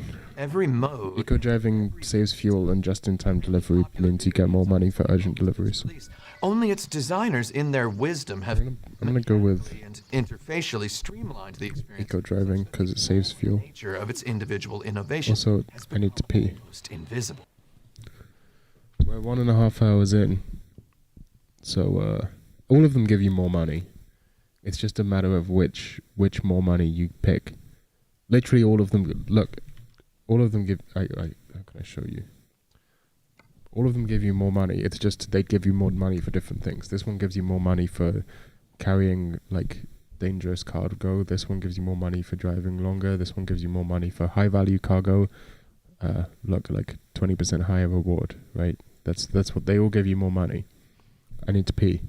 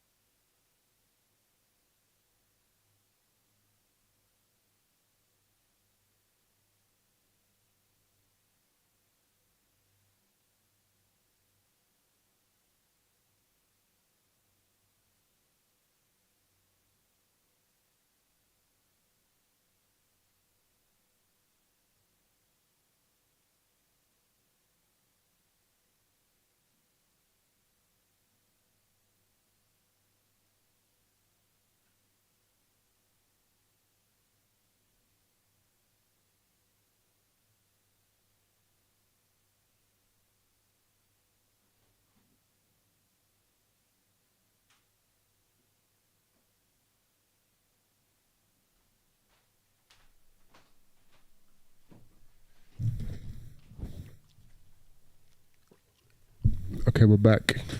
I'm thinking I might try and change... No, actually I won't. It's fine. For example, in Boku no Natsuyasumi, you can instantly turn around 180 degrees simply by pressing the down directional button. Let me explain the bigness of this deal. Boku no Natsuyasumi uses directional movement controls reminiscent of 1996 Resident Evil. Players press the left and right directional buttons to rotate the main character, and press forward to move forward. Modern video game players tend to call this sort of control scheme tank controls, though back in Resident Evil's day, I and my friends called them car controls. It makes sense if you consider the up directional button as standing in for a gas pedal. I should note that the very first time I played Resident Evil with my brother and my brother's best friend, Zach Williams, we described the controls as like asteroids. If you break it down, only Resident Evil's fixed camera angles meaningfully distinguish its movement controls from those of a first-person shooter. Resident Evil's designers shrewdly chose the quote-unquote tank control scheme because their creative instincts commanded them to present the game's action from fixed cinematic camera angles. This decision landed upon video game design history like a lightning bolt. Nobody argued back in 1996 about how video games should or shouldn't. You can go extremely hard on how detailed you become in this video game. Play a movie. I don't go that hard on it. Scale. I play like what is essentially the most casual version possible of this game. More like a three-dimensional space than a grid-based two-dimensional one. Resident Evil's designers, treading new ground in camera angle presentation, would not have made such a big impact on the world if they hadn't, on occasion, gotten wacky with it. Though Resident Evil 1 never breaks the 180 rule, it does often flick transition from one angle of a room or chamber to a wildly different one the instant the player crosses an invisible boundary line trigger. If the player controlled the character in a traditional The Legend of Zelda: Link to the Past grid style, where pressing up moved you toward the top of the television screen and pressing right moved you toward the right side of the television screen, these sorts of transitions would frequently beef themselves up as a player recrossed a boundary line immediately after crossing it. By assigning the up directional button to move forward rather than move up, Resident Evil gives us a game where we think in terms of heading vectors. Not my smartest move. Designers choose their movement control scheme because they'd made too many of these sorts of transitions and playtesters were flubbing up simple hallway traversals, or did the choice of movement control scheme give them the freedom to place cameras like this? We may never know the answer, though we do know that even I, a Resident Evil 1 master, still occasionally mess up screen transitions in Final Fantasy VII, a game I have played all the way through literally 30 times. I really think Final Fantasy VII needs the Resident Evil control scheme. I really think it would have made the game a lot better. Despite similar cinematic camera angle trickery, Final Fantasy VII did That's insane to play it 30 times. Final Fantasy VII is a long fucking game. transitioned in the urban lore of 1996 from what's Resident Evil to that game is hard to play, faster than a Castrol Tom's Toyota Supra goes from 0 to 60. I distinctly recall one boy in my college dorm asking another of Final Fantasy VII, "It's not Resident Evil controls, is it?" To which the other kid answered, "Nah, dude, it's regular." I first heard the phrase tank controls in that same college dorm, this time on the subject of Final Fantasy VIII. Someone asked, "This seriously looks like it's tank controls. Is it tank controls?" To which my friend answered, "No." If Final Fantasy VII could have benefited, fuel. would have won a Nobel Prize if it had had tank controls. Boku no Natsuyasumi arrived 4 years after Resident Evil, and 3 years. Pretty sure there's a VII. gas station, petrol station, as we say over here in British land, England. Wildly different camera angles as you traverse its. If there's a petrol station nearby, I'm pretty sure there is one nearby. 1975 and narrated in voiceover Wonder Years style by a Yeah, man it's right here. in the year 2000. I was right. Natsuyasumi plays wreckfully with scale and perspective. On one forest green screen, our young protagonist Boku grinfully stomps from far away until he comes full nose-on lens extreme close-up. On the next screen, we see him from overhead, a bird's eye view, looking down a long slope at a watermelon patch overlooking a river. Here, Boku moves directly to the left. On the next angle, we again see Boku from above, only this time he moves diagonally up and to the right. On the next screen, we can see the sky. We also see an overpass in the distance. Boku grows smaller as he approaches it. The next angle cuts us into the dark and cramped underside of the overpass. Boku moves directly to the right on this screen. When Boku exits the right side of the screen, the camera in the following screen jumps back hundreds of feet. The angle, crucially, does not change. We still see Boku dead on orthogonally from the right, only now a vast field, a thrilling mountain vista, and a shocking blue sky have replaced the claustrophobia of beneath the overpass. Resident Evils 1 through 3 and Final Fantasies 7 and 8 all pioneered this static camera angle technique in mainstream console video games, though Boku no Natsuyasumi here exhibits learning of every valuable lesson those other games fought for. Not only does Boku no Natsuyasumi exude the confidence to tell a tiny little story merely via the selection of camera angles during a much repeated traversal segment, it lets the player control this entire sequence with exactly one button. Maybe the phrase car controls would have caught on instead of tank controls if Resident Evil's designers had had 4 years. I've never liked the phrase tank controls because tanks don't actually control like that. It eliminated one of Resident This has always made me so mad. In Resident Evil Okay, 1, hold on, I have to talk about this. Yo, what up, big doinks in Amish? What up, big doinks in Amish? So tanks, the way tanks actually control, at least old tanks, I don't know about modern tanks, is that you have two levers, right? You have two levers, you push them, each one controls one tread, one side of the tank essentially. So if you put them both forwards, then both treads go brrr, and then you drive forwards. If you put one more forwards than the other, right? If you so you have both of your levers pointing max forwards, then you're going forwards at full speed. If you pull one of them back but leave the other one forwards, then one of your treads is going faster than the other, so you turn in the direction of the slower tread. If you put one backwards and one forwards, then you turn on the spot in that direction. That's how tank controls actually work. Not Resident Evil controls. I've always found that very annoying that people call it tank controls when it's not how tanks control. hold the square to run. Like a tank control would be each analog stick works like an actual tank control. Personally, I like when a game feels a little stick shifty in its controls, though in 2022 this strikes me as a bit user hostile. Like, imagine having to press up while stepping on the gas in Ridge Race. Steering a running character left and right in Resident Evil presents too much of a slippery frustration when you have to keep the up direction held down. Yet the answer just lurks there, staring plain as day. Aside from running, in Resident Evil 1, the square button performs no other action. The square button exists solely to be pressed together with another button. No button in any game should require the pressing of another button in conjunction to do anything.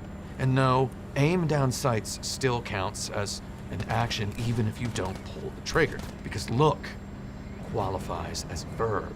In short, Resident Evil's designers should have just made the square button the gas pedal.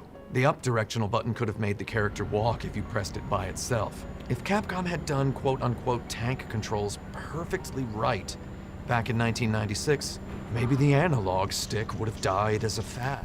Analog sticks are just as weird as, if not weirder than, tank controls. I mean, have you ever really looked at an analog stick? Boku no Natsuyasumi understood this fully because, though it came out in the year 2000, 3 years after the Sony DualShock, it does not let you control the main character with the analog stick.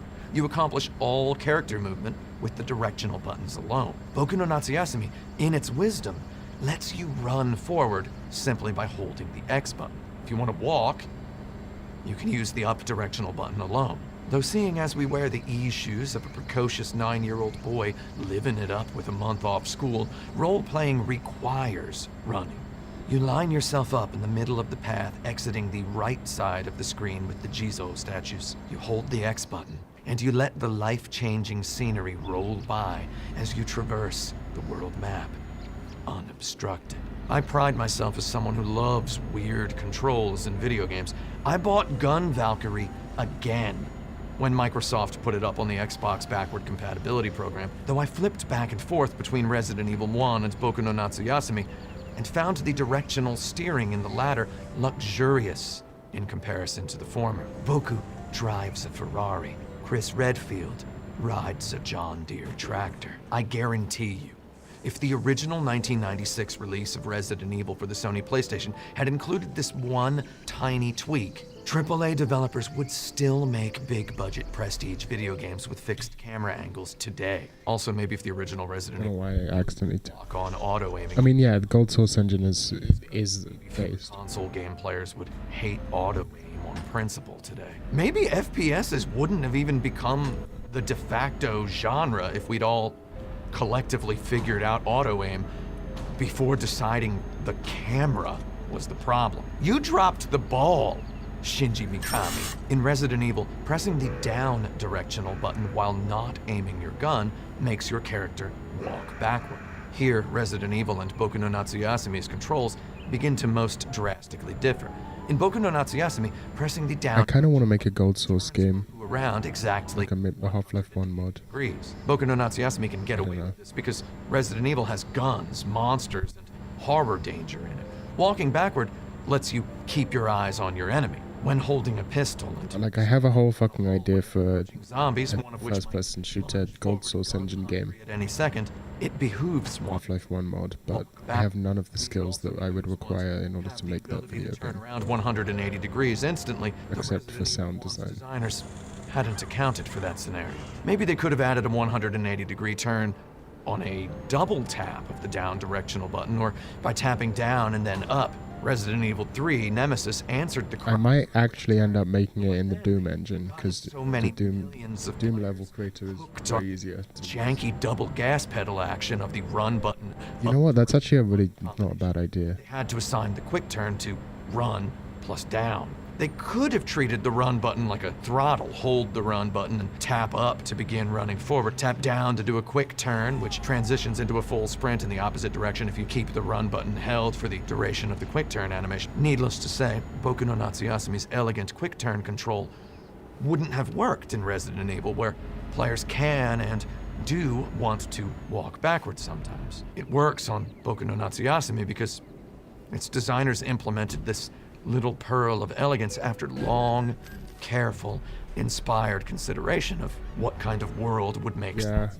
I can do the soundtrack. Boku. I just can't adversaries. Make a video game. Runs and gallivants out of joyful freedom. Furthermore, people don't walk backward all that much in real life. Here you can say, well, I can walk backward. Let me show you. I bet you can. Though really, that would bring us to within a molecule's breadth of talking about why Boku can't just steal his uncle's car and drive back to Tokyo. You can see his car just sitting right there, bro.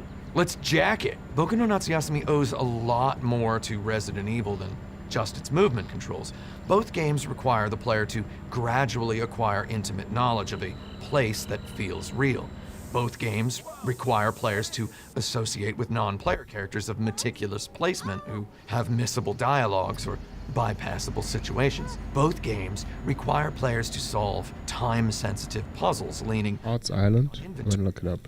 Both games contain extended primary gameplay sequences which eschew background music, so players can luxuriate on the atmospheric soundscapes. Both games have great footstep sounds which change depending on the surface the player traverses. Saying it is not on Steam. It differs chiefly from I guess I should have assumed that it was not on Steam. Kill anybody.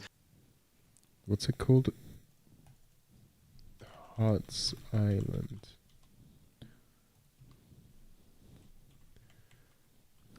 Lunato. Oh, what the fuck did I just do? Lunato.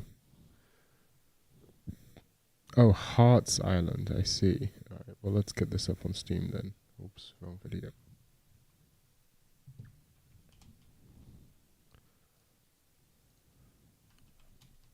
Hearts Island. I see. It's cheap.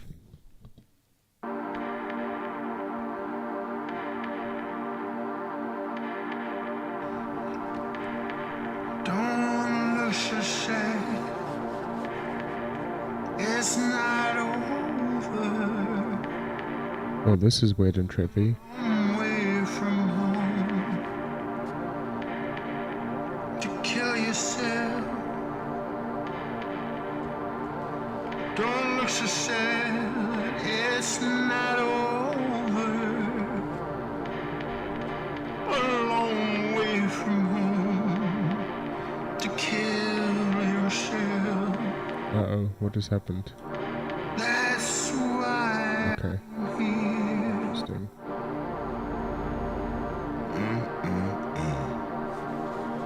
The colony was established.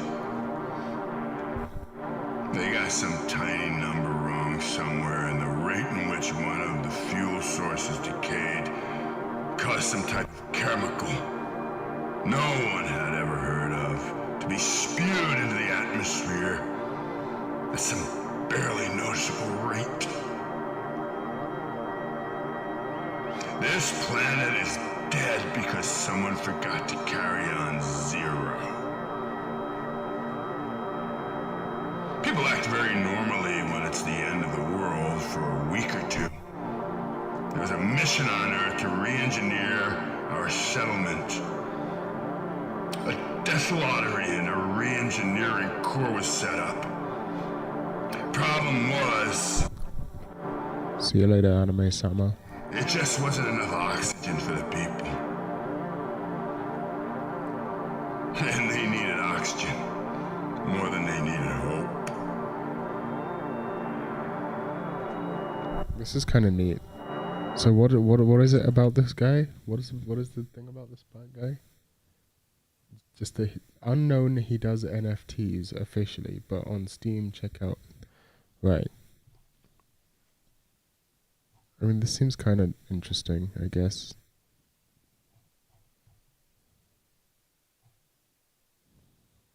He is unknown and accessible. Oh, you're telling me to get in contact with him? I don't think he would want to make my video game, if that's what you're saying. Because my video game... That's cool. Do you want to hear my video game idea that I'm never going to make?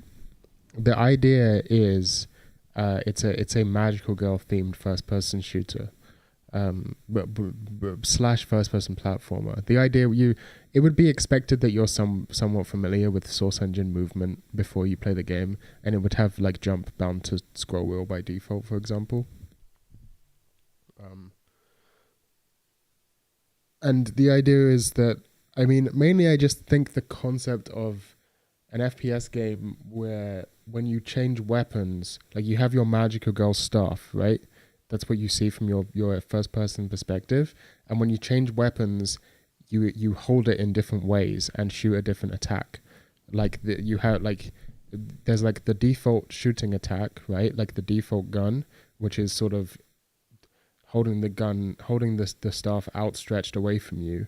Then there's the melee attack, where the stuff is like held straight up like you're about to hit someone. And then a shotgun attack where you like spin, like a cool animation plays where it's and you hold it like a shotgun and a bit like pops out and you pump it, right? And then there's like probably an automatic, like an SMG mode where it turns backwards. So you like spin the stuff around and you're holding it facing the back toward, like with your palm facing downwards. With the bottom of the staff pointing away from you, and then bullets shoot out of that, and it would be a like source engine movement first person platformer / FPS with like stupidly dense lore. And if I could really have my creative intentions met, it would also be a marble game in part. It would also sometimes turn into a marble game. Or maybe I would just make a different magical girl themed marble game. But either way, I would want it to have ridiculously dense lore, and that's pretty. And I have a bunch of the lore sketched out in my head. Yeah, what I'm saying is this guy doesn't look like the sort of guy who would make a magical girl themed game. And especially, I don't know, what do you think, Big Doinks and Amish? You think this guy would make a magical girl themed game, having talked to him?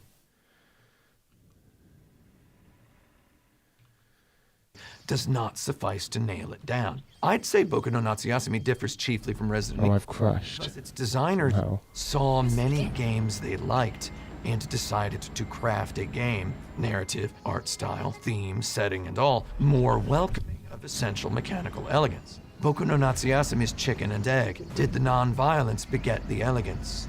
Or did the elegance necessitate the non-violence? Well, I don't think we've talked enough yet about how you move the character in the world of Boku no Natsuyasumi, so let me give you some more. During my time researching this review, I did about half of my playing of Boku no Natsuyasumi with one hand. And no, that's not just a quote-unquote clever way of saying that I played with two hands and I have two hands. I mean that, like a few other more laid-back Japanese video games of its day, Boku no Natsuyasumi supports one-handed play. You can play the entire game with your left hand if you want.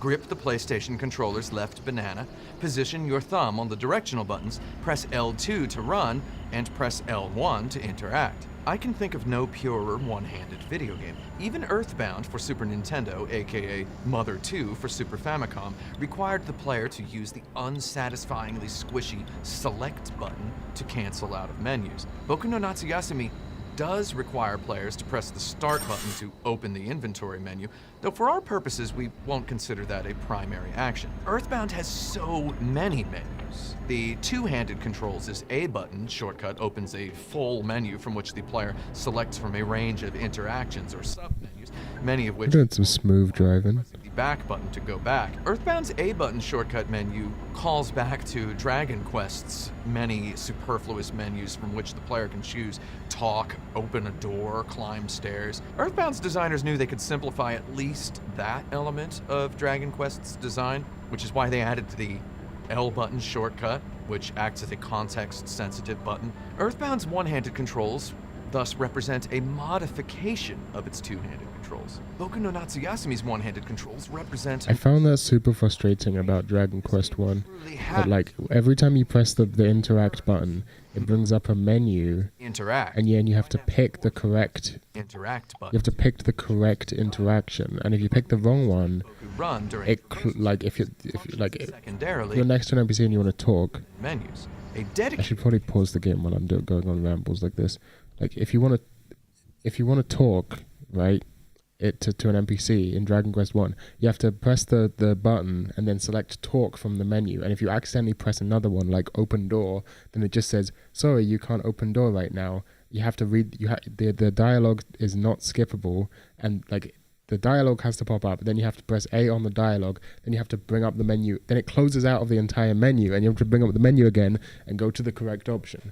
And it's very annoying, especially when you're trying to figure out the controls and you don't know, you haven't memorized where all of the buttons are, like, and you misclick. It's very annoying. Anyway, I like this video game. You need a lot of game nerds to fulfill the ambition.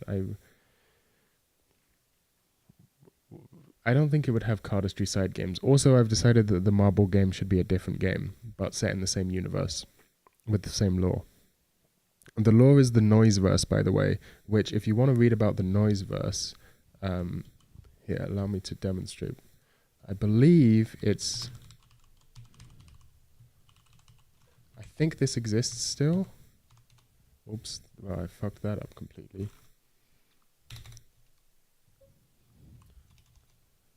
What is happening?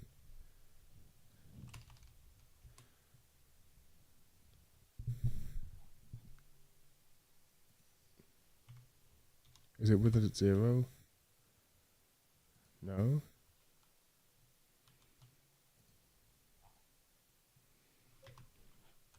Do I have to put my name in it? No?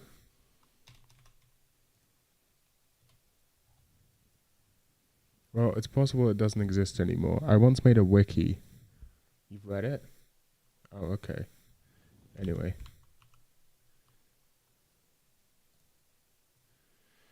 It would be set in the Noiseverse. It represents another button.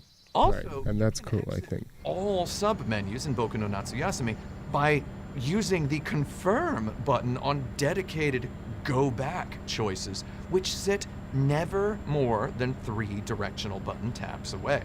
It's worth reiterating that Boku no Natsuyasumi does have a cancel button. It's just you don't ever need to press it. The menu's designs do not ever require you to press the cancel button.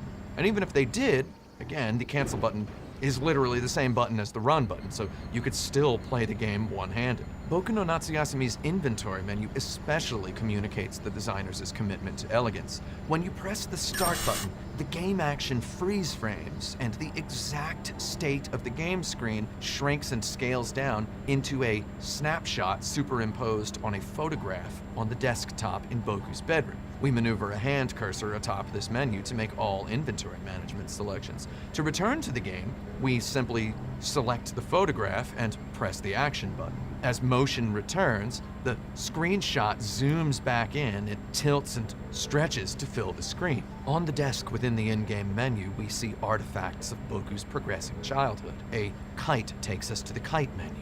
The tackle box takes us to the menu where we choose our fishing bait, and selecting the bug cage transports us to the luxuriously three-dimensional, low-polygon menu space in which we can see what bugs we currently have in our possession. I don't trust anybody who wouldn't play an entire game that looks like this. If we hover the hand cursor, I would play a game that looks like that. select it, the menu immediately exits, zooming in on the photograph of Boku as motion returns to the scene, and Boku removes and readies his bug net. Oh, I'm just killing bitches left and right. The menu and select the bare hands icon. Once again, the menu immediately exits upon your pressing the action button, zooming into the scaling and stretching and tilting photograph as motion returns, and Boku puts the bug net away. We can't. Oh my god, don't go so fucking slow. Here, Boku no Natsuyasumi's designers have shaved away every little granule of cruft from the user experience, leaving behind only a menu that no one can unintentionally misunderstand. In Boku no Natsuyasumi, you can only fish at a few select waterside locations, and you can only fly your kite at exactly one location. At a fishing location, you wield your fishing rod by simply pressing the action button. If you have the axe in your possession, you chop the entire game's only choppable tree by standing in front of it and pressing the action button. On the other hand, you can wield the bug net at any time. They could have dedicated, for example, the arm 1 button to wielding and unwielding the bug net. Even if they'd done that, they'd still have needed a larger inventory menu for managing your kite, bug collection, and fishing bait, and for letting you check the date or flip through the photographs and mementos you've collected. Rather than add one extra button to the in-game controls to accommodate the one equipable item the player can wield at any time, they relegated the bug net equipping to the same menu as all of the other equipment, because it makes sense here. And it makes the other items here also make sense here. The bigger the group, the more sense they all make. We could say the bug net keeps the other equipment company inside this menu. I make a big point of this now because I consider this the perfect granular example of everything else I will go on to praise about this game. A perfect total picture of Boku no Natsuyasumi's developers' dedication to elegance resides really close in the mundanest aspects I did it. Officially Fuck that guy.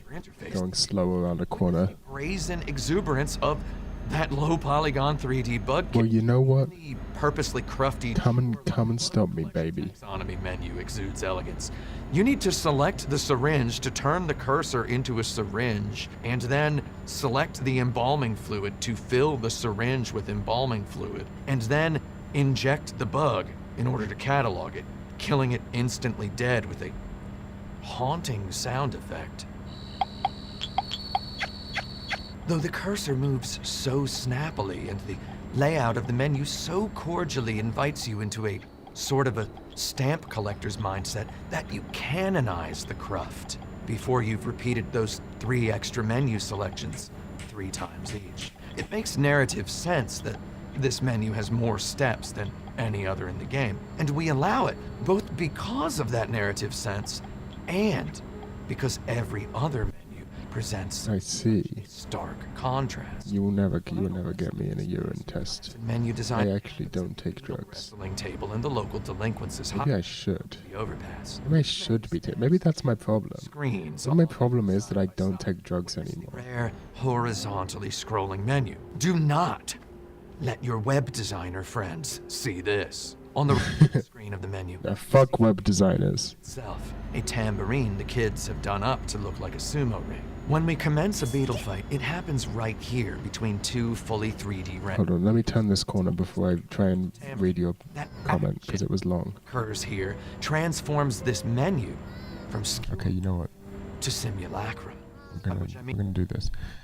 It's plausible cars will demand P samples through a nice branded funnel attached to cars to assist your drunk driver. Given I think it's more plausible that before that happens, either much fewer people are driving due to the current uptick in people who want. Here's the thing: there's a present uptick in interest in city designing, right? Interested in car-free design, right? Now you might expect that. And one of the things about city design is, unlike some other elements of politics, this sort of thing is generally just handled by,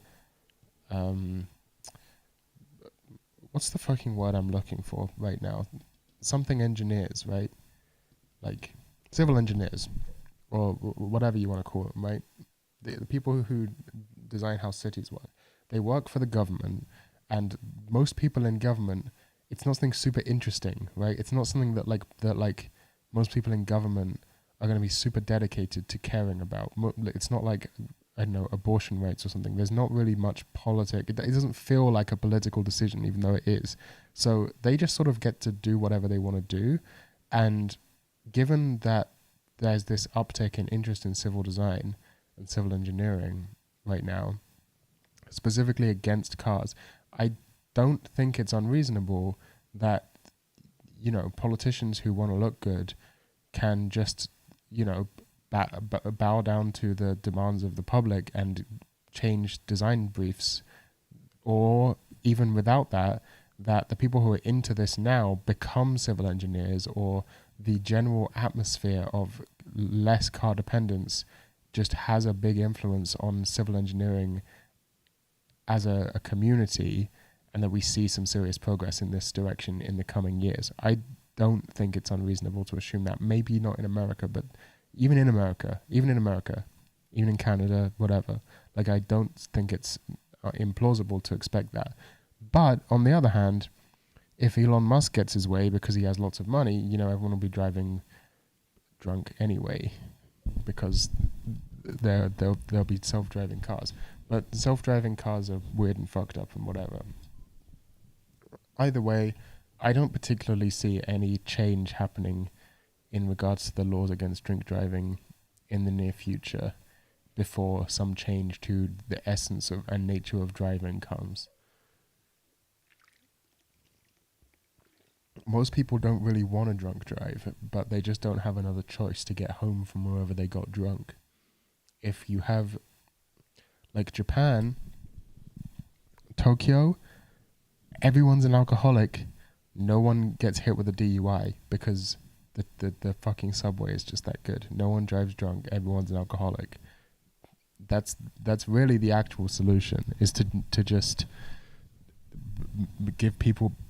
And there's actually, you know, I actually heard something interesting that you can like Uber, even though I don't know if I necessarily agree with this, but this was the argument I heard, and I think it's a very interesting argument. Even though Uber participated in predatory business practices and contributed to the gig economy, which is generally considered terrible, it is overall a massive moral good, because if you look at the data,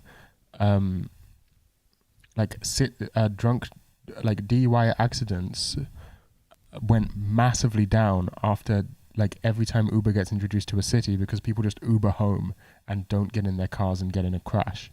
And I think that's very interesting. I don't know if I actually agree with that, but the idea that Uber is like this is actually a net moral good, because it has massively reduced drunk driving crashes, is very interesting.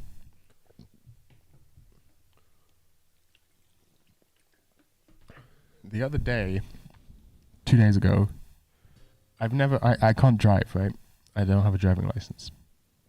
I don't need one. I live in a city with good public transport. But I don't have a driving license. So I've never experienced the joys of drunk driving.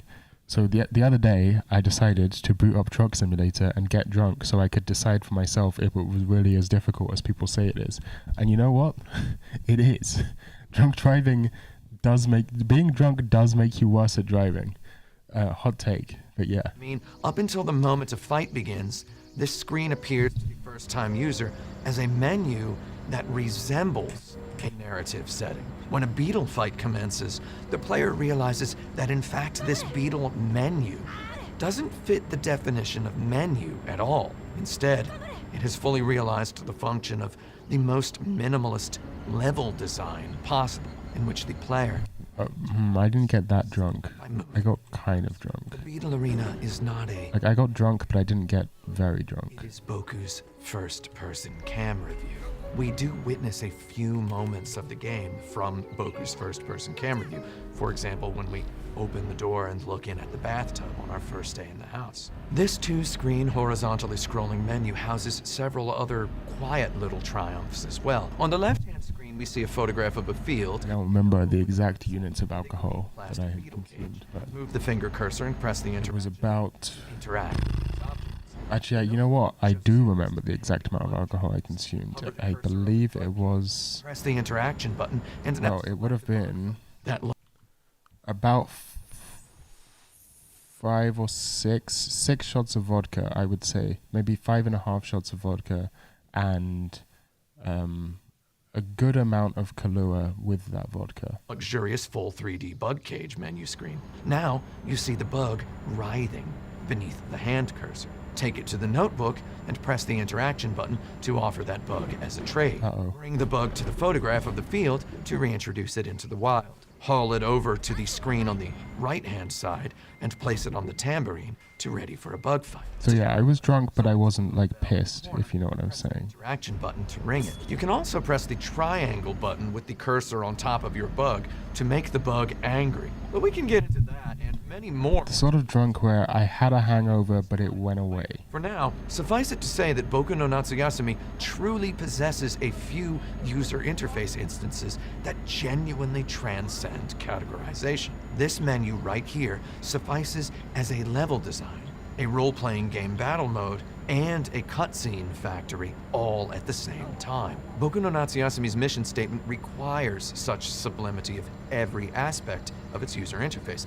This game here concerns relaxing. You play as a bright-eyed boy on vacation in the countryside, visiting his aunt and uncle, learning about nasty bugs and blue-skied nature at his own little big-headed waddly pace. At many of its most memorable moments, this game zeroes in on the task of evoking the texture of real childhood memories. While its presentation necessarily borrows from the language of film, its developers deftly understand that its interactive qualities ultimately contribute nearly everything to the narrative's most meaningful impacts. The developers knew they needed to get the user interface out of the player's way so that the raw emotions could transmit. Seeing as no developers, even as recently as the year 2022, have figured out how to get the interface completely out of a player's way without making the game frustrating or weird or unpalatable for a significant percentage of people,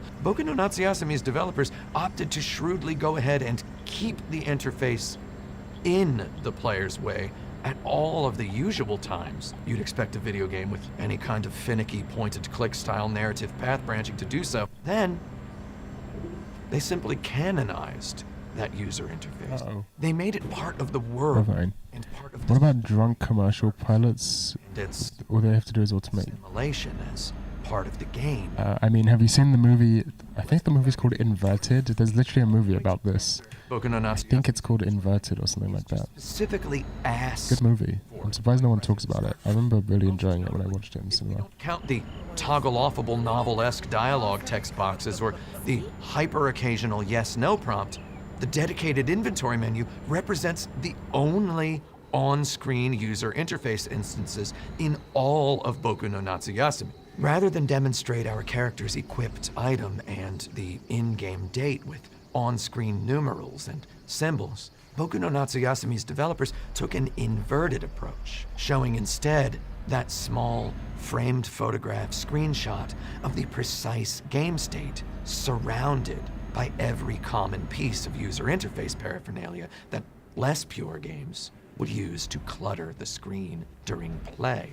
Actually, what does it mean that every time we open the menu, whatever Boku's location on the world map, we see the writing desk where he writes in his journal every night before bed? Does this mean every day's playable events exist only as a flashback from Boku's nightly pre-bed journal writing time? Or does it mean something deeper still? Let's investigate that much later. I swear I could obsess over the inventory menu for at least another full hour. I consider it relevant to hagiograph the user interface of Boku no Natsuyasumi before we dissect the game's mechanics, flow, and story, because I feel this crystalline example I'm gonna get some water. the tone for every other.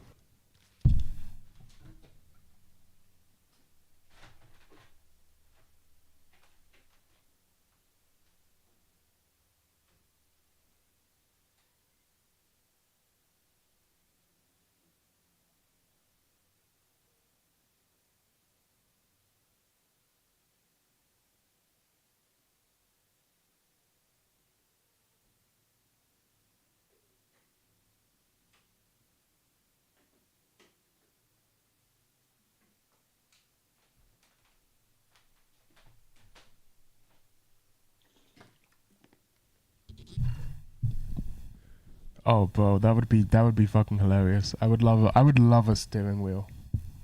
You know what? Wait, I was about to say something and now I've completely forgotten. Oh yeah, my gas bill arrived. My energy bill, not my gas bill. My energy bill in total arrived. You want to find out? Let's find out together how insane energy bills are now.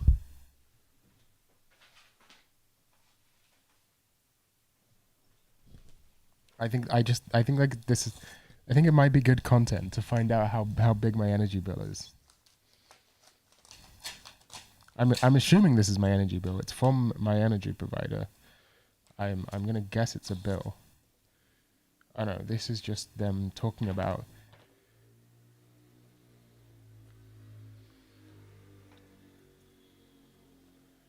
All right, that's just them saying. Oh no, here it is. My estimated. You know what? That's not good, but it's not too bad. Apparently, my estimated annual amount is going to be £1,310 a year, which is about £200 more expensive than it would have been normally.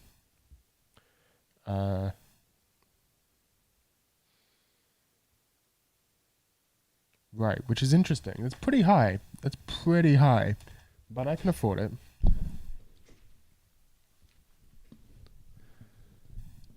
Yeah, it's not too bad.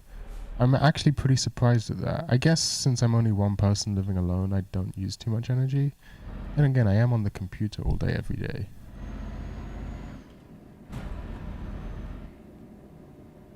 Yeah, a year is not too bad at all. Moved to the Netherlands, I've completely stopped using gas.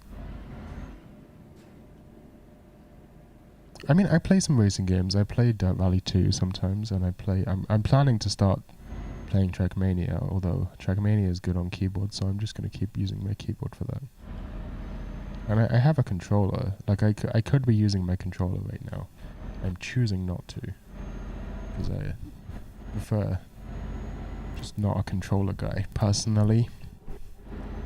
Never grew up with a console, so controllers never like embedded themselves in my muscle memory like a lot of people.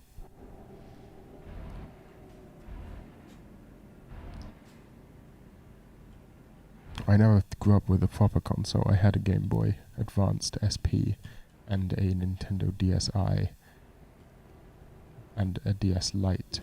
Holy shit. That guy's not okay. Yeah, I have played a lot of Mario Kart 64. If anyone wants to I feel like I should run like a Mario Kart 64 contest at some point. Like that would be fun. But it is very difficult to get people together to do things. I have found. Like, do you remember when Among Us was a thing? There was a few people who wanted to set up a Denpa Among Us thing, not to stream. I did not play Shadow of the Colossus as a child.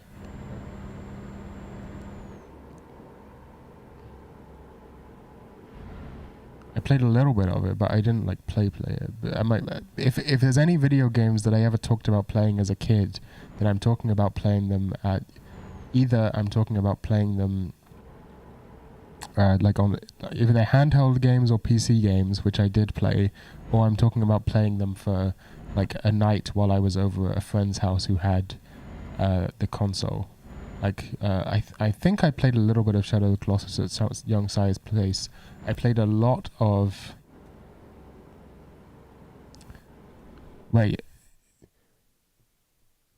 Oh no, I have it right now on a PS2 that I own, but I never played it as a kid. I don't think I played Shadow of the Colossus as a kid, but maybe I played a little bit. I don't remember, but I have a PS2 and I have Shadow of the Colossus, so that's probably what I was talking about.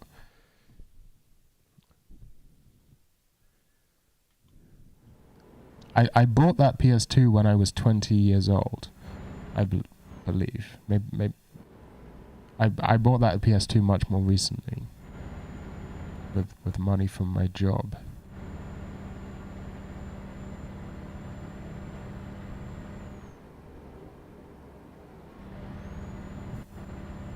And I regret buying that PS2 because I never use it. I am not a console gamer. Because I realized if I ever want to play video games on that PS2, I have to buy those video games from a shop or... Oh no, it's fucking... That's not good, but...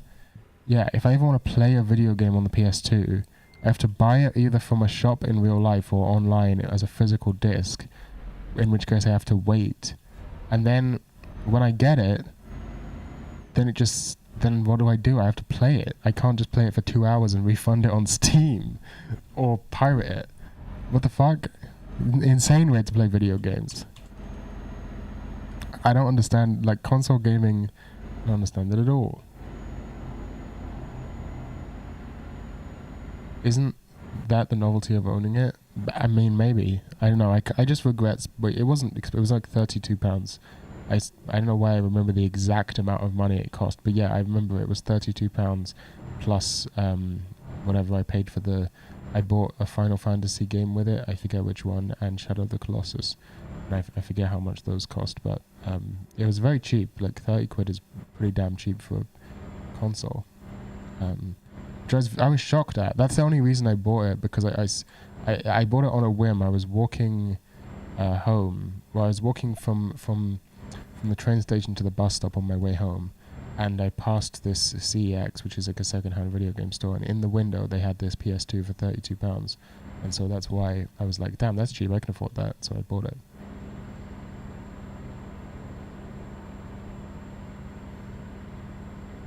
But still, I would be £32 richer right now if I had not. Actually, I would be richer than that even still, because it doesn't include the cost of the Shadow of the Colossus and whatever Final Fantasy game I bought. I'm not much of a JRPG guy. This is one of the other things I've noticed.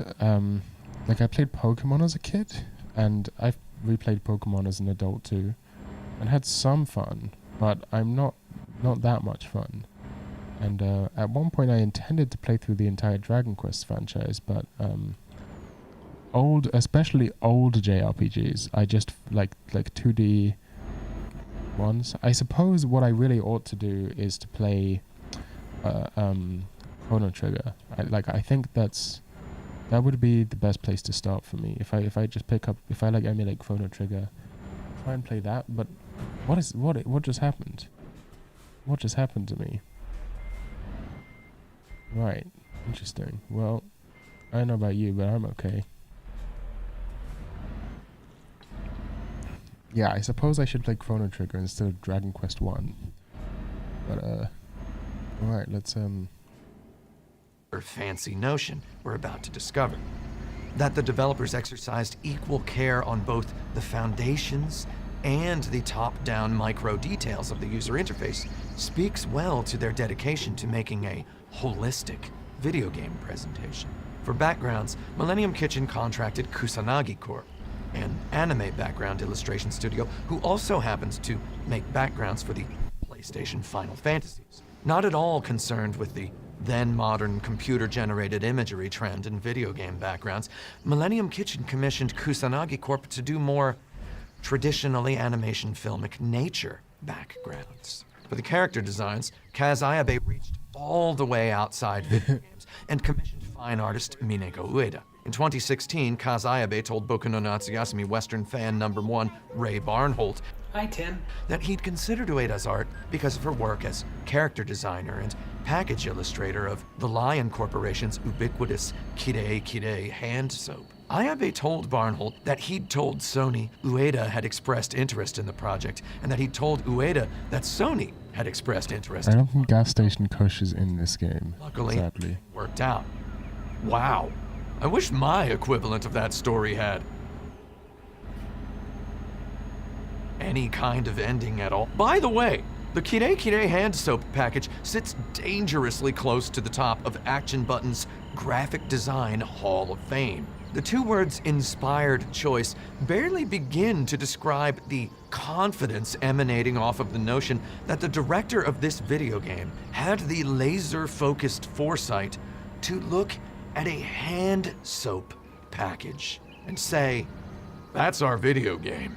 Years earlier, Sony had released Parappa the Rapper, a game featuring music by genius pop music artist Masaya Matsuura and illustrations by Rodney Greenblatt, whose early 2000s illustration for the Nissin Corporation's Siscorn cereal box sits dangerously close to the top of Action Button's Graphic Design Hall of Fame pyramid. Like Parappa the Rapper, Boku no Natsuyasumi looks beyond its roots as a video game and toward a place in greater culture, yet more so even than the earth-shattering rhythm genre. Everyone's so slow. Oh, it's fucking 30 miles an hour speed limit. Fuck you.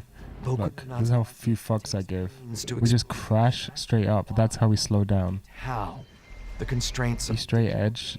No, I literally just talked about how I got drunk like 3 days ago. all reaching elsewhere in the game industry for one of their game's most important pillars. I stopped doing drugs just accidentally. I just stopped wanting to do drugs. If I ever get the urge to do drugs, I have them and will do them. I mean, I don't have any. Sorry, you don't admit that online. If I wanted to do drugs, I could probably get my hands on some if I wanted to. And I still drink, and I definitely have lots of caffeine and nicotine. So no, I'm not even close to straight edge. I just kind of got bored of drugs. I would not mind. Yeah, I don't know. I don't know what to say. Like I don't know. I don't know. My relationship with drugs is strange. I seem to be the only person in the world with a healthy relationship with drugs. Right? Like, I've done a bunch, but I have no. Like, the only addiction I've ever had is nicotine addiction, and I did that on purpose. It took me a year to get addicted to nicotine. I purposefully tried to smoke as often as possible so that I could get addicted to nicotine, and I'm pretty much okay.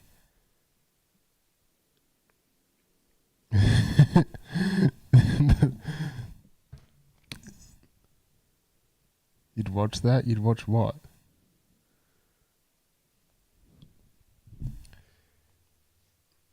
Yeah, I'll have a drink. I'll have a lot of drinks. I'll have as many drinks as I can. No, actually, I think the main thing is I've never really liked I've never super enjoyed the experience of being on any drug on like a very high dose. I don't like it when you just are sort of completely drugged out, you know? I don't smoke weed anymore. I mean, I don't go out of my way to smoke weed. If someone has weed, I'll smoke it. But I don't, and I haven't for years. I don't know I don't know Big Doinks and Amish, how much of a big no thank you fan you are, but if you know the law, I was an all day everyday stoner for about a year, and then I quit because it was fucking with my anxiety, rightly. Well, I took a long break of like multiple months, and then I came back to it, and ever since then I've just pretty much smoked very casually, where I just only smoke in social settings with friends, and even then I smoke pretty lightly. I did go through a brief period of using CBD quite regularly. Eventually, I think I just stopped because it was more expensive than the benefits. Like the actual anxiolytic effects of CBD weren't super mind blowing to me, and I think they might have been more placebo than anything else. And then I realized that for what I was getting, I was paying too much.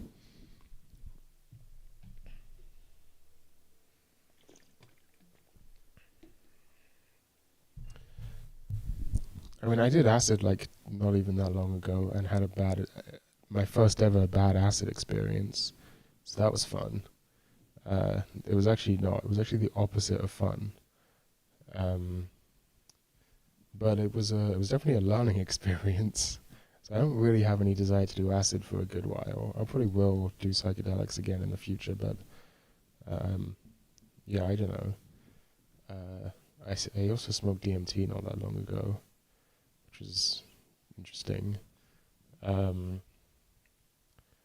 mean, yeah, I don't know what to say. I'm just kind of talking about drugs. I just find drugs kind of boring. Everyone's obsessed with drugs. All it does is you do something and it makes you stupid for like an hour or two. I guess the most recent drug I've done, other than like the most recent new drug I've done, is like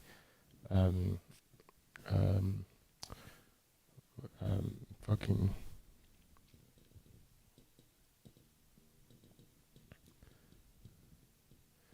I mean, that's not even the fact that my creative output is removed from my vices isn't even like some moral stance. Like when I, for example, smoke. I mean, I'm able to make music when I'm drunk, but alcohol is the only drug I'm able to actually do anything on. Any other drug, if I try and other than psychedelics, like I made some songs on psychedelics that have been on albums before, like that one song, "You Are Not Immune to Propaganda." I composed that mostly on acid. I made the lyrics later, but I made most of that song on acid. That's probably the biggest example. But like generally speaking, when it comes to drugs, I just find I can't really make very good music. I don't know. I just lose my ability to make music. I'll make music that is fun in the moment. Don't get me wrong. I find it's extremely fun to play music while I'm on drugs, but to actually compose something that I'm happy with a month down the line, I've never done it. It's literally never happened once, except for "You Are Not Immune to Propaganda." That's the only thing I can think of. But like if I'm stoned, I just make shit music. But while I'm drunk, oh yeah, a lot of good music comes from when I'm drunk. Maybe I just have more practice being drunk. Booze help, not really. These days I just write the first 2 lines and then let an AI finish it for me, because I hate writing lyrics. And the AIs are literally better at it than I am. Yeah, there's my fucking reveal. AI wrote most of the lyrics on Lama Yoroisku.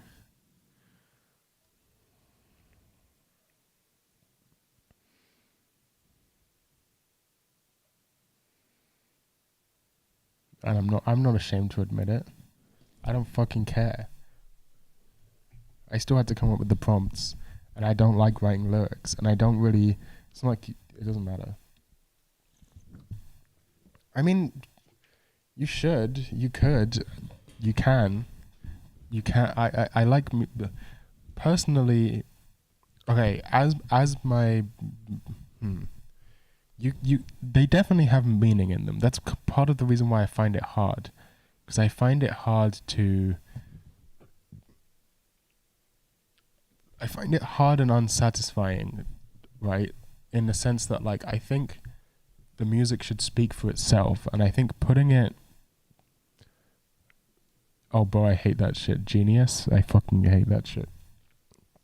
But, like, I feel like you should get what I'm going for from the music itself, and if I then have to explain it with words over the top of the music, it just feels disingenuous. It feels pointless. It's like, if I felt like I could say this in words, I wouldn't have made a song about it.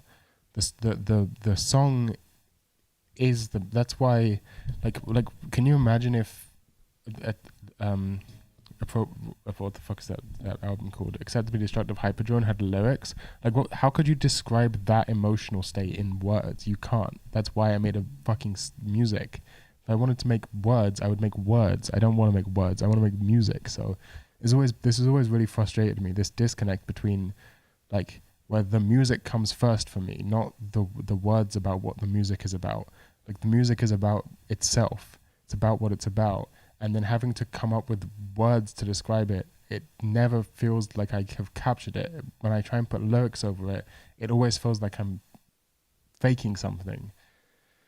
Like I'm never really capturing what I set out to capture. And that's always just frustrated me. And so I try and make it where it's more of like a textual element. Because I like vocals. Good morning. I like vocals as a sound, as an instrument.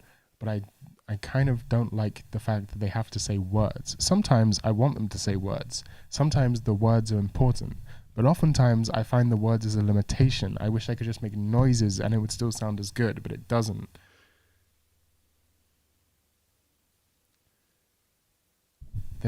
What? Bro, they better fucking not be. I hope they aren't, man.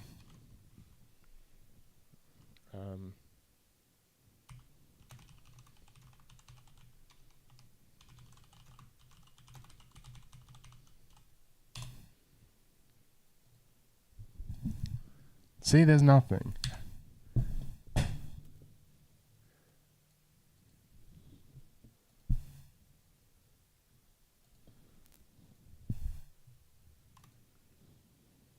Good.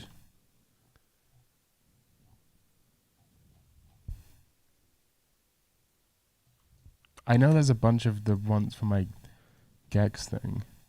The future generation will. I don't think anyone cares about my music enough to do that. You're not immune to propaganda. There's a few people.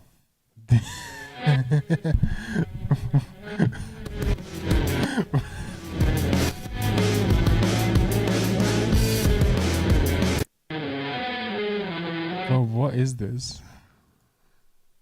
The exact sort of person who watches that.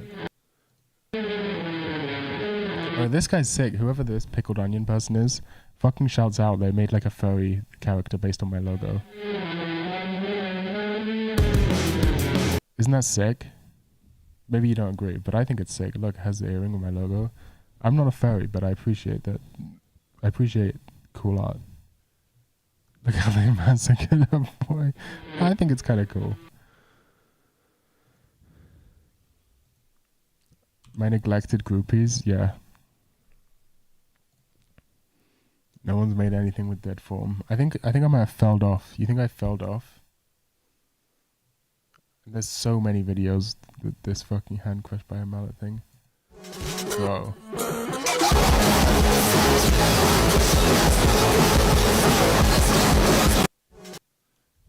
Who the fuck is this?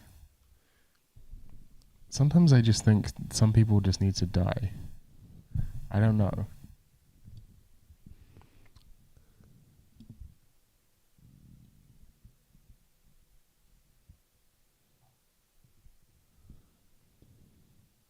I feel like this is...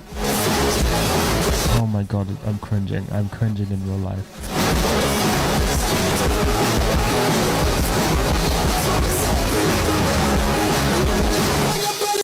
Like, why do people watch this? Why do people use TikTok? What's the appeal of this?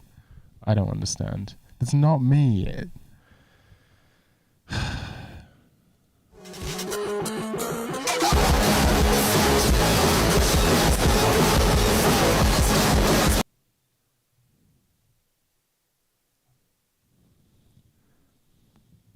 No, I did expect it. I think it's fine.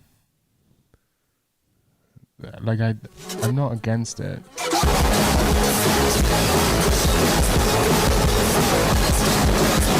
I think it's cringe, and I don't think you should go around posting cringe publicly on the internet where anyone can view it, because that's bad.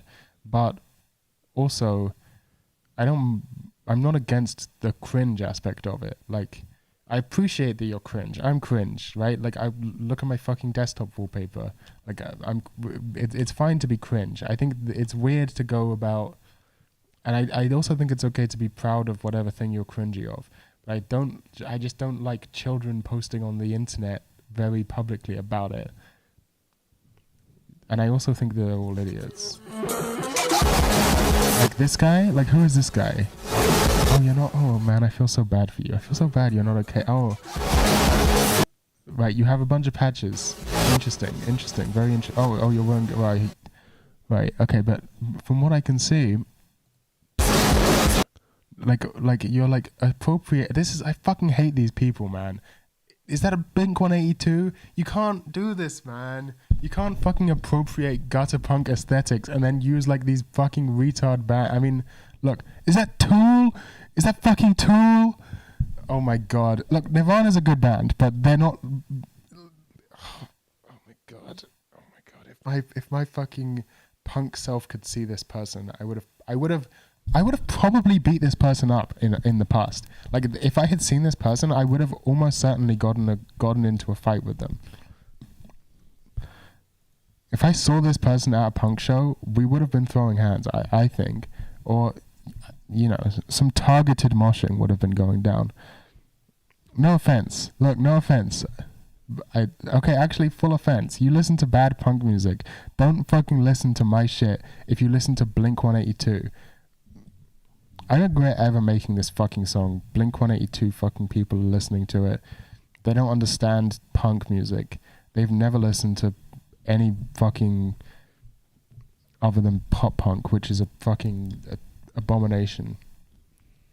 I feel like you accessed a part of the automation that wasn't intended for you to see, so the development is half-assed and nonsensical AI.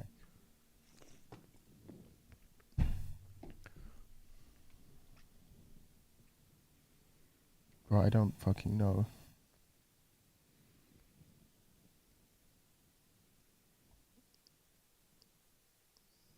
What am I looking at here? Why am I still doing this? I should really get off of this place, right? Right now. It's kind of fascinating, though.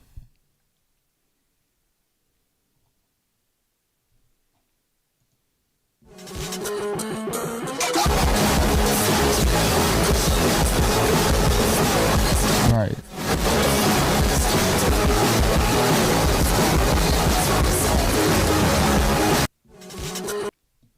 Interesting. Right. Interesting. Oops. Interesting people here. Interesting. Very interesting, right? Yeah. Huh. Wow. Very interesting. Super interesting. There's something interesting actually that I've noticed is Zoomers are going through their lol so random phase. Like, remember 2007 internet humor when you just said random shit and it was the funniest shit ever? Zoomers are going through the exact same phase right now and no one's calling them out on it. I think we need to be hounding the Zoomers for their lol so random humor. This is a fucking verified account with 300k followers. And these are the signs of gaslighting. These are the signs of gaslighting is when you have to apologize not knowing what you did wrong, when the power imbalances and double standards, when they assign motives to your actions that are the opposite of your... But this is actually oh my god. Oh, your tramp stamp? Fucking based. I wondered what happened to you. Oh my god. Look, tramp stamp, I think you might have been right about these people. I think you might have been right about some of these people, man.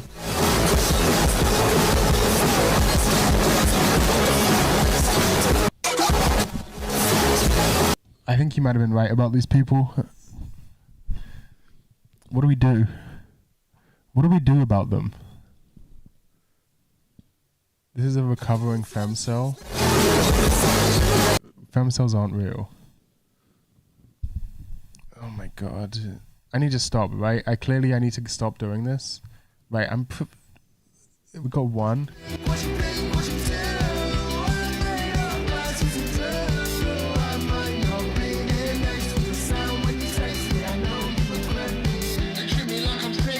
Oh, that's kind of neat. Just a musician. I'm okay with that. I'm okay with that person. You're cool. Look, Thea. I was convinced to do this, but blame Big Doinks and Amish for this. Okay, I didn't choose to do this. I never choose this. I never choose this. I know there's some other ones that are less bad, right? And some of the other.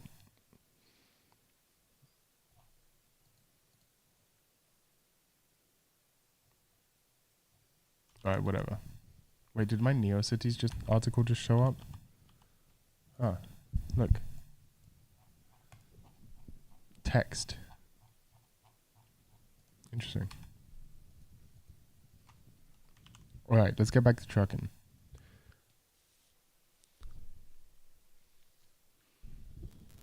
Right, Thea. Okay. Personally, I would have kept that to myself. But okay, right? We gotta. Oh my god! Oh my fucking god! What do I do? What do I fucking do, man? I just feel like I need to bleach my eyes right now, and my ears and everything.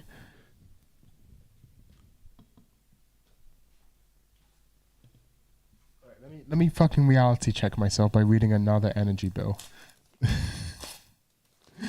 let me bring myself back down to the real world where things actually matter by reading my bills. Right, this is like actual real shit. Okay.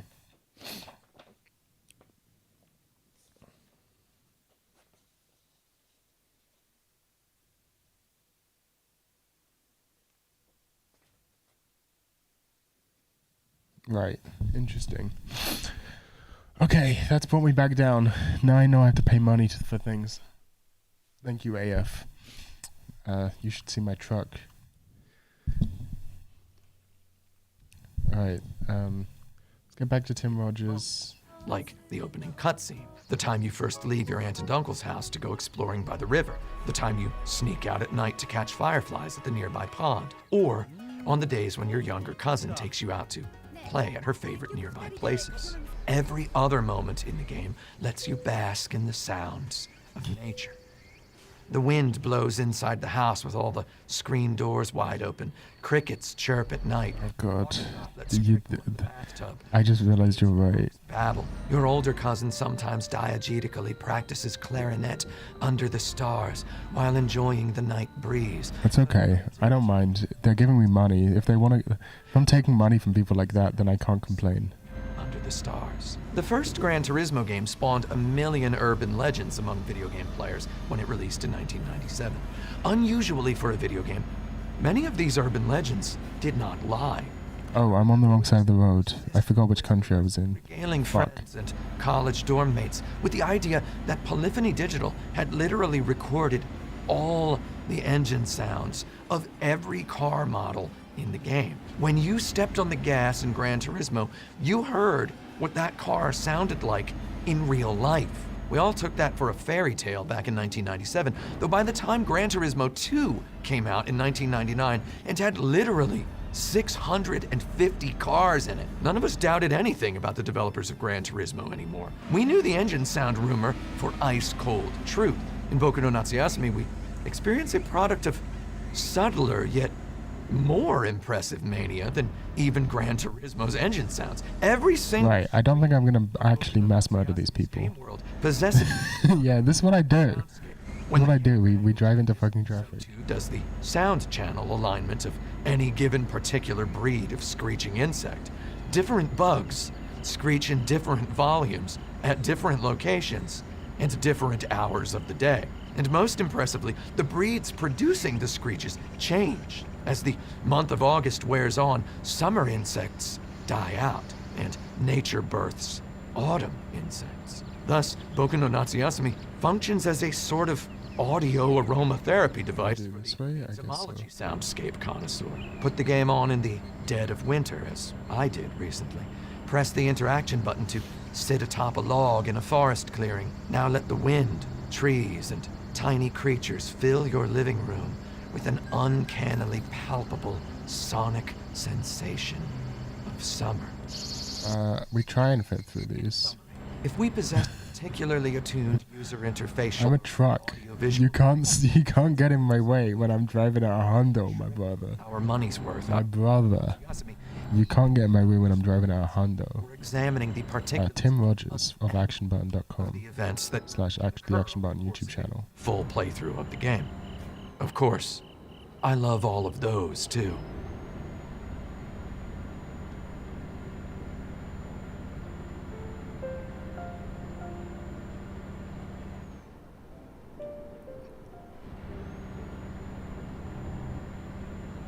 He might be. Play Boku no Natsuyasumi. Let's play it a couple times. Let's start by playing Boku no Natsuyasumi one time. As Boku no Natsuyasumi opens, a father and his son drive into the Japanese countryside together on the afternoon of August 1st, 1975. The car radio breaks, causing the father to mutter ominously. The father delivers his son, Boku, to the house of his sister and her husband. Boku's aunt and uncle have agreed to watch Boku for the month of August 1975, while Boku's parents prepare their home in Tokyo for the imminent birth of their second child. While he spiritually prepares to meet his brand new brother or sister, Boku makes the acquaintance of Uncle Yusaku Sorano, a traditional Japanese pottery maker, and Kaoru, Boku's father's sister and a former aspiring photojournalist who moved to the Inaka from Tokyo when she got married, his older cousin Moe, who just graduated from middle school, and his younger cousin Shirabe. After telling Boku her name, Shirabe, age 8, immediately says, "So, that's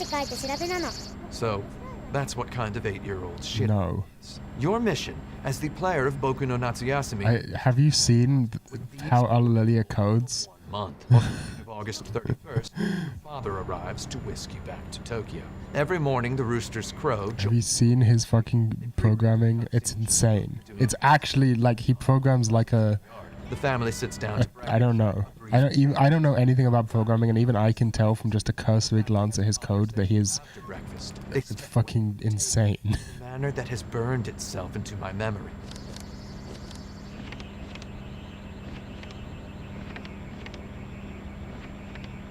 They disperse for the day. You, as Boku, do whatever you like. For the 9 hours from the moment breakfast ends at 8 a.m. until the dinner bell at 5 p.m., Boku can explore, interact with other characters, catch bugs, catch fish, fly kites, or make beetles wrestle each other. Every time the player steps from one screen to another, time increments. Boku can remain on any given screen as long as you wish, cross the sometimes frustratingly invisible boundary between one screen and the next. Also, he only does 2D games, and my game would be 3D. Demonstrates and in the Source engine. Carries a calendar in his head everywhere he goes, though he naively lacks a wristwatch. The only clock we can see in the whole game sits directly above the television in the family's living room. Surely enough, if we walk back and forth between 2 screens in the house, the clock hands increment forward. So think of screen-to-screen traversal as a turn in a board game.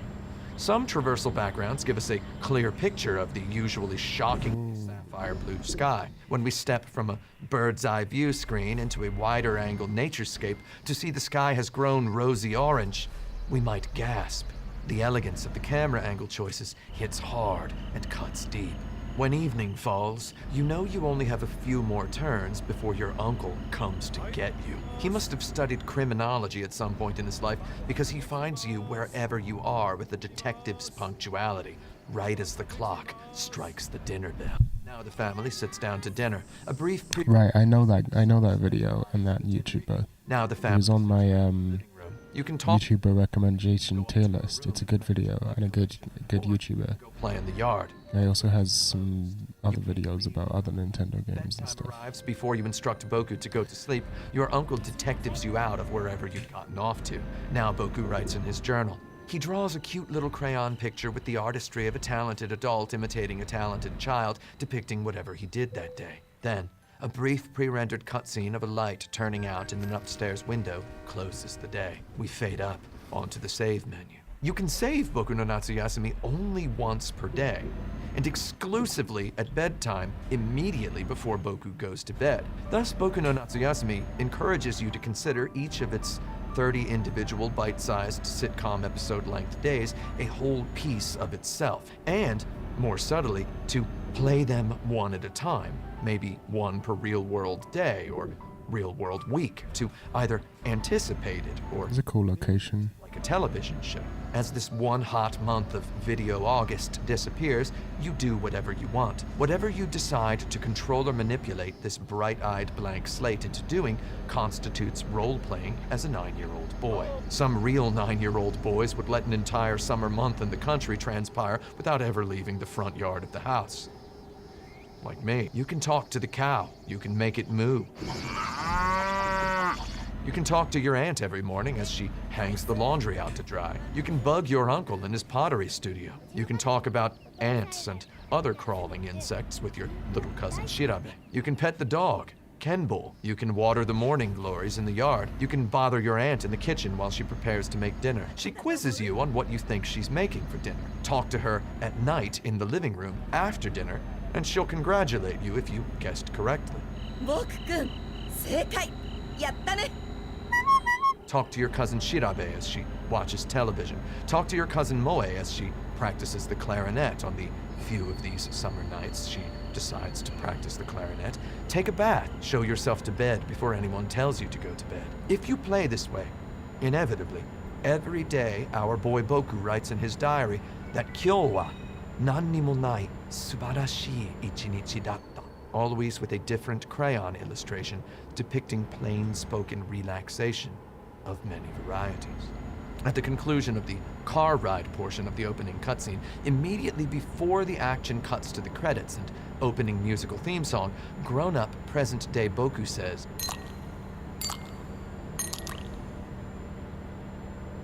so when we, the underachieving player content to laze about in an old-fashioned Japanese house of interesting traditional architecture, read Boku's words in his journal that today was, and I quote, a wonderful day in which nothing happened, we might find occasion to reflect on the most memorable, unforgettable days of our own lives, in which beautifully nothing had happened.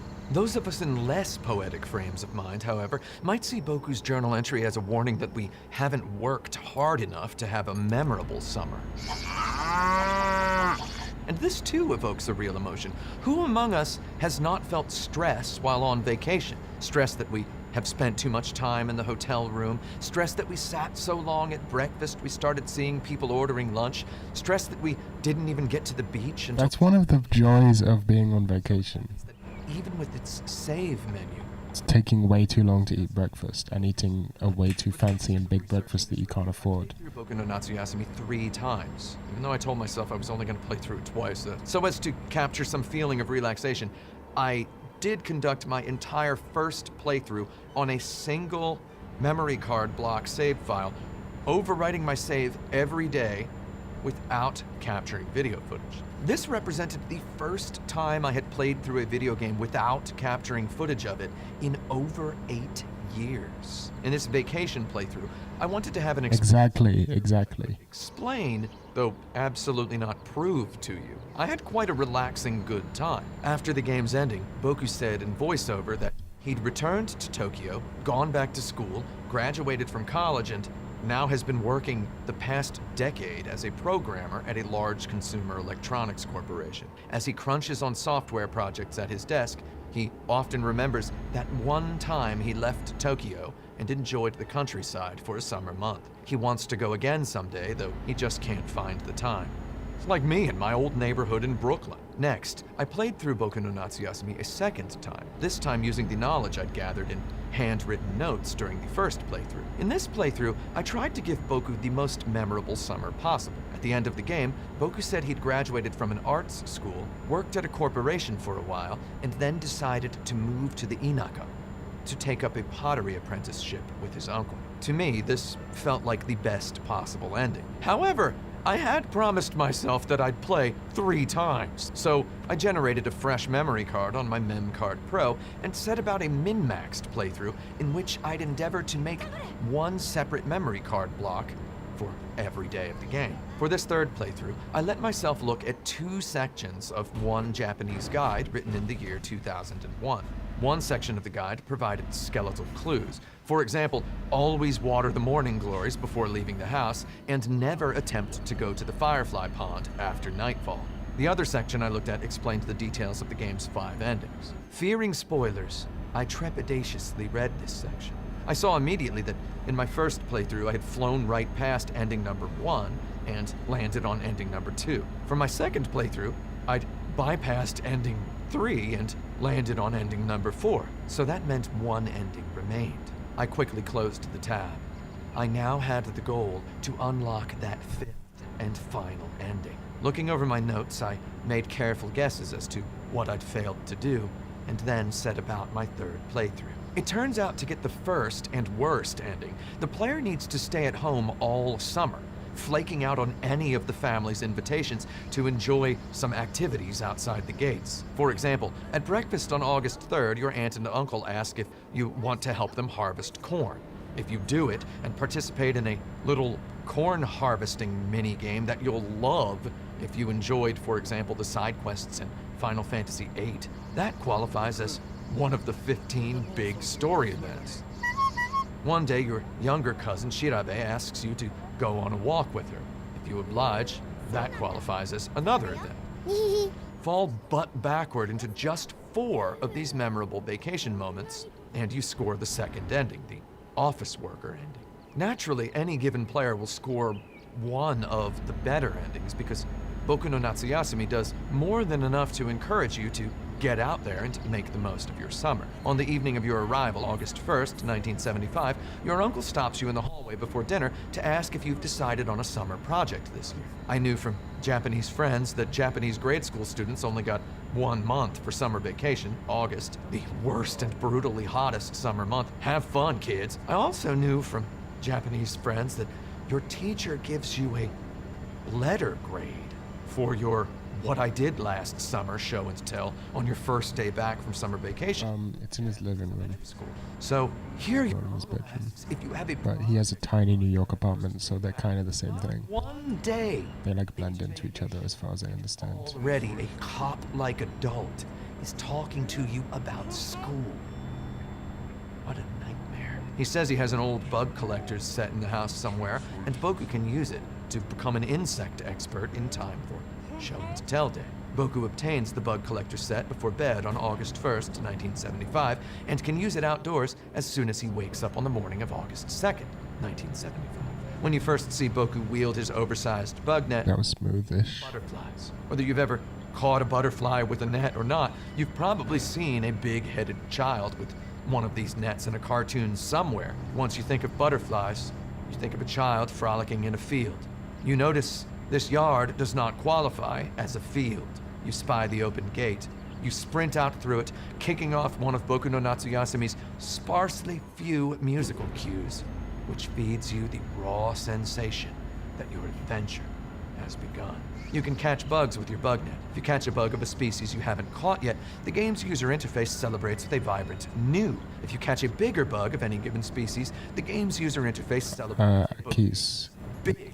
Your bug cage can only hold so many bugs before it fills up. You might have to let bugs go. Always let the little ones go. Keep the rich boys. Take the rich boys home at night. Study their low polygon glory in your little old model airplane box while they live. Drug them, pin them, and watch them stand still. Try to fill your catalog of Is that good? Was that good enough? You can catch the different species of bugs at different places at different times of day and on different days of the month. To catch all 60, I don't know why I did that. must together become an Why insane. did I say was that good enough? As if you'd asked me, as if you'd said, I can't hear your keys loud enough. I don't know why I did that. Before you can I somehow interpreted your message about whether I was using keyboard or mouse, not as like, oh great, they can't hear my really loud mechanical keyboard making noises all the time. That's good. That must be not annoying for them. Instead, I have to interpret it like that. I interpret it as, oh, clearly they don't believe that I'm using a keyboard. I must prove it to them. Player and Boku can pass a pleasant enough summer month. Maybe this sounds boring to you. I admit. It sounds boring to me. It might even look boring to you. I get it. A description of this game cannot do it justice. You must first-hand experience its textural delights to truly understand. Boku no Natsuyasumi only becomes interesting on paper when we begin to discuss the ways it injects pre-baked narrative moments into the ongoing hangout-centric anti-plot. The most apparent of these narrative moments happen during family breakfast or dinner. On the morning of August 2nd, Boku's aunt asks him if he likes flowers. If the player is a freak, they answer no. If the player answers yes, the family puts Boku in charge of watering the morning glories in the garden every day. The player now has a job. I hope so. Third, Boku's uncle says that some local ruffians have been stealing watermelons from the watermelon patch. This should make us want to go to the watermelon patch. Or maybe we've already stumbled upon the ruffians in question's hideout under the overpass and seen a half-eaten watermelon. In the latter case, present-day Boku intones via voiceover that he doesn't know why he kept silent that day at breakfast. The watermelon story entices us if we haven't seen the evidence, and it deepens our psychological understanding of the character if we have. Now that's what I call effective interactive storytelling. Even if Boku remains interesting. Bound at the hands of a Sound off with your countries in the chat. I think we got a Netherlands guy. Over the dining room table. The cousins ask if the wolf girl plans to visit again. Belgium guy. Boku asks Unless you're just wait, maybe I'm confused. Are you saying you're from Belgium, or are you just saying you've driven through Belgium? I know at their house. It's perfectly reasonable for you to just saying you've driven through Belgium. Also, it's also reasonable to not want to tell your location to strangers on the internet. So you know what? Clearly. Maybe don't sound off your location in the chat if you don't want to. Moe gets the letter, and then doesn't show up to eat the next meal. Over dinner on August 4th, Uncle Yusaku mentions the pond on the north side of their land where thousands of fireflies gather gorgeously every night. Then, he reminds you that you must never go to that pond after dark. On the morning of August 5th, Uncle Yusaku says that he has business in town that evening. Oof, threading the needle. Your only chance to sneak to the pond to see the fireflies without fearing Uncle's cop sightle. This, of course, nets you one of the game's 15 ending points. On your first night in the house, your aunt remarks that she doesn't see any extra clothes in Boku's suitcase. Boku replies that his dad packed the suitcase. Your aunt grants you permission to wear just one outfit the whole month. Boys being boys and such. The one outfit, of course, consists of sneakers, an impetuous pair of shorts, and a yellow t-shirt with the black silhouette of a dog, and the single English word, dog, on it. I tell you, I appreciated the absolute lack of alternative wardrobe choices because it excused me from capturing separate playthroughs in every possible outfit. South African. No. Living in Belgium. I mean, living in the Netherlands. To do. You know what? I knew you were. I think I knew you were South African. White South African, I'm gonna assume. You can wear some of Big Brother's clothes. Just gonna go out on a limb here and take a guess. Voice. The Solid Snake voice was in HTML tags. Genuinely did not want to read that out. Apropos of the limits of your wardrobe, your aunt remarks that maybe you can wear some of Big Brother's clothes. To which Boku I replied, want to hear my South African accent. The aunt. I can only say one word in South African accent. South Africa. She's talking about South Africa. Dude. South Africa. I said, she's talking about a ghost. It's good, right? On the night of August 4th, both Moe and Shirabe watched South Africa. Usually Shirabe watches television at night alone. Aunt Kaoru has made kakigori shaved ice for the family to enjoy. I don't even want to try saying another phrase. Your uncle says the town fireworks festival will happen soon. It turns out it happens that night, and you can watch it from your bedroom window. The next night, your uncle wonders after dinner if the fireworks festival actually happened last night. You know, less than an hour. He's telling you should. I've never seen that movie. You probably missed something. South Africa. Exquisite pumpkin. Cape Town. Okay, that wasn't so good. See, I told you I shouldn't say other fucking things. Lights sparklers. On the morning of August 12th, a priest comes to visit to guide the family in a prayer of remembrance. On the morning of August 15th, the family leaves Boku alone in the house while they go to the cemetery to visit the grave of the loved one the priest had guided them in remembering. At breakfast on August 16th, your uncle declares he's put up a swing in the backyard after 3 years in storage. Even if you chase after the worst ending and never leave the house, the fuzzy edges of a story come into view as hazily as the typical adult conversation occurs to a child. Blanco, Blanco! This family lost a son 3 years ago. His death might not have involved the swing or the I see. rocks in the Firefly Pond. I don't know much about South Africa. I've never been there. In a state of elevated caution sadness ever since. A lesser game. Right, interesting. A game with a black and white art style and a heavily shadowed 2D side view perspective would make the kid was dead the whole time some kind of last-second rug pull of a twist. In its wisdom, I'm so glad he just called out Limbo. presents the dead kid with wind-shocking nonchalance within the wardrobe dialogue mere minutes into the story when your aunt says you can borrow some of Big Brother's clothes. On the day of the priest's visit, exactly 11/30ths of the way into the story, the player can talk to Boku's aunt and hear a frank story centered on the fact of the boys having died. When the family leaves the house on August 15th, 1975, to pay their respects at their dead, beloved little boy's grave, should you watch television in the living room, you will see a broadcast of a ceremony at Hiroshima Peace Memorial Park, commemorating the 30th anniversary of Japan's surrendering to the Allies. The last time you saw your aunt hanging laundry in the yard, she told you she remembers seeing an American soldier for the first time, after Japan surrendered World War II and the United States military began to occupy the country. She says the first time she saw an American soldier, he was petting a stray cat. Clearly, the passed away little boy embodies a literary device of some kind. A real child might not possess the emotional intelligence to do much of anything with the knowledge that this family grieves at all, much less do enough to know that he clearly has stepped into the dead kid's place. You sleep in the dead kid's room. You play with the dead kid's bug net. You swing on the dead kid's swing.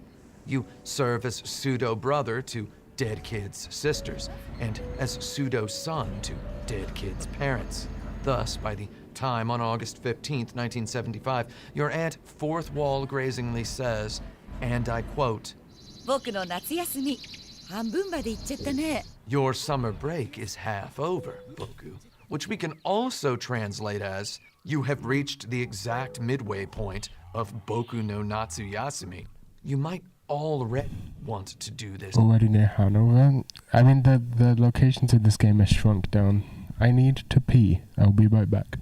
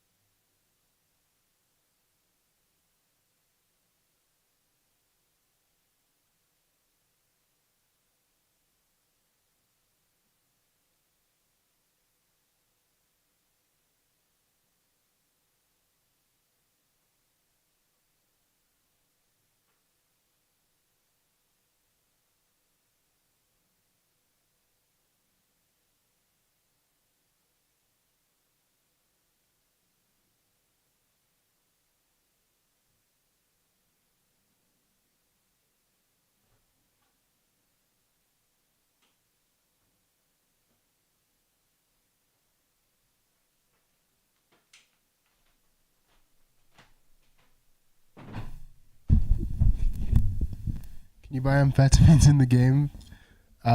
Unfortunately not. But you can. No. You don't understand. You're not understanding how the fourth wall works in this game.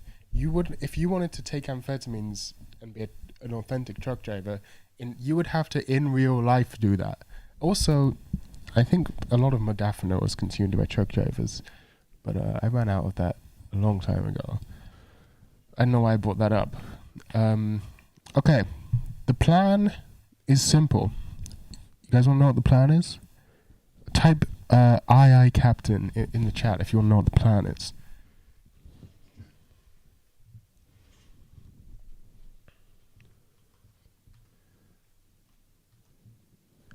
I'm waiting for someone to type aye captain. I will not speak unless spoken to. Okay, good. Right. Do you know what the plan is? This is what the plan is. The plan is potatoes, specifically mashed potatoes. Potatoes of the mashed variety. Now, why on earth would I want to be making mashed potatoes? Well, I will tell you. And I'm not hungry yet. I want to clarify that. We're not in hunger mode. Why do I not... Okay, this should be better. I should sound better now. The plan is to make mashed potatoes today. That's the plan. Here's why. Generally speaking, we all eat grains, right? You're aware of this? Grains? Okay, you should kill yourself. You should actually kill yourself if you think mashed potatoes are bland, bad British food. I think you should probably kill yourself if you unironically believe this. Firstly, they're not even British. And secondly, they are fucking... I bet you've just had the worst possible Americanized dog shit mashed potatoes. You probably put cheese in it. You probably put fucking cheese in it. God, I'm so fucking mad right now that you just called mashed potatoes bland British food and soulless. Look, I agree. There's lots of bland, soulless British food. I'm the first to admit this. There is lots of it. Oftentimes, I will contend a lot of British food is good, but only if cooked, in the right way. And most people don't cook it in the right way, and it comes out bland and soulless and bad. I agree. I can get behind this. But right, mashed potatoes, it's not bland. It's not soulless. It's rich, it's delicious, it's creamy, it's buttery, it's smooth, it's potatoey, it's salty, it's savory, it's fluffy, it's light, it's right. Let me tell you, if you want to improve your mashed potatoes instant fuckingly, you need to look to the poor. You need to look to the peasants of the past, because they had mashed potatoes every fucking day of their lives, and you best bet they figured out how to make them taste good. If you look at the British Isles, if you look at Ireland and the UK, right, the Irish, they fucking ate a shitload of potatoes in Ireland, right? They ate a shitload of potatoes in Ireland. They came up with ways to make mashed potatoes, taste the best possible. It's called, they actually have two different ones. One of them's called Champ, and one of them's called Coal Cannon. But Coal Cannon, right? Coal Cannon is, at its very basic form, most basic form, it is mashed potatoes with cabbage in it. You might say, mashed potatoes with cabbage in it. That sounds disgusting. That doesn't even sound interesting or good at all. In which case, firstly, might I say, you are underestimating, as many people do. And look, it's not your fault. Okay, many people do this. Many people are guilty of this. You are guilty of this sin of underestimating the humble cabbage. Okay, cabbage, actually tasty and cheap and healthy and good. I like cabbage. Fried cabbage, it's good. Right. Cabbage and potatoes. This is Coal Cannon. You can also use things like kale as well. Some people do. Or I have had Coal Cannon with Cavello Nero, black cabbage, before, which is honestly, in my opinion, not quite as... It's good as well, but whatever. Okay. So this Coal Cannon, the cabbage is the only thing about cabbage is it's the only necessary ingredient. There are also optional ingredients. The biggest one, the most common optional ingredients, is cubed bacon. If you don't know how good pork and cabbage go together, then I'm sorry, you're missing out on life, right? You're seriously missing out in life, because pork and cabbage is like a classic fucking combination. Pork, cabbage, and super fatty mash. They often put cream in it. It's delicious. I'm telling you, it's so fucking good. It is so good. Also, another thing that makes mashed potatoes infinitely better is some sort of allium. And the allium is the onion garlic family of foods. Traditionally, this would be spring onions / green onions, tamanegi in Japanese. If you want to, I don't know if you want to hear what it is in Japanese. If you just do mash with green onions in it, that's called champ. But it's also an optional ingredient in kokanen, and let me tell you, it makes it fucking delicious. And also garlic is an option. Maybe not super traditional in kokanen, but I always put garlic in it, because garlic mashed potatoes, I mean, even ignoring all of this other stuff, if you make mashed potatoes with garlic infused into it, it's fucking delicious. It's fucking amazing. But anyway, this is how you make mash good. Yeah, you put some crunchy, crispy greens in it for heterogeneous texture. You put some garlic in it for flavor. Plenty of salt and pepper. Maybe even a garlic mash is incredible. You see, you know. I'm a massive garlic head. I'm a massive garlic enjoyer. Also, keep the skins on. Another thing, when you're making mashed potatoes, don't peel the skins off. Keep the skins on your potatoes. That's where the fucking flavor comes from.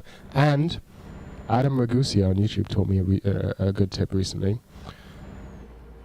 When you drain the potatoes, keep some of the potatoey water, because that has a lot of potato flavor in it, and re-add it back when you're adding the milk. So don't add entirely milk, but also add some of this potatoey water.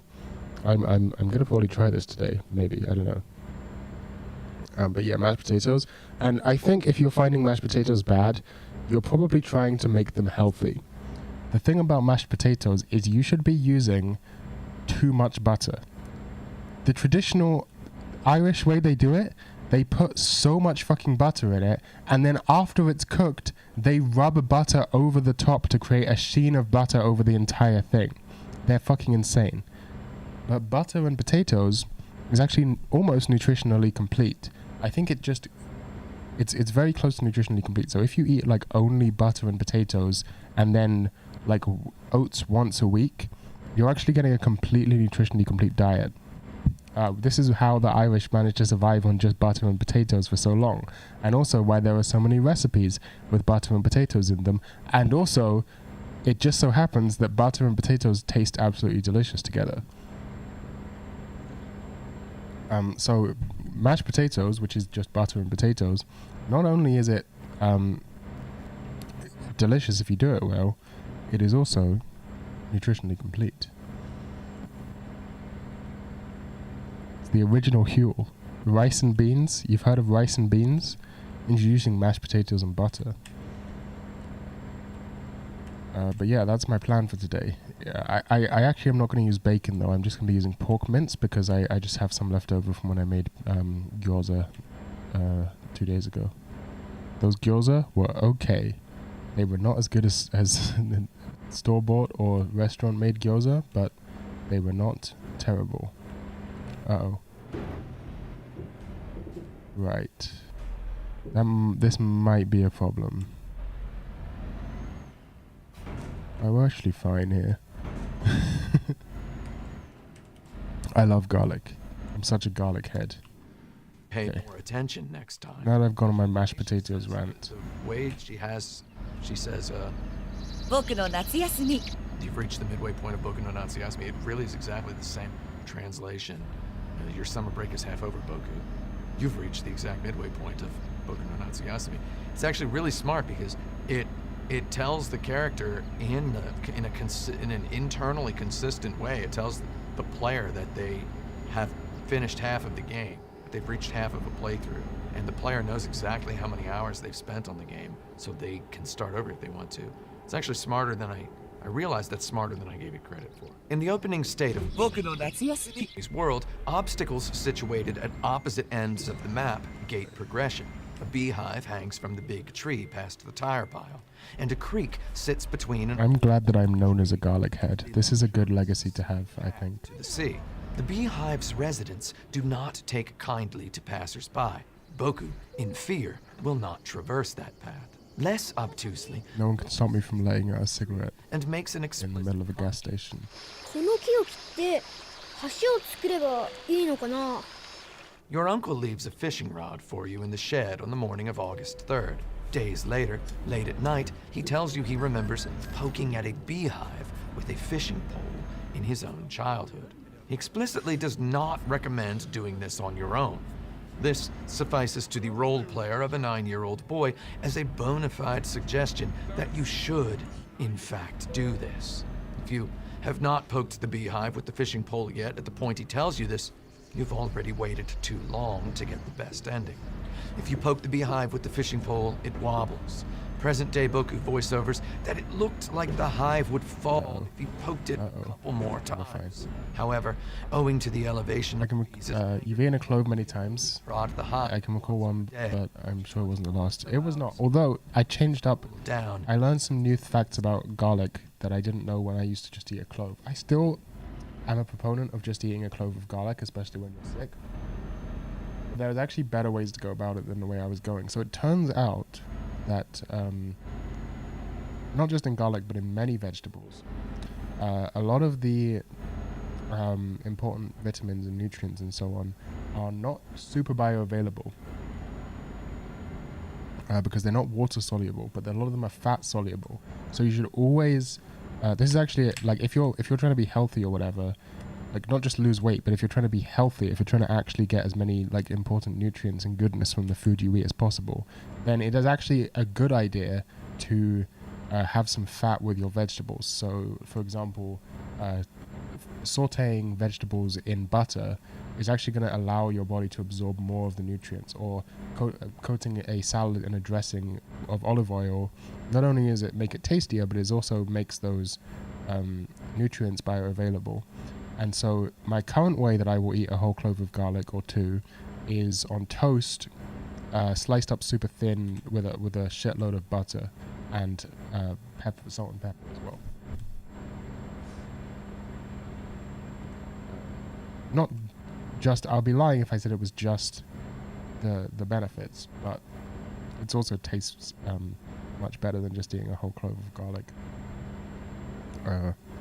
But yeah, I actually highly recommend it. Apparently my great grandma used to eat that every day for breakfast, and she lived into her late 90s. So take that with whatever you wish. Brown bread, garlic,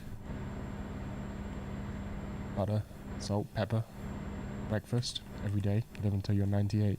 Smoke cigarettes. That's how you do it, baby.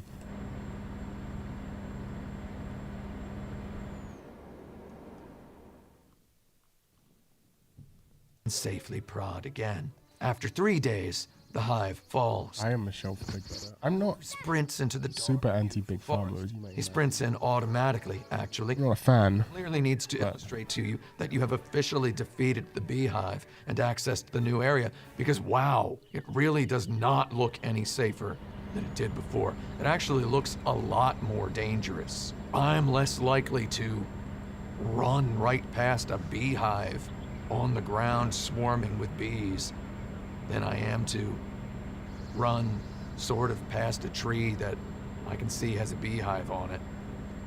Man, the fishing pole acquisition event brings the player into acquaintance with the shed. One later morning, you can hear Boku's uncle chopping wood. Thanks, Polyphony Digital. Talk to your uncle, and he explains his axe has grown dull, and that night, he must put it out to axe pasture. Attention-paying note-takers sneak into the shed by night and take the axe. One dull-axed chop swing at the old tree tires Boku out for the remainder of the day. It takes 5 swings on 5 days to fell the tree, opening access to the sea road that takes Boku through the game's most iconic screen. The sunflower field. When you have overcome both of these obstacles, you obtain access to the entire world map of Boku no Natsuyasumi. You can knock down the beehive by August 6th at the earliest. You can chop down the old tree by August 13th.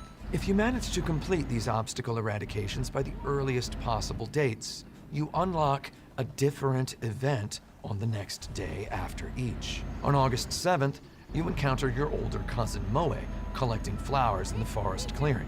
You help her as it becomes apparent that she has a crush on someone to whom she has written several letters, someone from whom she has received several responses. On August 14th, younger cousin Shirabe takes you for another walk, this time over the bridge you created by chopping down the tree. Your walk takes you through the sunflower field, where she tells you her late brother loved sunflowers. Shirabe tells you that he loved sunflowers because he had won a t-shirt with a sunflower on it at the local fair one year. She tells you not to make fun of her dead brother for liking sunflowers for such a trivial reason. Here Boku tells her that he, too, likes sunflowers. Shirabe and Boku sit on a hilltop overlooking the ocean, gazing at the clouds in the sky, and for the only time in its running duration, Boku no Natsuyasumi warps the player directly back to the dinner table automatically. You miss both of these extremely story-crucial events, each worth one big moment ending point, if you don't manage to clear the obstacle by the earliest possible day. In the forest, Boku can ascend to the top of the tallest hill. The vista there inspires him. He wants to fly kites. At breakfast on the morning after whatever day Boku first climbs the hill, Boku asks... I don't think they did. And his uncle offers... I don't think anyone at my uni knows about the Gex cover. ...from the How to Make Kite books on the bookshelf in the living room. Kites take 2 full in-game days to make. You can first ask your uncle... They should, though. ...on August 7th at the earliest, meaning you can... I don't think they would want to be associated me after the multiple... manic 8 kites. Freakouts. And make a new kite if you manage a successful flight of over it was a little suboptimal. The current kite. Your uncle says, I'll make you a new kite if you can fly that one high enough for me to see from my workshop window. In order to unlock the event for having flown all the kites, you will need to ask your uncle to make a new kite every time on the same day that you successfully fly the current. Also, on your first visit to the forest zone, you might encounter a sawtooth oak tree, a favorite perching spot of Japan's many indigenous species of impressive beetles. Boku at dinner asks his aunt and uncle how best to lure beetles to trees, to which they answer that beetles love sugar. They tell Boku to try splashing some sugar water on the trees. Yet no adult offers you a bottle of sugar water. You, the player, need to realize that Boku, the character, occupies a domesticated house. You make the sugar water on your own by simply walking up to the kitchen cupboard and pressing the action button when everyone else is busy elsewhere. Later, in the forest, Boku encounters the wolf girl, Saori. First, he sees her camera and her vacant tent at a campsite near a waterfall. Then, the next day, after he overhears the family discussing the wolf girl at breakfast, he has an opportunity to encounter and befriend her in the woods. She explains that she has set up a motion-sensing device to automatically take pictures of any wildlife that steps in front of the camera. She aims to photograph the elusive Japanese wolf, the existence of which many scholars doubt. She wants to prove the Japanese wolf has not gone extinct and still survives in these exact forest hills. Over the course of the last 11 days of the game's story, Boku develops a crush on Saori. He visits her at her tent. She humors him with non-patronizing conversation. She tells him she has books. She says he can borrow books if he wants to. Boku looks at the pile of books inside her tent. He asks her how she managed to carry all those books into the woods by herself. Why am I stuck? She replies tersely. Konjo. She tells Boku about the time she first met a wolf and began to love wolves, and we appreciate her right alongside. You can't. They're removable objects, and I am unfortunately not as unstoppable a force as I would like to believe. Figure out how to lure the wolf to pose for her camera. It involves sugar water. If Saori gets her photograph of the wolf, she celebrates by running into the Sorano house to show Boku the photograph during breakfast. Finally, also in the forest, Boku encounters the path to Teppan Mountain. A sign posted outside the mountain path entrance warns all aspiring mountaineers that for safety reasons, the local parks department has enacted a policy to close the mountain path every day at 11 in the morning. You cannot reach the mountain path by 11 in the morning. Breakfast ends at 8 o'clock sharp. The road to the mountain requires so many traversal turns that you can't get there before noon. To get to the mountain, you need some kind of shortcut to the forest. You'd never guess where the shortcut comes from. You earn the shortcut for completing the beetle wrestling quest. You'd only know about this shortcut if you pursued the beetle wrestling quest until the end and There is not that I'm aware of. prize reward. If you go to the shortcut immediately after breakfast, the morning after winning the beetle wrestling tournament, you can reach the mountain, climb it, and receive the inspiration to fill out yet another exciting big moment journal entry.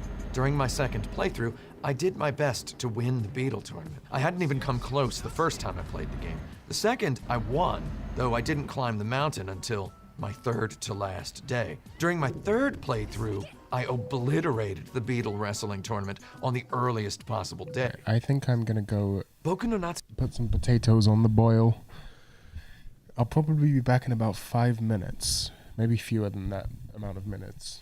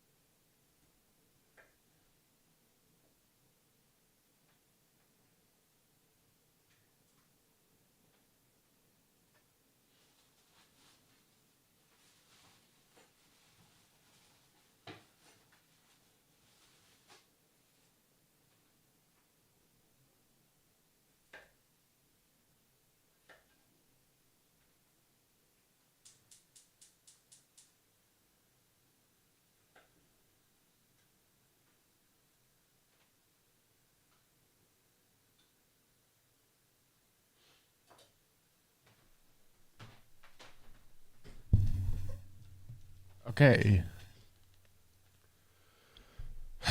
Potatoes are on. Putting porridge on, nice. Do we thank the Industrial Revolution for porridge, the wages ultimate food? I got it from Marks and Spencer. Damn. Up class. Holy shit, I didn't know fucking billionaires watched my videos. But I have a cold and can't taste it.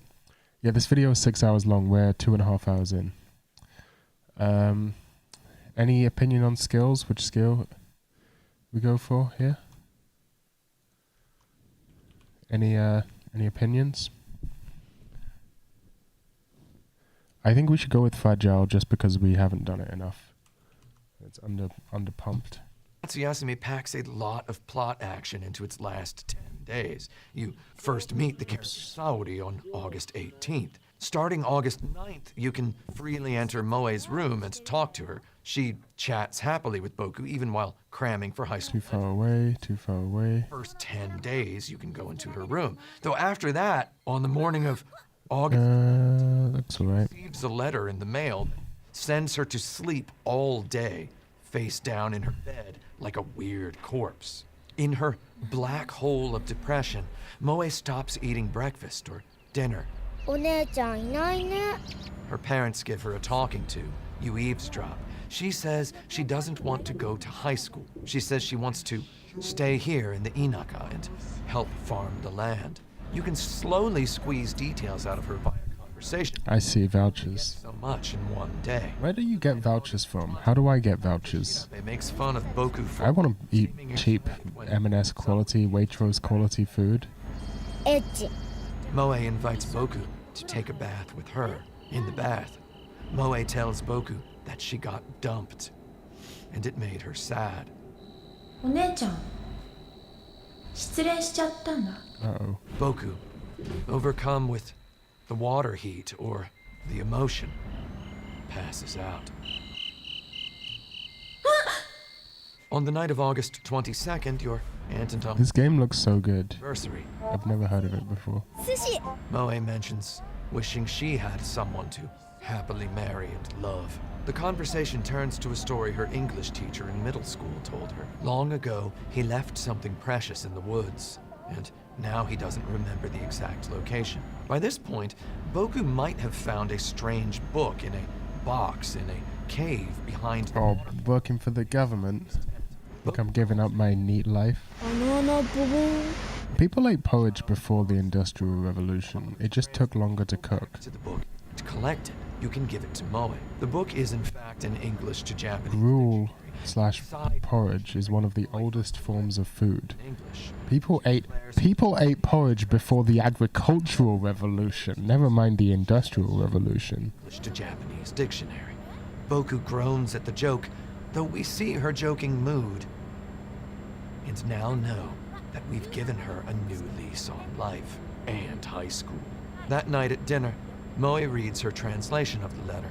In the letter, a boy in elementary school, an avid reader of Mark Twain's Tom Sawyer and Huckleberry Finn, a little boy who so loved American literature, he learned enough English to write a letter to a future person in English, laments the beginnings of a war against that favorite country of his. He wonders when, if ever, he can make good on his dedication to someday visit that country of his dreams. Immediately after the emotional close of the letter, your aunt and uncle no MI6. No punch. You wish. Wander aloud in the plainest possible words if that little boy survived or died during World War II. この人生きててくれるといいね。 Boku no Natsuyasumi sure packs a lot of narrative action into that one forest environment. Meanwhile, the whole seaside zone has a single beetle tree that can provide you some good beetles, though if you've made it that far in the game and you still need to tweak your beetle roster, you might as well start over. On the night of August 28th, Boku gets sick. His aunt cares for him. He wants to tell her he loves her. Instead, he sleeps and dreams of the sunflower field bulldozed into a post-apocalypse of itself. On the last day of the story, Boku's younger cousin Shirabe runs off after breakfast. much to the alarm of her parents and sister. You can find her standing in the sunflower field near the seaside. Oh shit. An 8-year-old cannot control her emotions. Over the past 29 days, thank you for pointing that out. Any dedication to easing her family's grief or not, whether you talked to her every day about cartoons or ants or fish or not, Shirabe has come to consider Boku a conduit for her brother's spirit. She loves you like a dog loves a child, or like a child loves a dog, or like a child loves a child. She can't just tell you this because, really, who could? So in the sunflower field, she tells you to leave her alone and go home. When she comes back, she gives you a present. She had gone to the sunflower field to select a few perfect sunflowers for you as a bouquet to take back to Tokyo, seeing as you love sunflowers so much as the brother she last knew from the perspective of a 5-year-old did. On the night of August 29th, your father calls to tell you that your mom gave birth to your baby brother.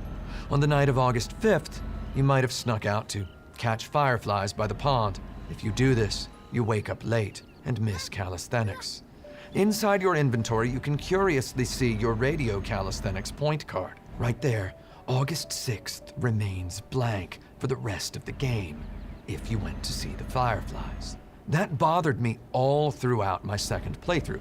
I'd felt for sure that the firefly catching episode resulted in an ending points game, though I also felt for sure that a discrete menu demonstrating your imperfect calisthenics record couldn't not constitute a clue. Why have this menu displaying my calisthenics attendance if the game only offers me one opportunity to sleep late and miss calisthenics? Because in Boku no Natsuyasumi's minimalist narrative design language, one time can suffice as enough. It turns out if you helped Moe get back out of a rut and on the road to high school in the big city, she sneaks in a stamping of that missing radio calisthenics day. You just have to make sure you talk to Moe on the last day. Where she got the stamp, she doesn't say, though it looked and felt legit enough for me to feel pretty good about my second playthrough ending chances. I thought to myself, I helped these people. I accompanied my younger cousin at every opportunity. I expressed concern for her in the sunflower field when she went missing. I gracefully accepted her gift. I helped my older cousin get over the guy who rejected her. I helped my aunt and uncle grieve for their dead son simply by existing, by watering the morning glories every day for my aunt, by helping my uncle fire his pottery at the kiln.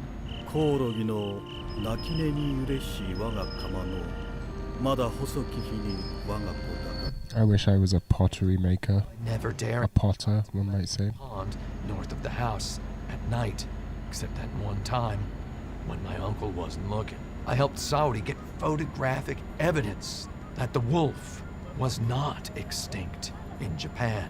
And most video game-esquely, I'd a pot man. 3-week-long beetle wrestling tournament against the best bugs that a bunch of local dirtbags who hide out beneath the overpass could muster. I had not flown all 8 kites. I sure as heck had not caught all 60 species of insect, and for reasons we'll get into at the very end of this review, I sure as double heck had not caught the big fish that shows up in the river on August 9th. Even so, I still felt like I had a pretty good chance of getting the true ending. I got the ending where Boku graduates from art school, works for a large corporation, and then quits after a few years to become a pottery apprentice to his uncle. To me, this ending felt real and good and soulful and even true. So as I explained earlier, I Googled it and learned one more ending existed. So I pored over the video footage of the playthrough I'd just completed, and then I dove back in. I also turned off the dialogue text boxes for my second playthrough, so I had more versatile footage to use. In poring over my footage and looking over my endgame save menu, I realized I had missed one day of watering the morning glories. You need to water them for 9 days after they bloom if you want all of the photographs. So this time, I watered them every day between the 2nd and the 20th. This time, I caught the big fish in record time. I asked my uncle to make the necessary special lure at my first opportunity. I accessed the forest and the seaside as early as I could. I scummed my beetle tree pulls. I played August 15th 16 times until I got a beetle big enough to beat those slackers under the overpass. I took the mountain shortcut as soon as I could, and I also, just to be sure, made one dialogue choice differently. On August 22nd, 1975, just outside his aunt and uncle's house, Boku meets the snake. The snake hisses threateningly, as snakes do. Boku screams. His uncle comes and scares the snake away. That day or the next, if we visit Saori, she tells us that Shirabe visited and told her about Boku's encounter with the snake. She asks Boku if the snake scared him. Remember when you said one time a girl came over LDR? What's LDR style? This dialogue, And you pulled her pizza eating style with ranch. Tough. This either made me a role player or it meant I had thought Saori had asked me the... You know what? I don't remember that. Not Boku. I remember knowing a girl, briefly dating a girl, whose pizza preference was just I can't exaggerate this enough, insane amount of barbecue sauce. She used to work at a pizza place, so she knew the people that worked there, and she would call that pizza place and she would order a pizza with barbecue chicken and then barbecue sauce, extra barbecue sauce, and then a side of barbecue sauce which she would dip the pizza in. It was insane. It was actually insane. It was so much barbecue sauce. It was barbecue chicken, which was in that place, barbecued, like it was in that place just regular chicken dipped in barbecue sauce. Then double barbecue sauce on the pizza, and in addition, a dipping side of barbecue. It was I can't even, bro, she was insane. Her parents were also in their house, had a paint, according to her, I never saw this painting. According to her, had a painting of a Jew that they would hang upside down for good luck. That this is some Polish superstitious tradition thing. Hang an upside down painting of a Jew in your house. I never had anal sex with that girl, so we will just end it there. I did lose my virginity to that girl, though.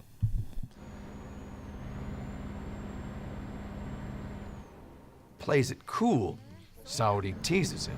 She says, like, oh, did it not scare you because it was only like... She was alright. ...inches long? Are you sure it was a snake? Are you sure it wasn't an earthworm? And here, Boku... She wasn't a bad person. She was just... to feel more of a child because he tried... kind of a giga normie. We just didn't... failed to act like a man. Oh shit. Tell Boku to tell... I need to turn the pot of potatoes down. It's spilling over.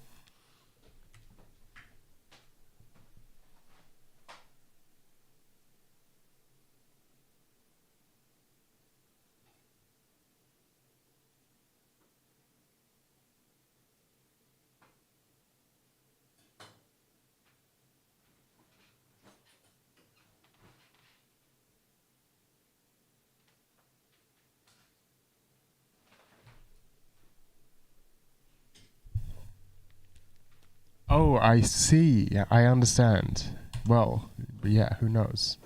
Who can say, really? Yeah, that makes sense.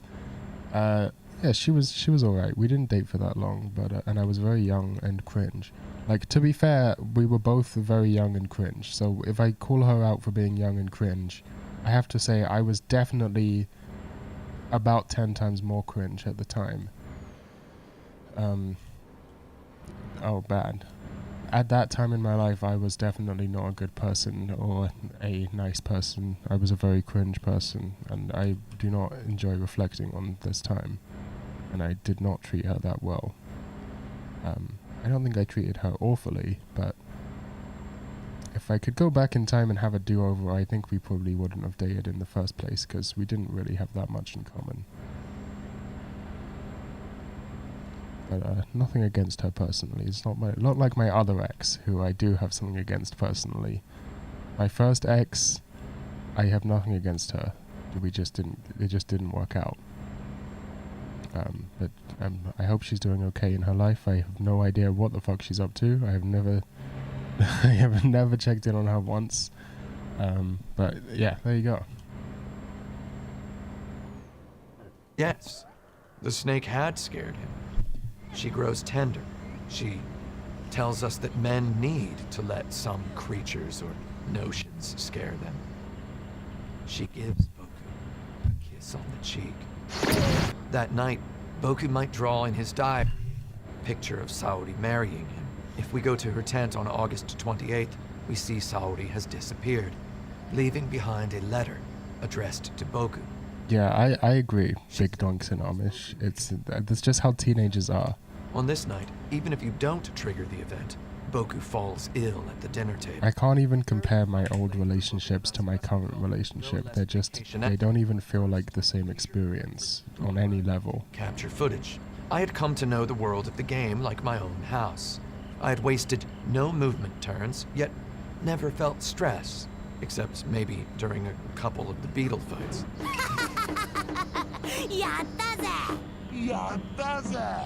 Though on the one hand, outside of the beetle fights, Boku no Natsuyasumi does not give us anything random. It has a few events that can happen on multiple days, such as the glinting UFO spotted from the top of the kite-flying hill on a couple different days, or the encounters with the Japanese wolf in the forest, or the time a whale's ear bone falls out of the dirt cliffside and knocks against your shoe, resulting in your uncle offering the somewhat creepy explanation that whales' ear bones don't connect to any other part of their body, so the ear bones of dead, rotted whale corpses often wash up on shore alone, apart from the rest of the carcass. The whale ear bones become fossils and appear from time to time, macabre letters from the millions of dead whales dotting this planet's past. These multiple peppered-in events can happen at different points of the story, though they by no means tilt the texture of the experience toward a description of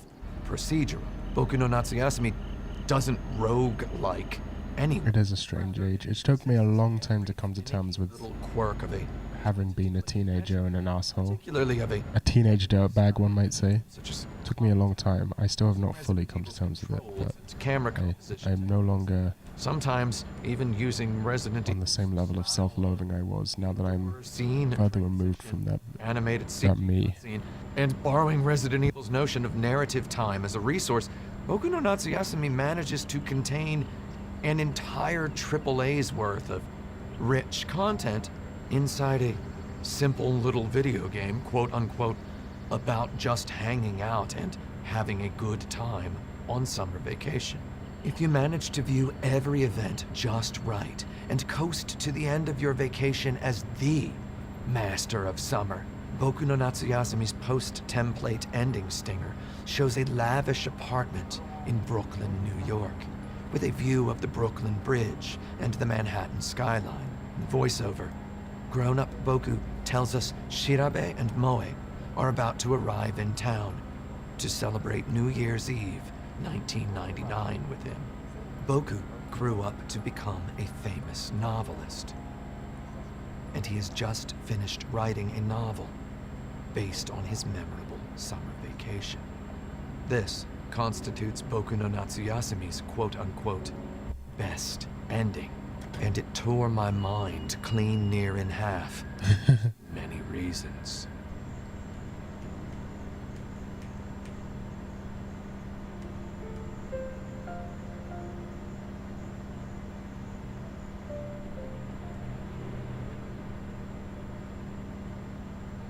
So let's look at the bigger picture. According to hundreds of YouTube comments I read and analyzed during the investigation portion of this review, the typical Japanese fan of Boku no Natsuyasumi foremostly remembers the game fondly for its transmission of nostalgia for the time they played it long ago, if not for their own Inaka adventures in youth. The typical Western person subjected to the game appreciates it in contrast to other, more violent games. I found many prevalent remarks from English speakers describing Boku no Natsuyasumi as different from Western games. I even found some of the same opinions I'd have expected on a game discussion forum 20 years ago, that the game is too Japanese, that Westerners could never understand this game's appeal, that Westerners could never I just missed my turn. conflict. In a comment dating back to just... I didn't see. I wasn't paying attention. I was looking at the video. My investigation. I was looking at the comments in the video. To the much-loved cliche that Japanese games express a full creative spectrum of emotions, while in the West, and I quote, everything is a first-person shooter. I'm sick of it. The comment that amused me most came from a person claiming that the Sony of today would never release this game in the West. Dude, the Sony of back then did not release this game of the West. The Sony of today absolutely would, if they hadn't, for example, shut down Japan's studio and stopped making games like this. Actually, wait, come to think of it, I saw another comment that actually amused me even more than that one, where a guy claimed that he needed an English translation of this game because he needed to study Japanese for, in his own words, a couple more decades in order to understand it, which is like the main character in the game is 9 years old. You see the whole game from the perspective of a 9-year-old. That's not even, 9 years is not even 1 decade.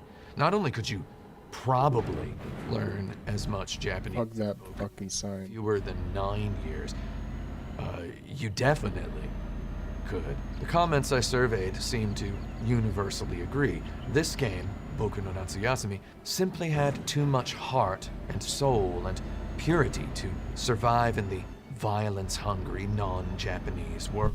Also, this is why Lidl has no cottage cheese. You know what's really annoying about where I live?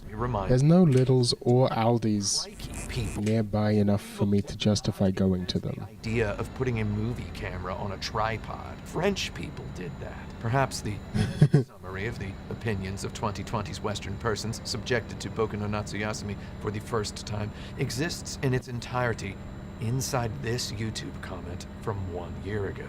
We need more games like this. That phrase, It's very annoying. this, does a lot of Definitely means I'm spending too much money on food.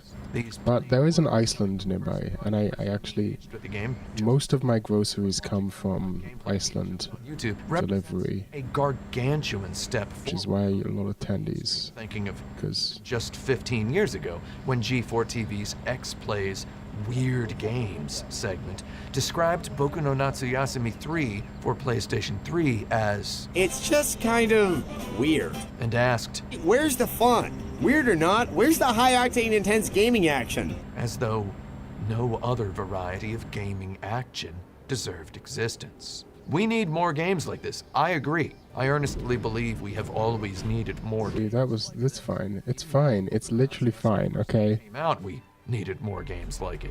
We needed more games that let us simply inhabit real-like people whose lives, nationalities, and time periods differ from ours. We need more games that let us occupy faraway places and cultures, asking of us only that we grow to understand and love those places. We need more games that let us role-play a realistic person alongside the games that let us role-play a cyberpunk mercenary or a demigod-slaying spear sorceress. We need more games, like Boku no Natsuyasumi.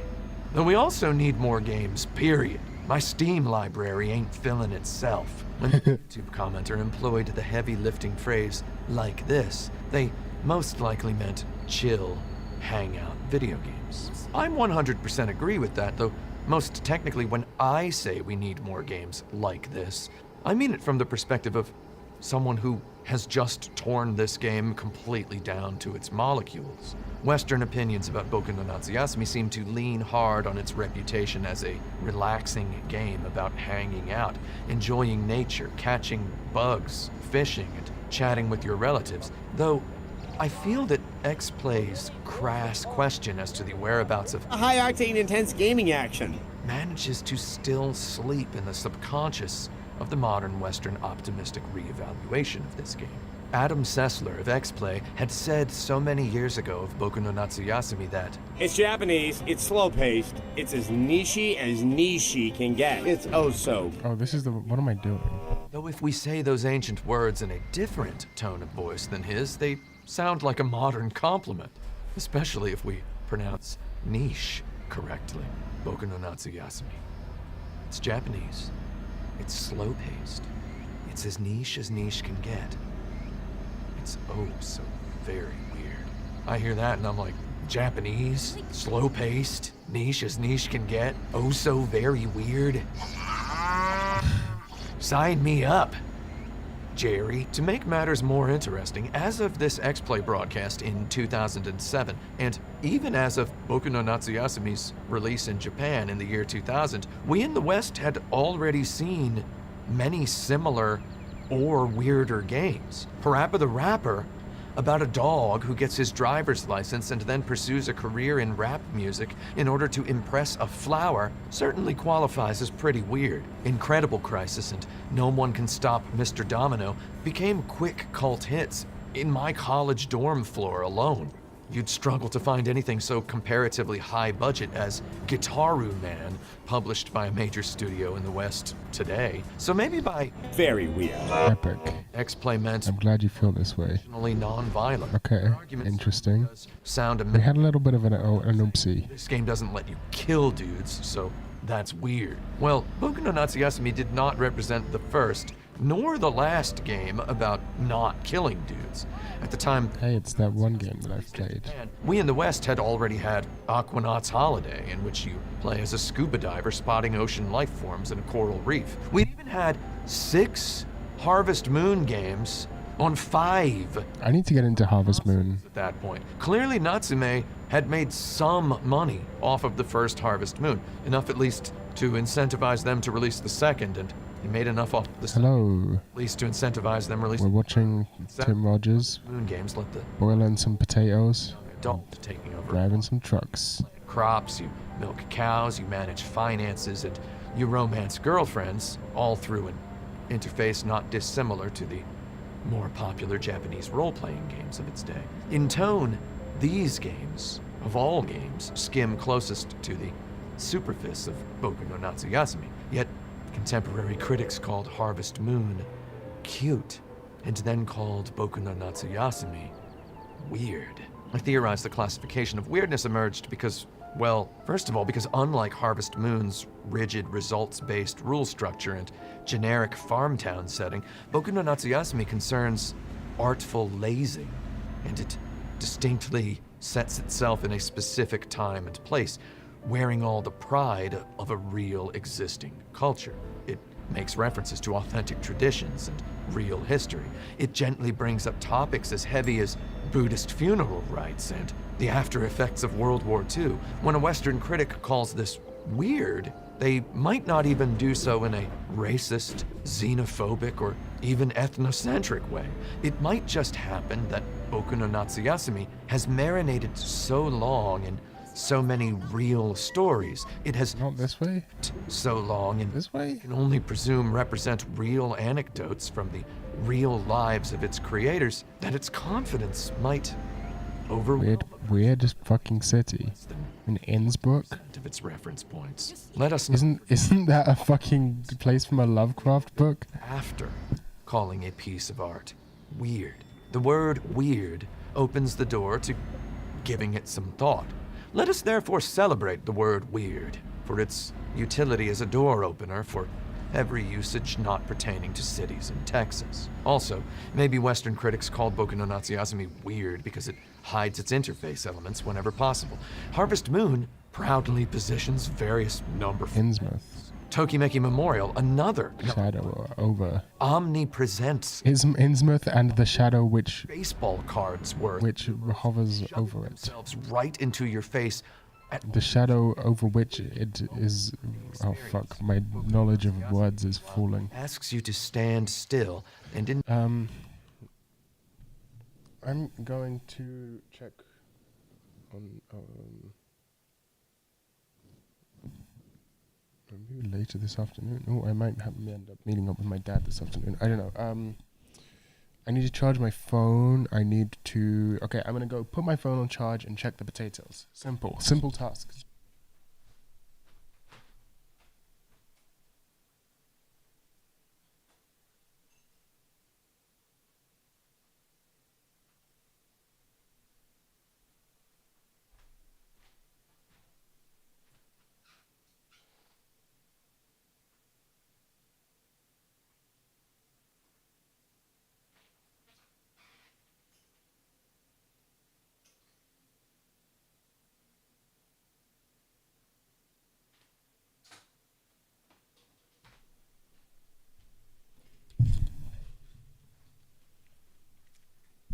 They are edible, but I would like them to be a little more cooked. I find that they mash up easier when they're a little more cooked, so I'm going to give it a few more minutes. Enjoy the atmosphere. Promoting this kind of video game would have represented a Herculean task to any marketer back in the year 2000, back when we were about to have Ridge Racer 5, home of the fastest and 60 FPSest graphics yet. When I see a YouTube comment in the year 2022 saying of some game, Welcome to the world and monster. we need more games like this, it fills me with equal parts pride and trepidation. I feel pride that people now want the sorts of games I wanted back then. We inch ever closer to my dream game, CD Projekt Red's Downton Abbey. Though I trepidation. As a person who has just finished breaking this game down into molecules, as a person who knows now exactly what kind of game a game like this represents.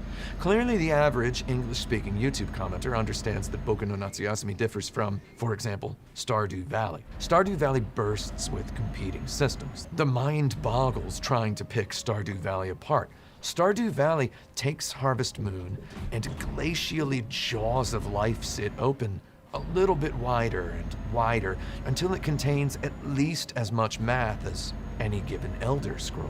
Clearly, the typical Western person seeing Boku no Natsuyasumi and saying, we need more games like this, knows that Stardew Valley does not qualify as a game like this. Though perhaps the casual observer might make similar mistakes in judgment to the ones X-Play made back in 2007. We might glance at Boku no Natsuyasumi, or even learn that it takes place over the course of the month of August 1975, and assume that the player only needs to sit and watch the grass grow and the paint dry.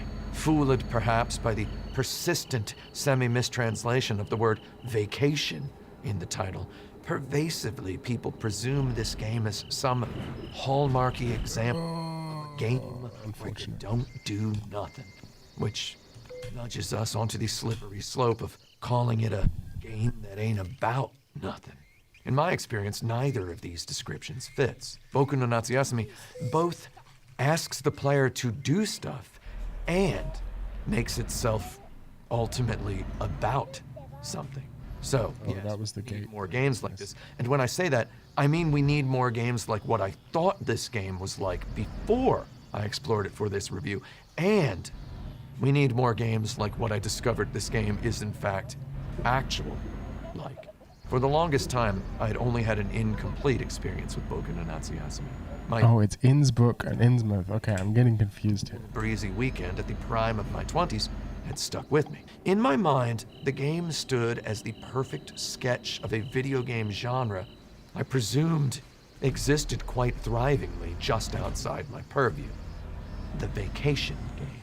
It turns out the vacation game as a genre doesn't exactly exist.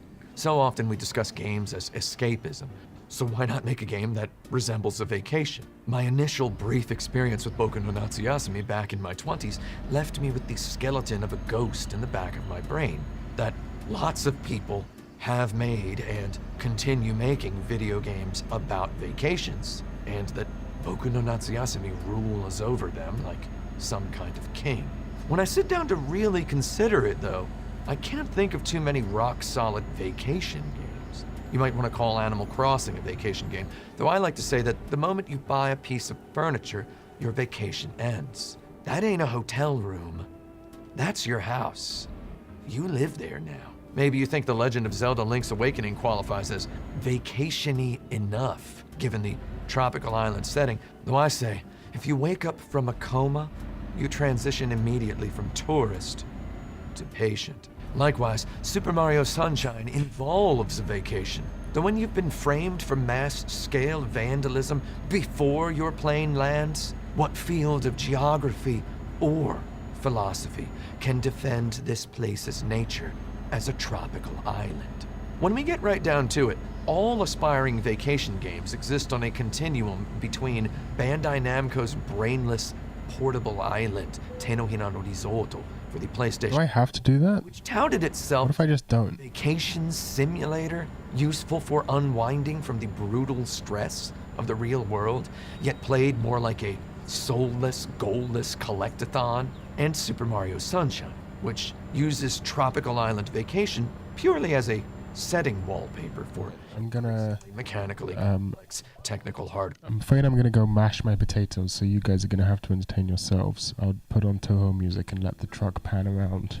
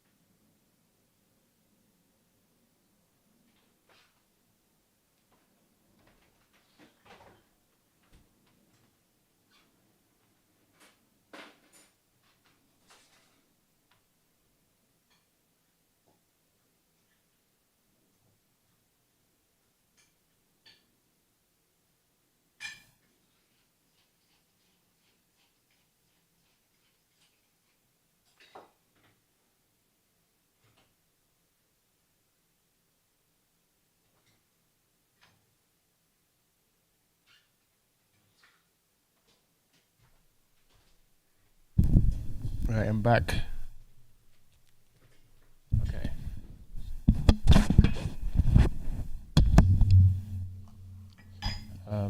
Now it's time to eat some mashed potatoes. Oh, it's buffering. Okay, what have I missed? I'll entertain them with my bangers and mash. I'm gonna smoke another cigarette. The cigarette is, but it makes it sound like the cigarette is buffering. I think a cigarette buffering is a very amusing image. Truck is weebed out. Would actually be worth reality TV having weebs pimp. You know that exists, right? It's called Itasha. It's not reality TV, but people do that.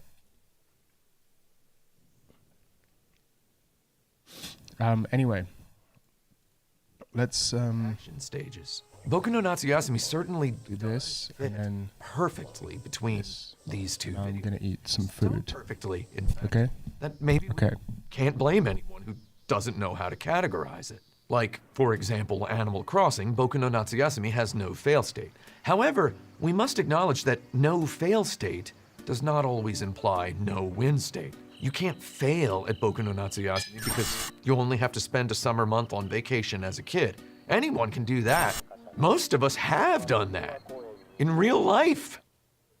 Except me. You can, however, win the game in Boku no Natsuyasumi by seeing everything and helping everyone, by having a memorable summer. My friend, excellent Twitter user, professional console modification consultant, and action button assistant video producer Krista Lee defines Boku no Natsuyasumi's genre as a Shenmue, a game concerned for mostly with verisimilitude, with evoking a time, a texture, and a place, while also tasking the player with leisurely piecing together the larger puzzle of a plot.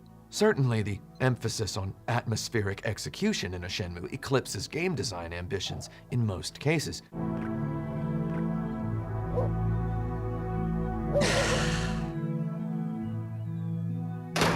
Though by matter of fact, a Shenmue must contain a failable, or at least suboptimally succeedable narrative mechanic. Some Shenmues, like Tulip, Captain Rainbow, Moon Remix RPG Adventure, or Gift Pia, feature an overarching narrative puzzle which more or less amounts to a more exquisite version of the item trading quest from The Legend of Zelda Link's Awakening. These games often impose hard binary fail states onto players for sometimes seemingly arbitrary reasons. For best example, in Moon, your dude literally just drops game over dead if you don't go to bed on time. Boku no Natsuyasumi, on the other hand, worries the player with no hard fail state. Time marches on no matter what decisions the player makes or doesn't make. No matter what the player does or doesn't, Boku's days end with a surprise uncle. I agree, big doinks. Ends with an expected dad. Boku's mom eventually gives birth to Boku's new baby brother. Boku's dad eventually comes to get him. Boku eventually gazes out the passenger side window of a car driving back toward Tokyo. The player sees an ending, no matter how they choose to spend their summer vacation month. And this only makes the game quite a great deal more hardcore when you really stare at the way the game designers leverage the interactive nature of the medium. If you play Boku no Natsuyasumi totally without awareness of its deeper narrative, you still experience a charming and affecting story of a family grieving and moving on from the loss of their son and brother. If you explore the mountains and forest perfectly at random, you might still encounter the cute wolf-obsessed college girl camping in the woods, or the delinquents' beetle-fighting arena hideout under the overpass. You might catch some bugs or catch some fish. You might arrive perfectly naturally at the end of your summer with only 4 or 5 invisible event points earned, and you might see a simple, plain-spoken ending of profound realism, that now Boku works in an office developing software, and he thinks from time to time of his aunt and uncle and cousins, and wonders if he should call them. Only gently does Boku no Natsuyasumi encourage players to chase some completionist ideal. The menu screen that pops up post-credits lets you flip through the various photographs you received. It lets you look at your radio calisthenics attendance card. It lets you view your fish and bug collection. It tells you how many bug species you caught and how many you missed. All of this might gently nudge you to get back out there and experience this summer vacation again, And if you do get that out of it, if you do fire up a fresh save, then you, my friend, stand officially on the precipice of goblinization. Your second time through the game, you, like I did, might knock the beehive down at the earliest opportunity. You might enter the forest on the first day after knocking the beehive down and experience a heart-to-heart conversation with Moe that you did not experience your first time through. You now dip the rest of your foot into the role-playing mind of Bill Murray in Groundhog Day. You want to do this vacation right, so you go for it. Going for it means flying all the kites. Successfully flying the kites means contending again and again with a physics model of Amiga-like fickleness. By the end of the game, you realize you still have 4 kites left in the book. You vow to get into kites sooner next time. Your second playthrough, you still have 2 kites left in the book, and your uncle takes the day off from work in his workshop on the only day you could possibly put in your order for the next kite in time to fly it before the final cutscene. Your third playthrough, you might purposely get yourself stung by bees prodding an angry beehive so as to warp back to your aunt and uncle's house and put in the kite order before he quits work for the day. By your third playthrough, you might likely have also memorized the minutiae of the month of August 1975. Boku no Natsuyasumi's Video August possesses the texture of a real vacation. On your first day, you get your little task watering morning glories. On the second day, your aunt and uncle celebrate your arrival by inviting you to help them harvest corn. On day 4, your little cousin shows you around her favorite sites.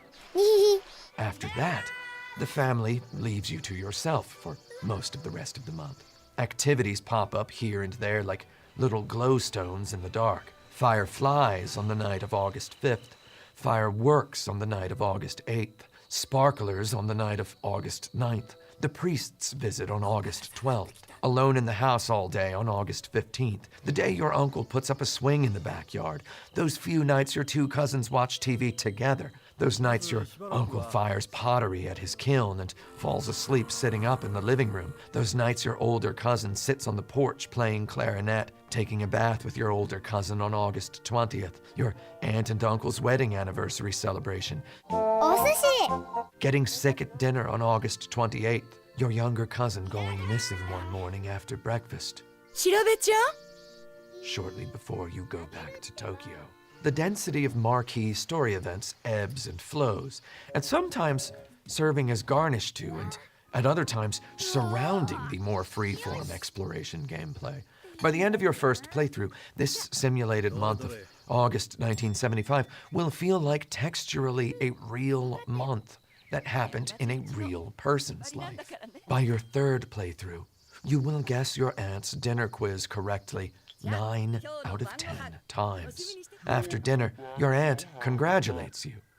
Though by now, you may realize that a little horn toot and an enthusiastic congratulations amounts to her way of calling you a liar.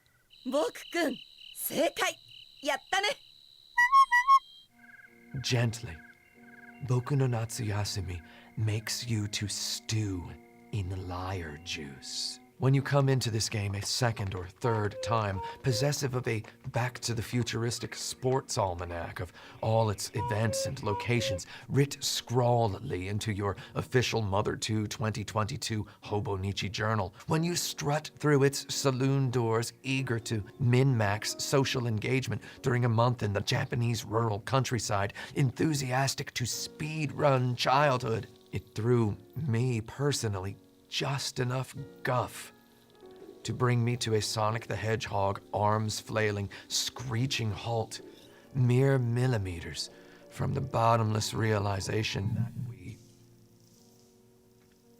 all speedrun childhood. Unlike the young Oliver Twistian rascals of Twilight Town, none of us wanted to remain children. We all wanted to become adults as quickly as possible. To replay Boku no Natsuyasumi brings us face to face with the profoundly discomfortable wrongness of over-nurturing a child. I've seen people refer to Boku no Natsuyasumi as a relaxing game. I've seen people call it a stress-free game. I can agree with these descriptions on the surface, though once you've taken the game's bait and tried to score a perfect run.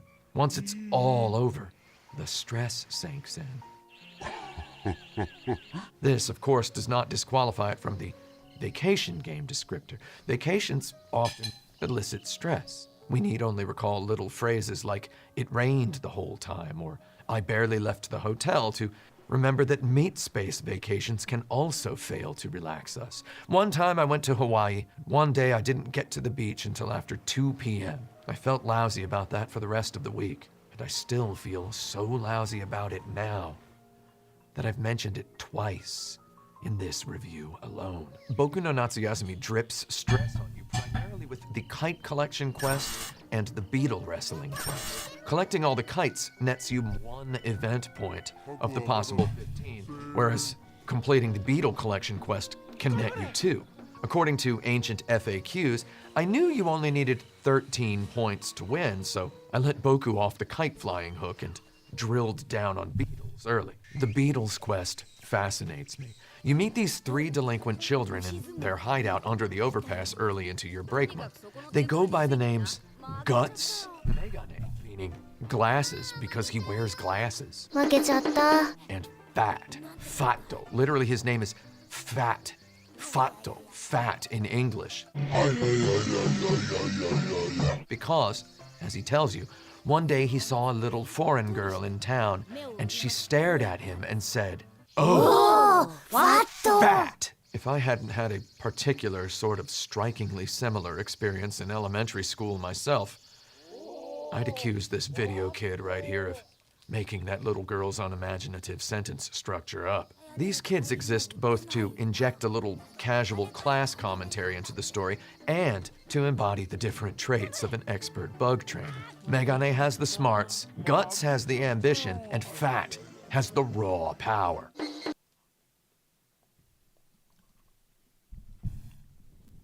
We're going to be refreshing this page now.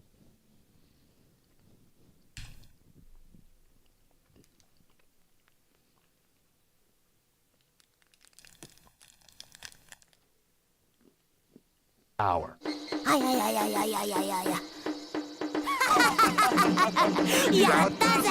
Fat also repeatedly asks you to introduce him to your older cousin. I lolled out loud, for real, at this one part where Fat asks Boku to switch places with him for a night so he can talk to Boku's cousin. And Boku says, absolutely not. And then I pressed the action button and accidentally talked to Fat again, and he just immediately starts talking bug wrestling tips. These 3 kids live for 3 things: to call Boku a city boy, to opine how we might never see each other again after summer ends, and to make bugs rip each other up. To catch beetles for fighting, you need to baste one of the game's 4 total sawtooth oak trees in sugar water. Wait a few hours or a day, and then repeatedly investigate until you find a beetle you feel you can trust. If you play Boku no Natsuyasumi the right way, you will hear Boku ask, "Nanka iru kana?" and then immediately answer himself with, "Nani mo inai," at least 8 times for every "Nanka iru kana?" he answers with a "Yatta." If you play the way I did, forget about butterflies and caterpillars and whatever, and you fill your cage completely with beetles, just beetles. Every beetle you can find, every beetle you can get Boku's weird, sticky little sausage finger hand on. If you try to collect another beetle when your cage is full, the game asks you if you want to put the beetle in your pocket. So if a beetle looks better than another beetle already on your person, you put it in your pocket, and then you immediately set the weakest link go, which automatically ushers the pocketed beetle into the cage. Then you head to the hideout after completing your story quest mandated conversational chores, and you submit to the grind of the beetle battle market. The first time you make beetles wrestle, Guts says to you that fat chance, Jerry. I gotta call that an absolute crock. Anybody who shizen ni wakarus these rules is a freak, a liar, and a cop. On the surface, it looks like you put a bug down. ring the bell. Watch a fight and then win or lose. Though if you put your whole head into the bathtub, you see so much more. Certain beetle types have an inborn advantage against certain other beetle types. Some beetles, species as genders, have innate strengths or weaknesses against other beetle species or genders. If one of your beetles wins, it can keep fighting. If one of your beetles loses, that disqualifies it from further matches that day. You can trade your losing beetles with other players' losing beetles, which then requalifies them for the tournament. For stats, you can only see a beetle's species, gender, size in millimeters, class, regular, big, or king, and win-loss record. Look at the opposing beetle. Behold its win-loss record, size, class, gender, and species, and pick a beetle you know has won before in similar circumstances. Maybe you win with ease, maybe you lose with horrible gracelessness. Either way, if you don't take notes with a real pen on real paper, you might not last long in this contest. You can win pushing the other beetle out of the ring. They call this mushizumo, beetle sumo in the game, by the way. Or by wearing your opponent's stamina down to 0. You, the player, have 0 control over what your beetle does once the fight starts. However, you can influence your beetle's behavior nebulously before the fight starts. See, some beetle species have special techniques. Before a battle, you can press the triangle button to aggravate your beetle, which increases the chance of its executing its special technique during the match. Some beetle types, which innately lose often to a particular other beetle type, also possess a high likelihood of absolutely destroying that exact beetle type if and only if your beetle manages to execute said special maneuver. However, pumping up the special move likelihood via the Anger the Beetle command tanks your beetle's stamina performance. No character inside the game offers explanation, explicit or implicit, about that's why I'm stuck. As, for example, beetle type affinities. At times, they discuss the raw concept of beetles having special techniques, though we can't, from dialogue, discern which beetles' techniques prove useful against which type of opposing beetle. Ultimately, as in life, you either take notes, put on your gambler's hat, or die on the table. It boils down to this. You look at some numbers, you roll some figurative dice, you listen to an excellent drum beat. Free, we're free.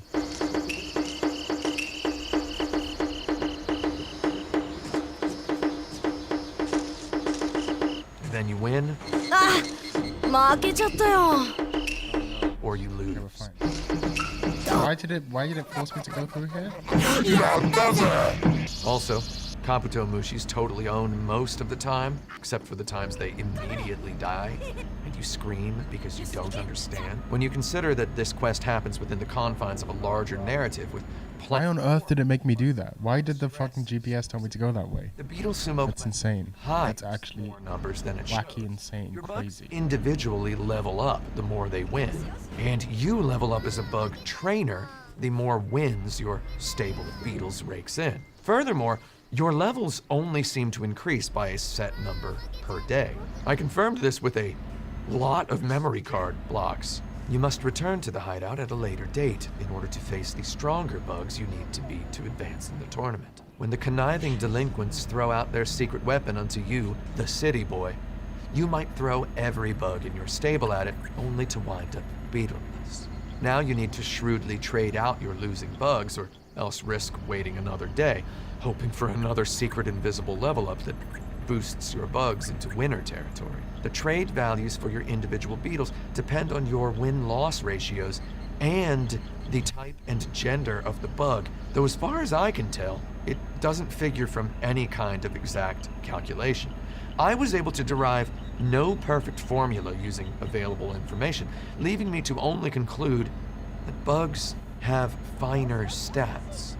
And we cannot see these finer stats. We can only guess that Grinding bugs in sure-win matches in lower brackets increments their secret stats and raises their value.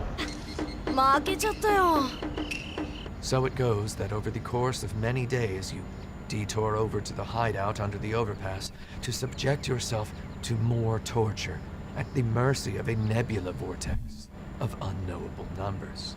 If you find some of the ultra-rare bugs in the late game, though, you can trade them for good beetles. They have a huge high trade value. You find yourself beelining from one story checklist dialogue, done for the day, toward the overpass. The camera angle flicks from bird's eye to close-up to landscape, and you gasp. Dusk's rosy fingers creep into the sky. Uncle Detective lurks, ready to pounce any second now. Ultimately, you come down to a fateful day where you either beat the secret weapon, or you fall behind schedule. You win. You visit the hideout the next day to witness the kids scheming. They really want to let the city boy have it. まさか。ガッチャン。あれはちょっと卑怯だよ。 The next day, they throw out a praying mantis. ついにこいつの活躍する時がやってきたぜ。 Where they got it, you don't know. You most likely cannot beat the praying mantis with one beetle. However, you see, the praying mantis does not recover stamina between rounds, so you can kill it if you throw every bug you have at it until the troll trio in unison yell, "Mercy, Boku." Horrible sentence. 頑張れ。ああ。 When you win, the kids in the hideout express genuine disappointment. Dejectedly and begrudgingly, the deposed champions offer you a reward. They offer you knowledge of their secret play area in the forest. Within this secret play area, savvy players can access a shortcut to the summit of the mountain and earn its precious event point at the necessary time of before 11 a.m. on the next day. Yet something serious sticks in my throat about that shortcut. In order to connect the ruffians' forest path to the deepest part of the mountain, you need to investigate an otherwise unassuming stone rock well within the shortcut area twice. The first time you investigate the well, nothing. The second time you investigate the well, adult Boku voiceovers that day he considered the well mighty suspicious. He is narrating our suspicion. This is crucial. Boku jumps into the well, and we teleport to the other side of the map.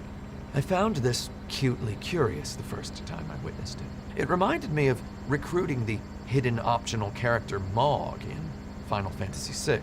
When you meet him, Mog is being held hostage by a criminal. You can't get close. In order to solve this situation, you need to open the game's menu and go to change the party order, which I think stands in for talking amongst yourselves, which stands in for a distraction that presents Mog an opportunity to escape his captor. Boku no Natsuasumi's well investigation pleasantly reminded me of that, though when I sat down later, it trapped me. It sticks with me that we have to investigate that old well twice in order to open the shortcut. At this point in the game, we might have already investigated a different old well nearer to the conventional forest and mountain entrance, resulting in a brief pre-rendered cutscene portraying the well's unfathomable depths upon the very first press of our action button. This equally optional, though less hidden, well investigation even results in a picture diary entry, though no event point. Meanwhile, this second well, which does offer us a mandatory shortcut to an event point, requires a double investigation. It requires us to press the investigate button and then offer that input again, one more time. Right there, with a snap of its fingers, Boku no Natsuyasumi declares a preference for compulsiveness over mere fastidious curiosity. The shortcut reveals itself only to players who already know. With this bold notion, Boku no Natsuyasumi's scale tips precariously closer to Bloodborne than to Animal Crossing. reflecting on Boku no Natsuyasumi's Beetle Battle Tournament quest in light of the thunderous nonchalance of its well-gazing anti-RPG conclusion, I realized Boku no Natsuyasumi's designers positioned Beetle Sumo Wrestling in cuisine-like contrast to, for example, Pokemon. Any lore-mavenly enough Pokemon fan knows that Pokemon's designers took inspiration from real-life bug-catching beetle wrestling Japanese adolescents. They video gamified that old Inaka hobby in the vein of popular RPGs like Dragon Quest, and the result changed the world. Unlike other beetle wrestling-like role-playing video games such as Shin Megami Tensei, Pokemon's designers chased refinement, simplicity, interesting choices, deck building, and merchandising opportunities. Pokemon's various types and affiliations add up to a game simple enough for children who can't even read good yet, and deep enough for weirdos. Boku no Natsuyasumi's Beetle Wrestling functions both as a faithful recreation of a real childhood pastime and as a sly proto-revideoification of its inspiration. Fuck. Boku no Natsuyasumi I tried to sneak through. require the player to I was not able to sneak through. such a cacophony of hidden numbers functions itself as a profound, perhaps accidental critique of Pokemon's collectathon mentality. However, Boku no Natsuyasumi does not stop there. With a gesture that I can only describe as a critique of Pokemon and at the same time a proto-critique of the contemporaneously yet non-existent Animal Crossing, Boku no Natsuyasumi dares to not award the player anything at all for collecting every insect species in the game. On Boku's very first night in the Sorano house, his uncle explains to him the importance of a summer project, so as to have a good presentation when he gets back to school. Uncle Yusaku foists upon Boku an amateur entomologist's collecting kit, which suffices as Boku no Natsuyasumi's first and only internal suggestion of a playstyle. To collect all these insects takes time. They live in different parts of the game world. They come out at different parts of the day. Some of them die out in the early weeks or appear only in the last week. Some of them only exist in one faraway location for 3 days of the month. Some of them you can only access one night of the whole month. To collect all of them, you must become a human Boku no Natsuyasumi bug spawn location and schedule encyclopedia. To catalog your caught bugs, you must endure the game's most painstakingly crufty menu system, replete with superfluous, paraphernalious steps. And for catching them all, you get nothing. You don't even get a pat on the back. You don't get a single event point toward your ending result. You alone can congratulate yourself for seeing a frivolous task through its completion. The one task Boku no Natsuyasumi spells out for you gets you nothing. After all, your uncle suggested it. You did not behave creatively here. You only did as an adult told you to do. You did kid stuff, and you didn't get your head out of the school. Can you really even call what you did a vacation at that point? To Boku no Natsuyasumi's designers and writer, having a memorable vacation means getting to know the people around you and growing as your own person through that experience. It means communing with your surroundings. It means listening to their stories and lifting their spirits. It means reminding them of their dead loved one and becoming okay with that and letting that define you for a little bit because it helps them. Having a memorable vacation might also mean getting to the end, hearing Boku explain that he grew up, went to college, worked at a company, and then quit to become his uncle's pottery apprentice. This feels good and true to you. Then you realize you neglected to catch the big fish, and you decide to do it all over again. This time, you'll water the flowers even more, because you notice that your aunt's photos of the flowers indicate that they can bloom for 9 days. You only got 8. You do that summer break again. You make those 2 tweaks. The month winds down. You spend your last week in leisure. All the big mandatory out-of-the-way story moments completed. You feel at one with video nature. desolation sets in. Boku dreams of the sunflower field, bulldozed beneath a post-apocalyptic sky. Shirabe goes missing. Boku finds her in the sunflower field. Boku's dad shows up on the last day. Boku gives a tearful goodbye hug to his aunt. Shirabe stands in silence. Then, suddenly, she runs after the car, waving goodbye, finally able to express herself to you, her precious cousin. The ruffians wave goodbye from the branches of a sawtooth oak tree. You and them sure had a big, long, stock market-like trading and battling saga somewhere back there, during which you reset the game a lot, and Boku's dad's car drives away under a sapphire sky back toward Tokyo. Boku looks at Shirabe's ribbon in the palm of his hand. It had fallen off of her head when she left the house in a hurry to get lost finding flowers for you the day before. And you'd brought it to her and given it to her in the sunflower field, and then she'd used it to tie a bundle of sunflowers she gave you as a gift, because her brother loved sunflowers, and you love sunflowers. And Boku tells us that he, now, 25 years later, lives in Brooklyn, New York, in a fancy apartment with a view of the Brooklyn Bridge and the Manhattan skyline. Just before he goes to the airport to pick up Shirabe and Moe so they can all ring in Y2K together, Boku finishes writing a novel based on his memorable 1975 summer vacation. You just helped him write this novel by getting every single event perfectly, by making the cool, adult-like, precocious child dialogue responses at all the necessary times. Did we play Boku's memories? Or did we play the novel he wrote?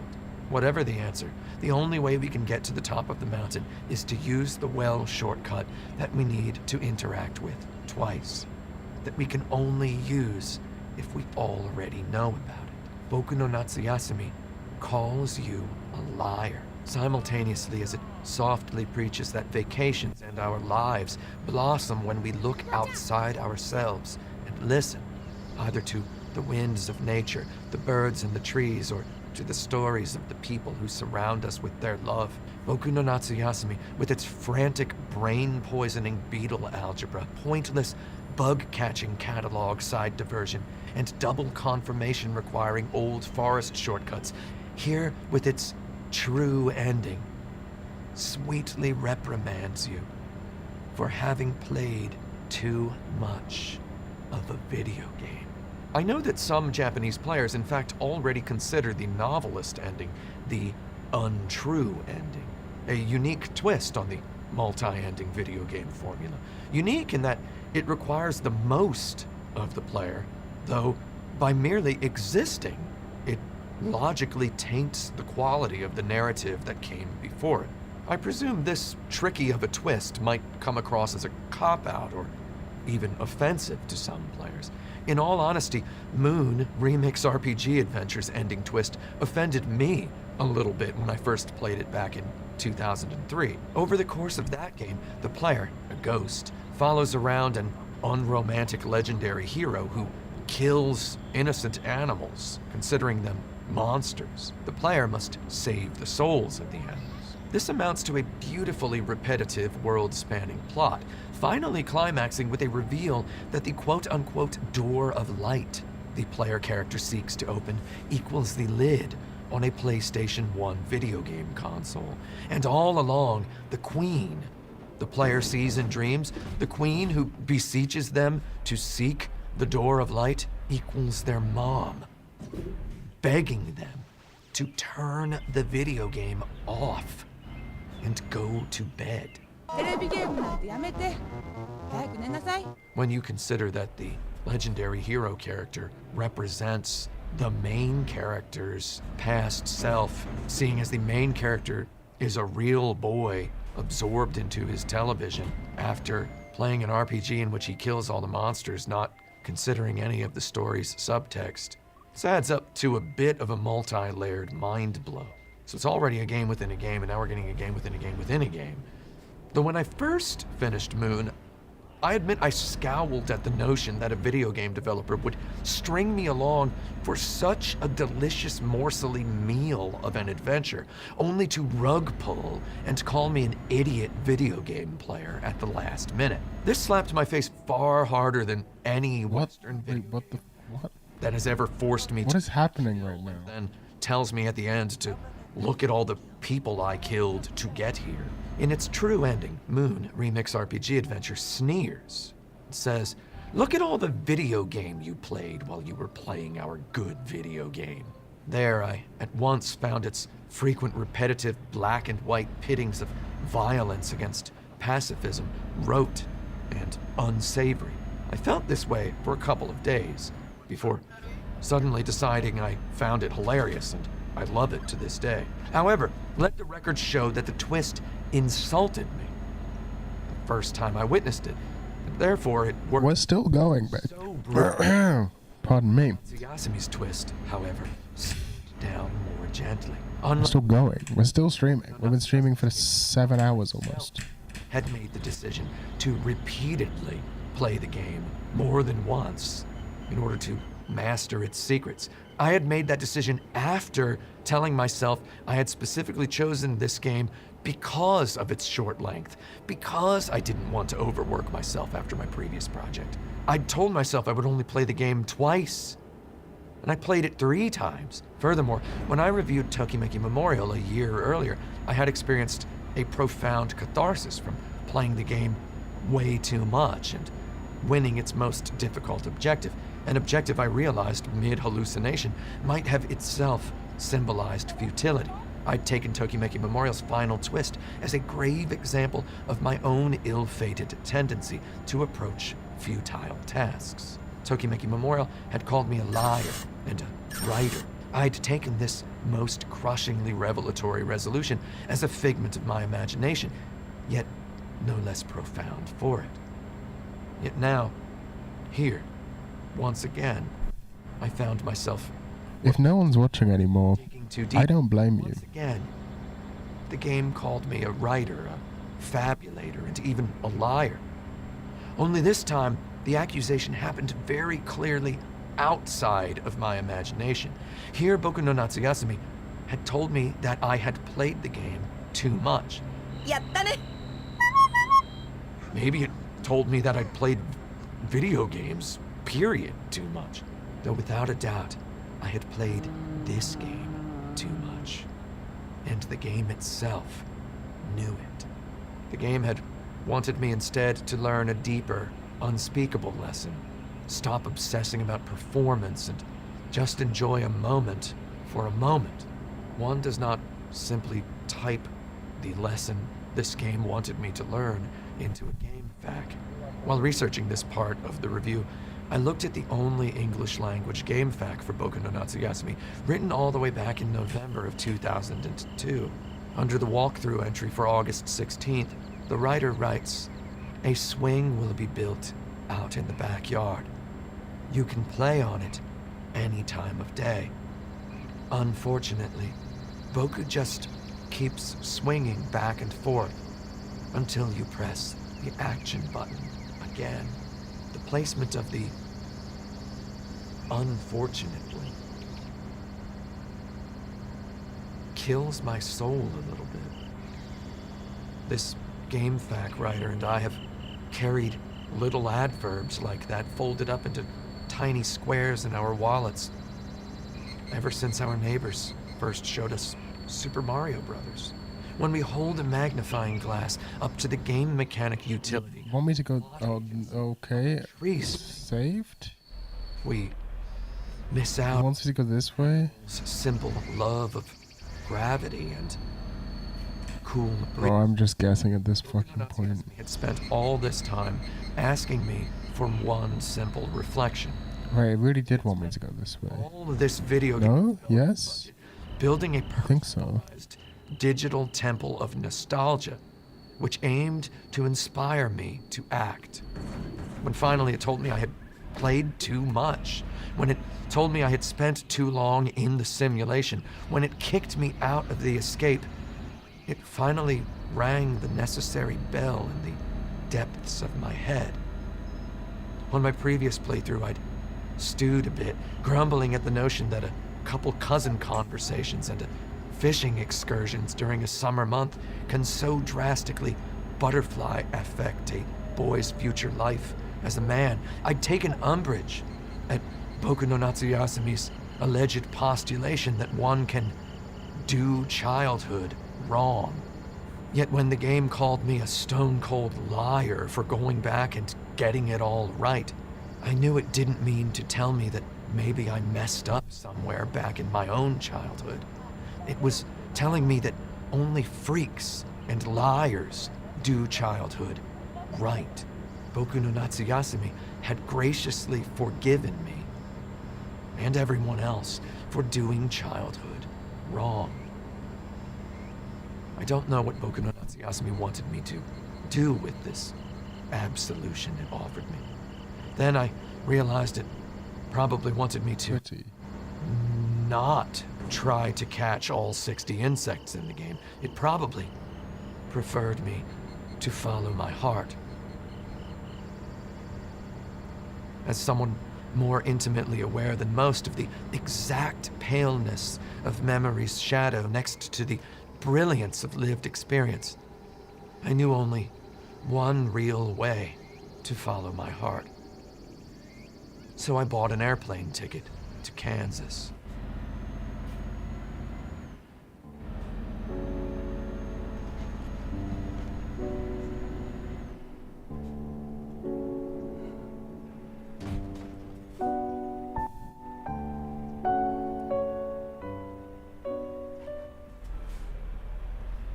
I intend to include interviews with game creators in my reviews. I'd gladly have interviewed Kaz Ayabe at Kase Curry, his curry shop in Tokyo, Japan, on the subject of Boku no Natsuyasumi, though as of the writing of this script, the coronavirus still obstructs international travel. I could have interviewed Kaz Ayabe over Discord or Zoom, though really, would either of those apps not insult the perfect Spartan sublimity of Boku no Natsuyasumi's user interface? So I figured I could try interviewing myself. On one of the worst days of my life, I obtained from myself the phrase, "Meanwhile, our shattering animals." I won't tell you that story today, though, since I've always wanted to call a story "Meanwhile, Our Shattering Animals," and because that story has another title, I can call this story today, "Meanwhile, Our Shattering Animals." In Boku no Natsuyasumi, we play as a 9-year-old boy staying with his aunt and uncle in the Japanese countryside for the month of August 1975, while his parents back in the big city prepare for the birth of their second child. In my real life, my aunt from the big city of Philadelphia came to the relative countryside of Wichita, Kansas, to spend the month of August 1987 babysitting 8-year-old me and my 10-year-old brother while my mom paid the necessary attention to our newborn little brother. Boku no Natsuyasumi's rural environment includes a beautiful ocean-big field of sunflowers. Kansas, meanwhile, proudly wears among its many nicknames the mantle of the Sunflower State. So I flew to Kansas. Well, technically I flew to Kansas City. Beverages. Rented a car and crossed the Kansas state line 30 minutes later, though I think that counts. If I had to make the rules, I would say that if you enter Kansas within 1 hour of your airplane landing, you pretty much flew to Kansas. I arrived in Topeka, Kansas at noon on Thursday, August 19th, 2021, exactly 31 years to the day since I last set foot in the state. I hadn't even ever had a single connecting flight at an airport in Kansas since August 19th, 1990. Ever since learning of the 19th century American political term pork barreling in Mr. Ball's American history class at North Central High School in Indianapolis, Indiana in 1995, I've always insisted on cramming as many side quests as I can into any given endeavor. Going to Kansas because I'd lived in Kansas when I was the age of the main character in this video game, and because Kansas and this video game both have sunflowers, and because I had a meaningful experience with my aunt, much like the main character of this video game does, might have filled some people's barrels. But my barrel has grown in recent years. I needed as long an activity list as I could manufacture. Why are they just saying, is that traffic lights I can't see? To go to Kansas. By sheer coincidence, as I was planning my trip, a viewer emailed me to tell me that his mother worked at my old elementary school, Minnehaha Elementary in Wichita, Kansas. I'd mentioned the school by name in these reviews several times. With this viewer's help, I was able to arrange a tour of my old elementary school. That gave me one additional Kansas activity. My Action Button co-founder and good friend of 12 years, Brent Porter, happens to live in Topeka, Kansas with his fiancée, Christina. Because of work and then the coronavirus and all that, I hadn't seen Porter in a couple of years. And I'd seen Christina literally never. We knew each other through Instagram direct messages, though we'd somehow never met in real life. It turns out you can have a good friend for longer than a decade and never meet the one girlfriend then fiancé they've had that whole time. So now I had 2 additional reasons to go to Kansas. Now my favorite one. Despite having lived in Kansas for 5 of the most formative years of my life, from the end of age 5 to the beginning of age 11, I had never seen a single upright sunflower in all that time. I knew that sunflowers bloomed in fields throughout Kansas between late August and early September. I Googled Kansan sunflower blooms and found a field in bloom just outside Porter's home city of Topeka. I packed my Blackmagic Design Pocket Cinema Camera 6K Pro and Sigma lens into a sunflower yellow plane crash proof Pelican case and resolved to have a sunflower experience. So now I had 3 good reasons to go to Kansas. While waiting for my plane at LaGuardia, I Googled my childhood favorite fast food restaurant, Taco Tico, just to see if it still existed. It did. I mean, I Googled them 6 months before that, out of morbid curiosity, and they'd existed then, though one never knows these days how suddenly an institution can up and disappear. I decided that once in Kansas, I would do my best to eat at every Taco Tico franchise in the state. That gave me 4 great reasons to go to Kansas. Yet I wanted more. Immediately, a 5th reason occurred to me. I pushed it away. Then, not a moment later, a 6th reason occurred to me. Just as the airline staff called my boarding group, I executed a quick Google search. I immediately wished I hadn't. 2 hours later, I landed in the Missouri city, accounting for the most world-famous instance of the word Kansas. We drove through beautiful green country and across the state lines. We dropped our luggage in the room at the Cyrus Hotel in historic downtown Topeka, Kansas. Then, I loaded up my camera and drove straight to the sunflower field. I'd lived in Kansas for 5 years, ending 31 years before that day. However, I'd lived in a different Kansas from this. My Kansas had brown summer lawns and lay further south. In my years of Kansas, I'd only ever seen a sunflower lying cadaver supine on a long table in a classroom, its yellow petals already dry. At the sunflower field just outside Topeka, beneath a crayon blue sky, I quickly felt the opposite of buyer's remorse about my airplane journey. Cars drove slow down the country road at the end of the field. Hot heat and loud bugs bathed me in a stronger sense of summer than I'd known since times ancient to me. The sunflowers still had some life in them. I'd gotten there just in time to see them occupy the sublime razor's edge between still alive and not yet dead. I photographed, videographed, and drone filmed the sunflowers for an hour, at which point, with no warning, a torrential rain fell from nowhere, soaking my jeans for the duration of the trip. I hid in the car. I changed into a pair of more weather-appropriate running shorts that unfortunately looked completely wrong with my boots. I stared out at the rain blasting the helpless sunflowers, their heavy heads bobbling in the deluge, and I let myself finally, fully accept Kansas. Maybe knowing I stood in literally Kansas tipped the trick's pendulum just over the edge.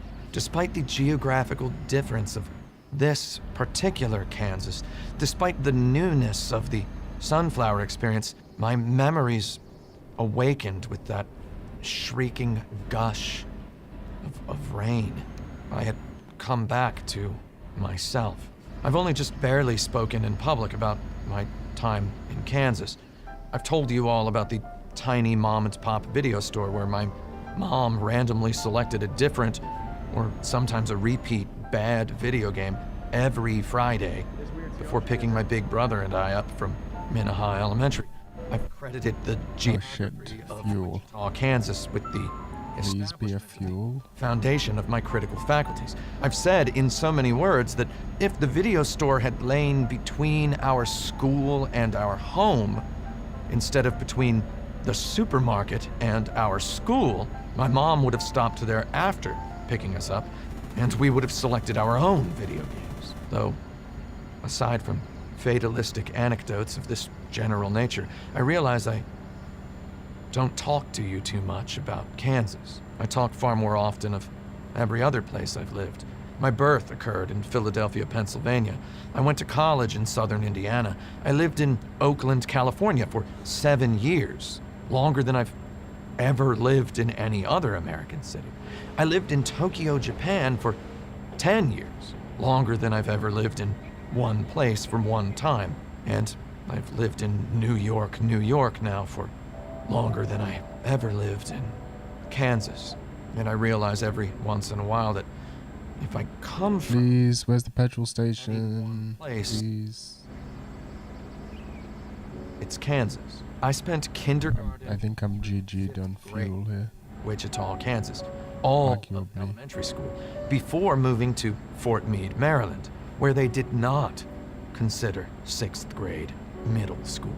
I awoke into memory cataloging mature consciousness shortly before my dad packed up his tiny 1984 Dodge Omni and moved us from Newark, Delaware. We're here. Wichita. There's a thing. By the time he... Please make it. His brand new 1990 Dodge Ram conversion van to move us from Wichita, Kansas, to Maryland, I had opinions I'd wield for the rest of my life.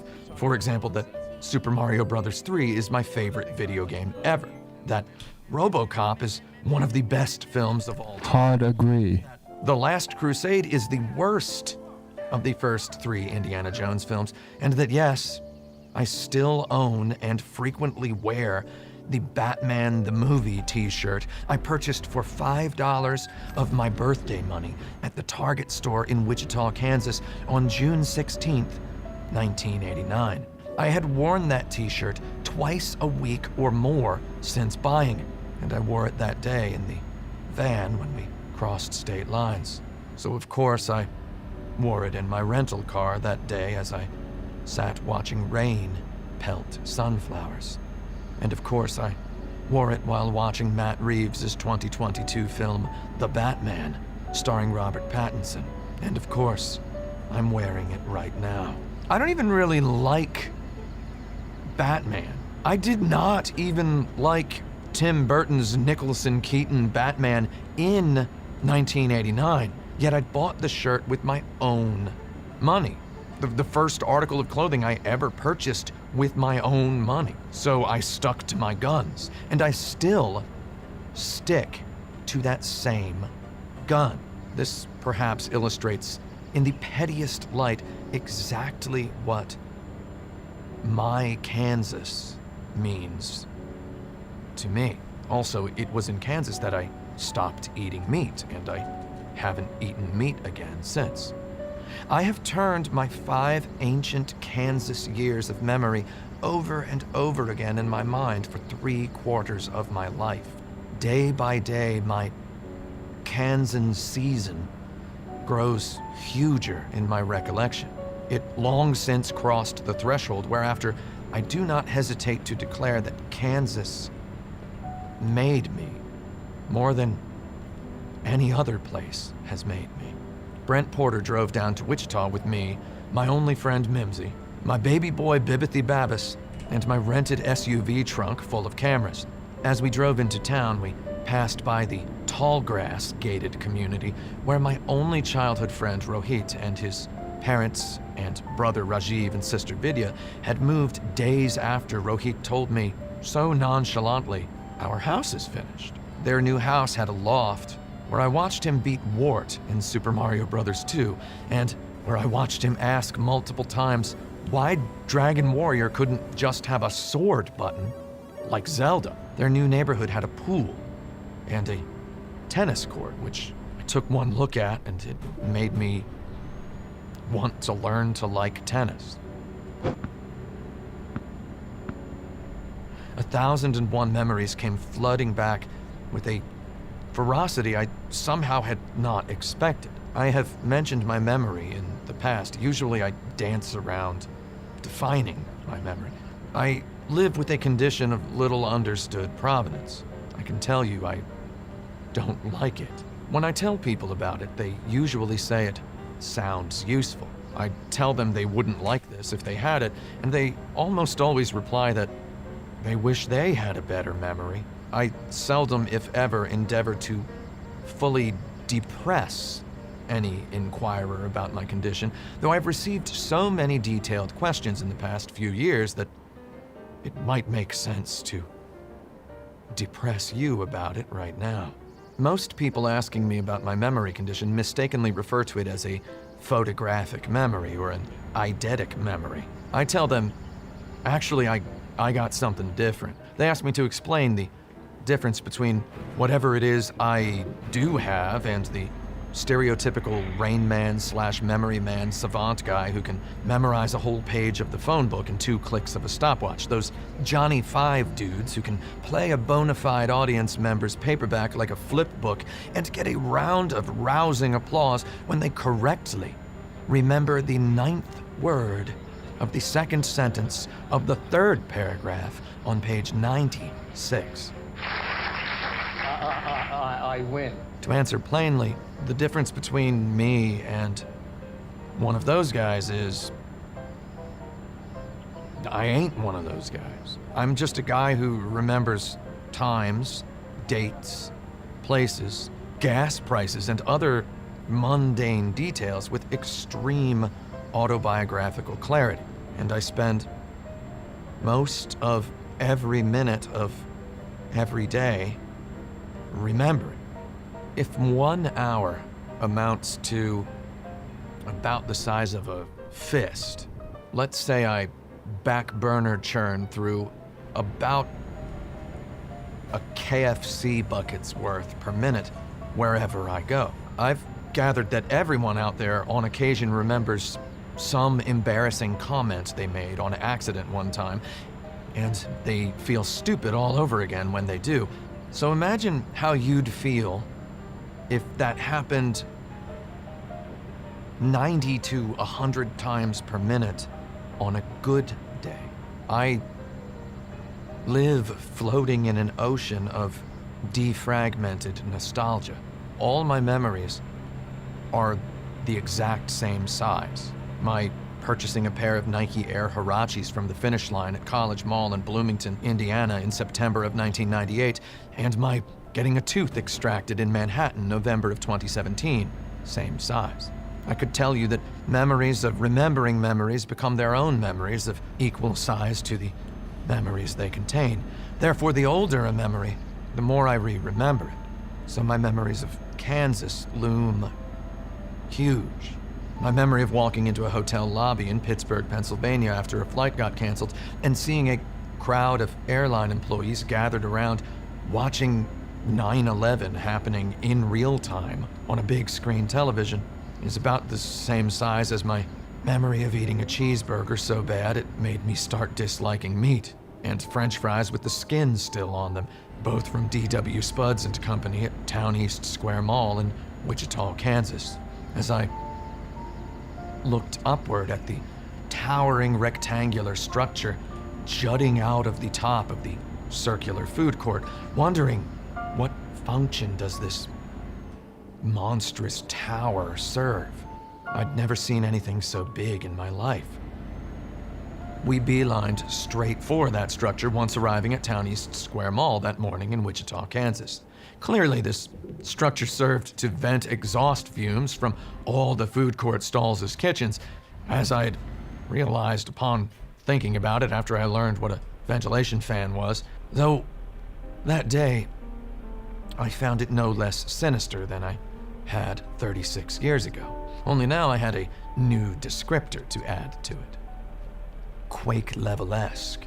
That the structure... That is Quake level-esque. Exact geometry... That's crazy. ...hit me right in the... Very accurate. That the caramel corn popcorn shop had the exact same signage it had had when my dad first ate a free sample out in front of the place in 1985 made me feel fully nauseous. I took one look at it and I knew... How the fuck are you supposed to turn this corner? Same plastic. I didn't need to jump up and touch it. I knew the plastic had not changed. The most frequently asked questions about my memory condition come from a curiously narrow angle. To paraphrase a recent asker, if my memory is so good, why do I, for example, rewatch movies or replay video games that I've already seen or played? This question misunderstands the fundamental nature of my or any memory mechanisms. I can forgive your misunderstanding. What I have, I don't know how to prove to you. I can't even prove to you that I have eaten exactly 44 cinnamon buns in my life because I first ate a cinnamon bun 19 years before the first camera-equipped smartphone. I hope you trust me when I say this. I possess more intimate familiarity than most people with the paleness of memory's shadow relative to the brilliance of lived experience. Most simply put, I re-watch movies and I replay video games and I revisit delicious restaurants and I re-travel to favorite cities because memory cannot compare to the corresponding lived experience. Can you imagine having a favorite song you only listen to once? Can you imagine hearing a song and instantly loving it so much that you promise never to listen to it again? You can remember every word of the lyrics. You know every beat of every note of every instrument. Why do you listen to it again? Why does it do whatever it does to you every time? Because the song doesn't change. You do. The song does not remember you. Caramel corn did not remember me. I let the brutality of that notion sink deep in. I can hardly explain to you how microscopic and frozen I felt there, awake to the notion that places themselves do not remember us. I realize that a lot of people don't get as far away from themselves as I have. Some people live in one town all their lives. I don't have that experience. I've lived in a lot of places, and I often remember everything about all of those places. As the race car of my life ran laps around the smooth oval track of my memory, as pennies and dimes of remembrance plinked into my mind, I built nonchalantly artifacts so mundane as this Kansan Mall signage typography up into figments of genuine classical mythology, in awe of this lore fragment of such Mariana Trenchley cut depth. I, for some time, stood there like a jerk in headlights. I got all this emotion simply from beholding the bizarre signage typography of a dessert popcorn shop my dad ate 7 times in 5 years and sorta liked. I didn't know if I could take any more of this without it killing me. So we got back in the rental car and drove to the elementary school I hadn't seen in 30 years. As of the moment the current principal of Minnehaha Elementary in Wichita, Kansas told me, and I quote, "Hopefully you can enjoy a nice stroll down memory lane." My stroll had in fact already begun. My stroll began when I saw the smoke-stack-laid tower structure at the Town East Square Mall food court. Alright, I think I'm gonna end stream and go watch this video on my own.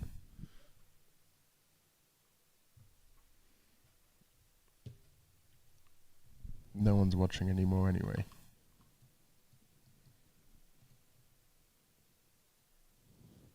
Goodbye.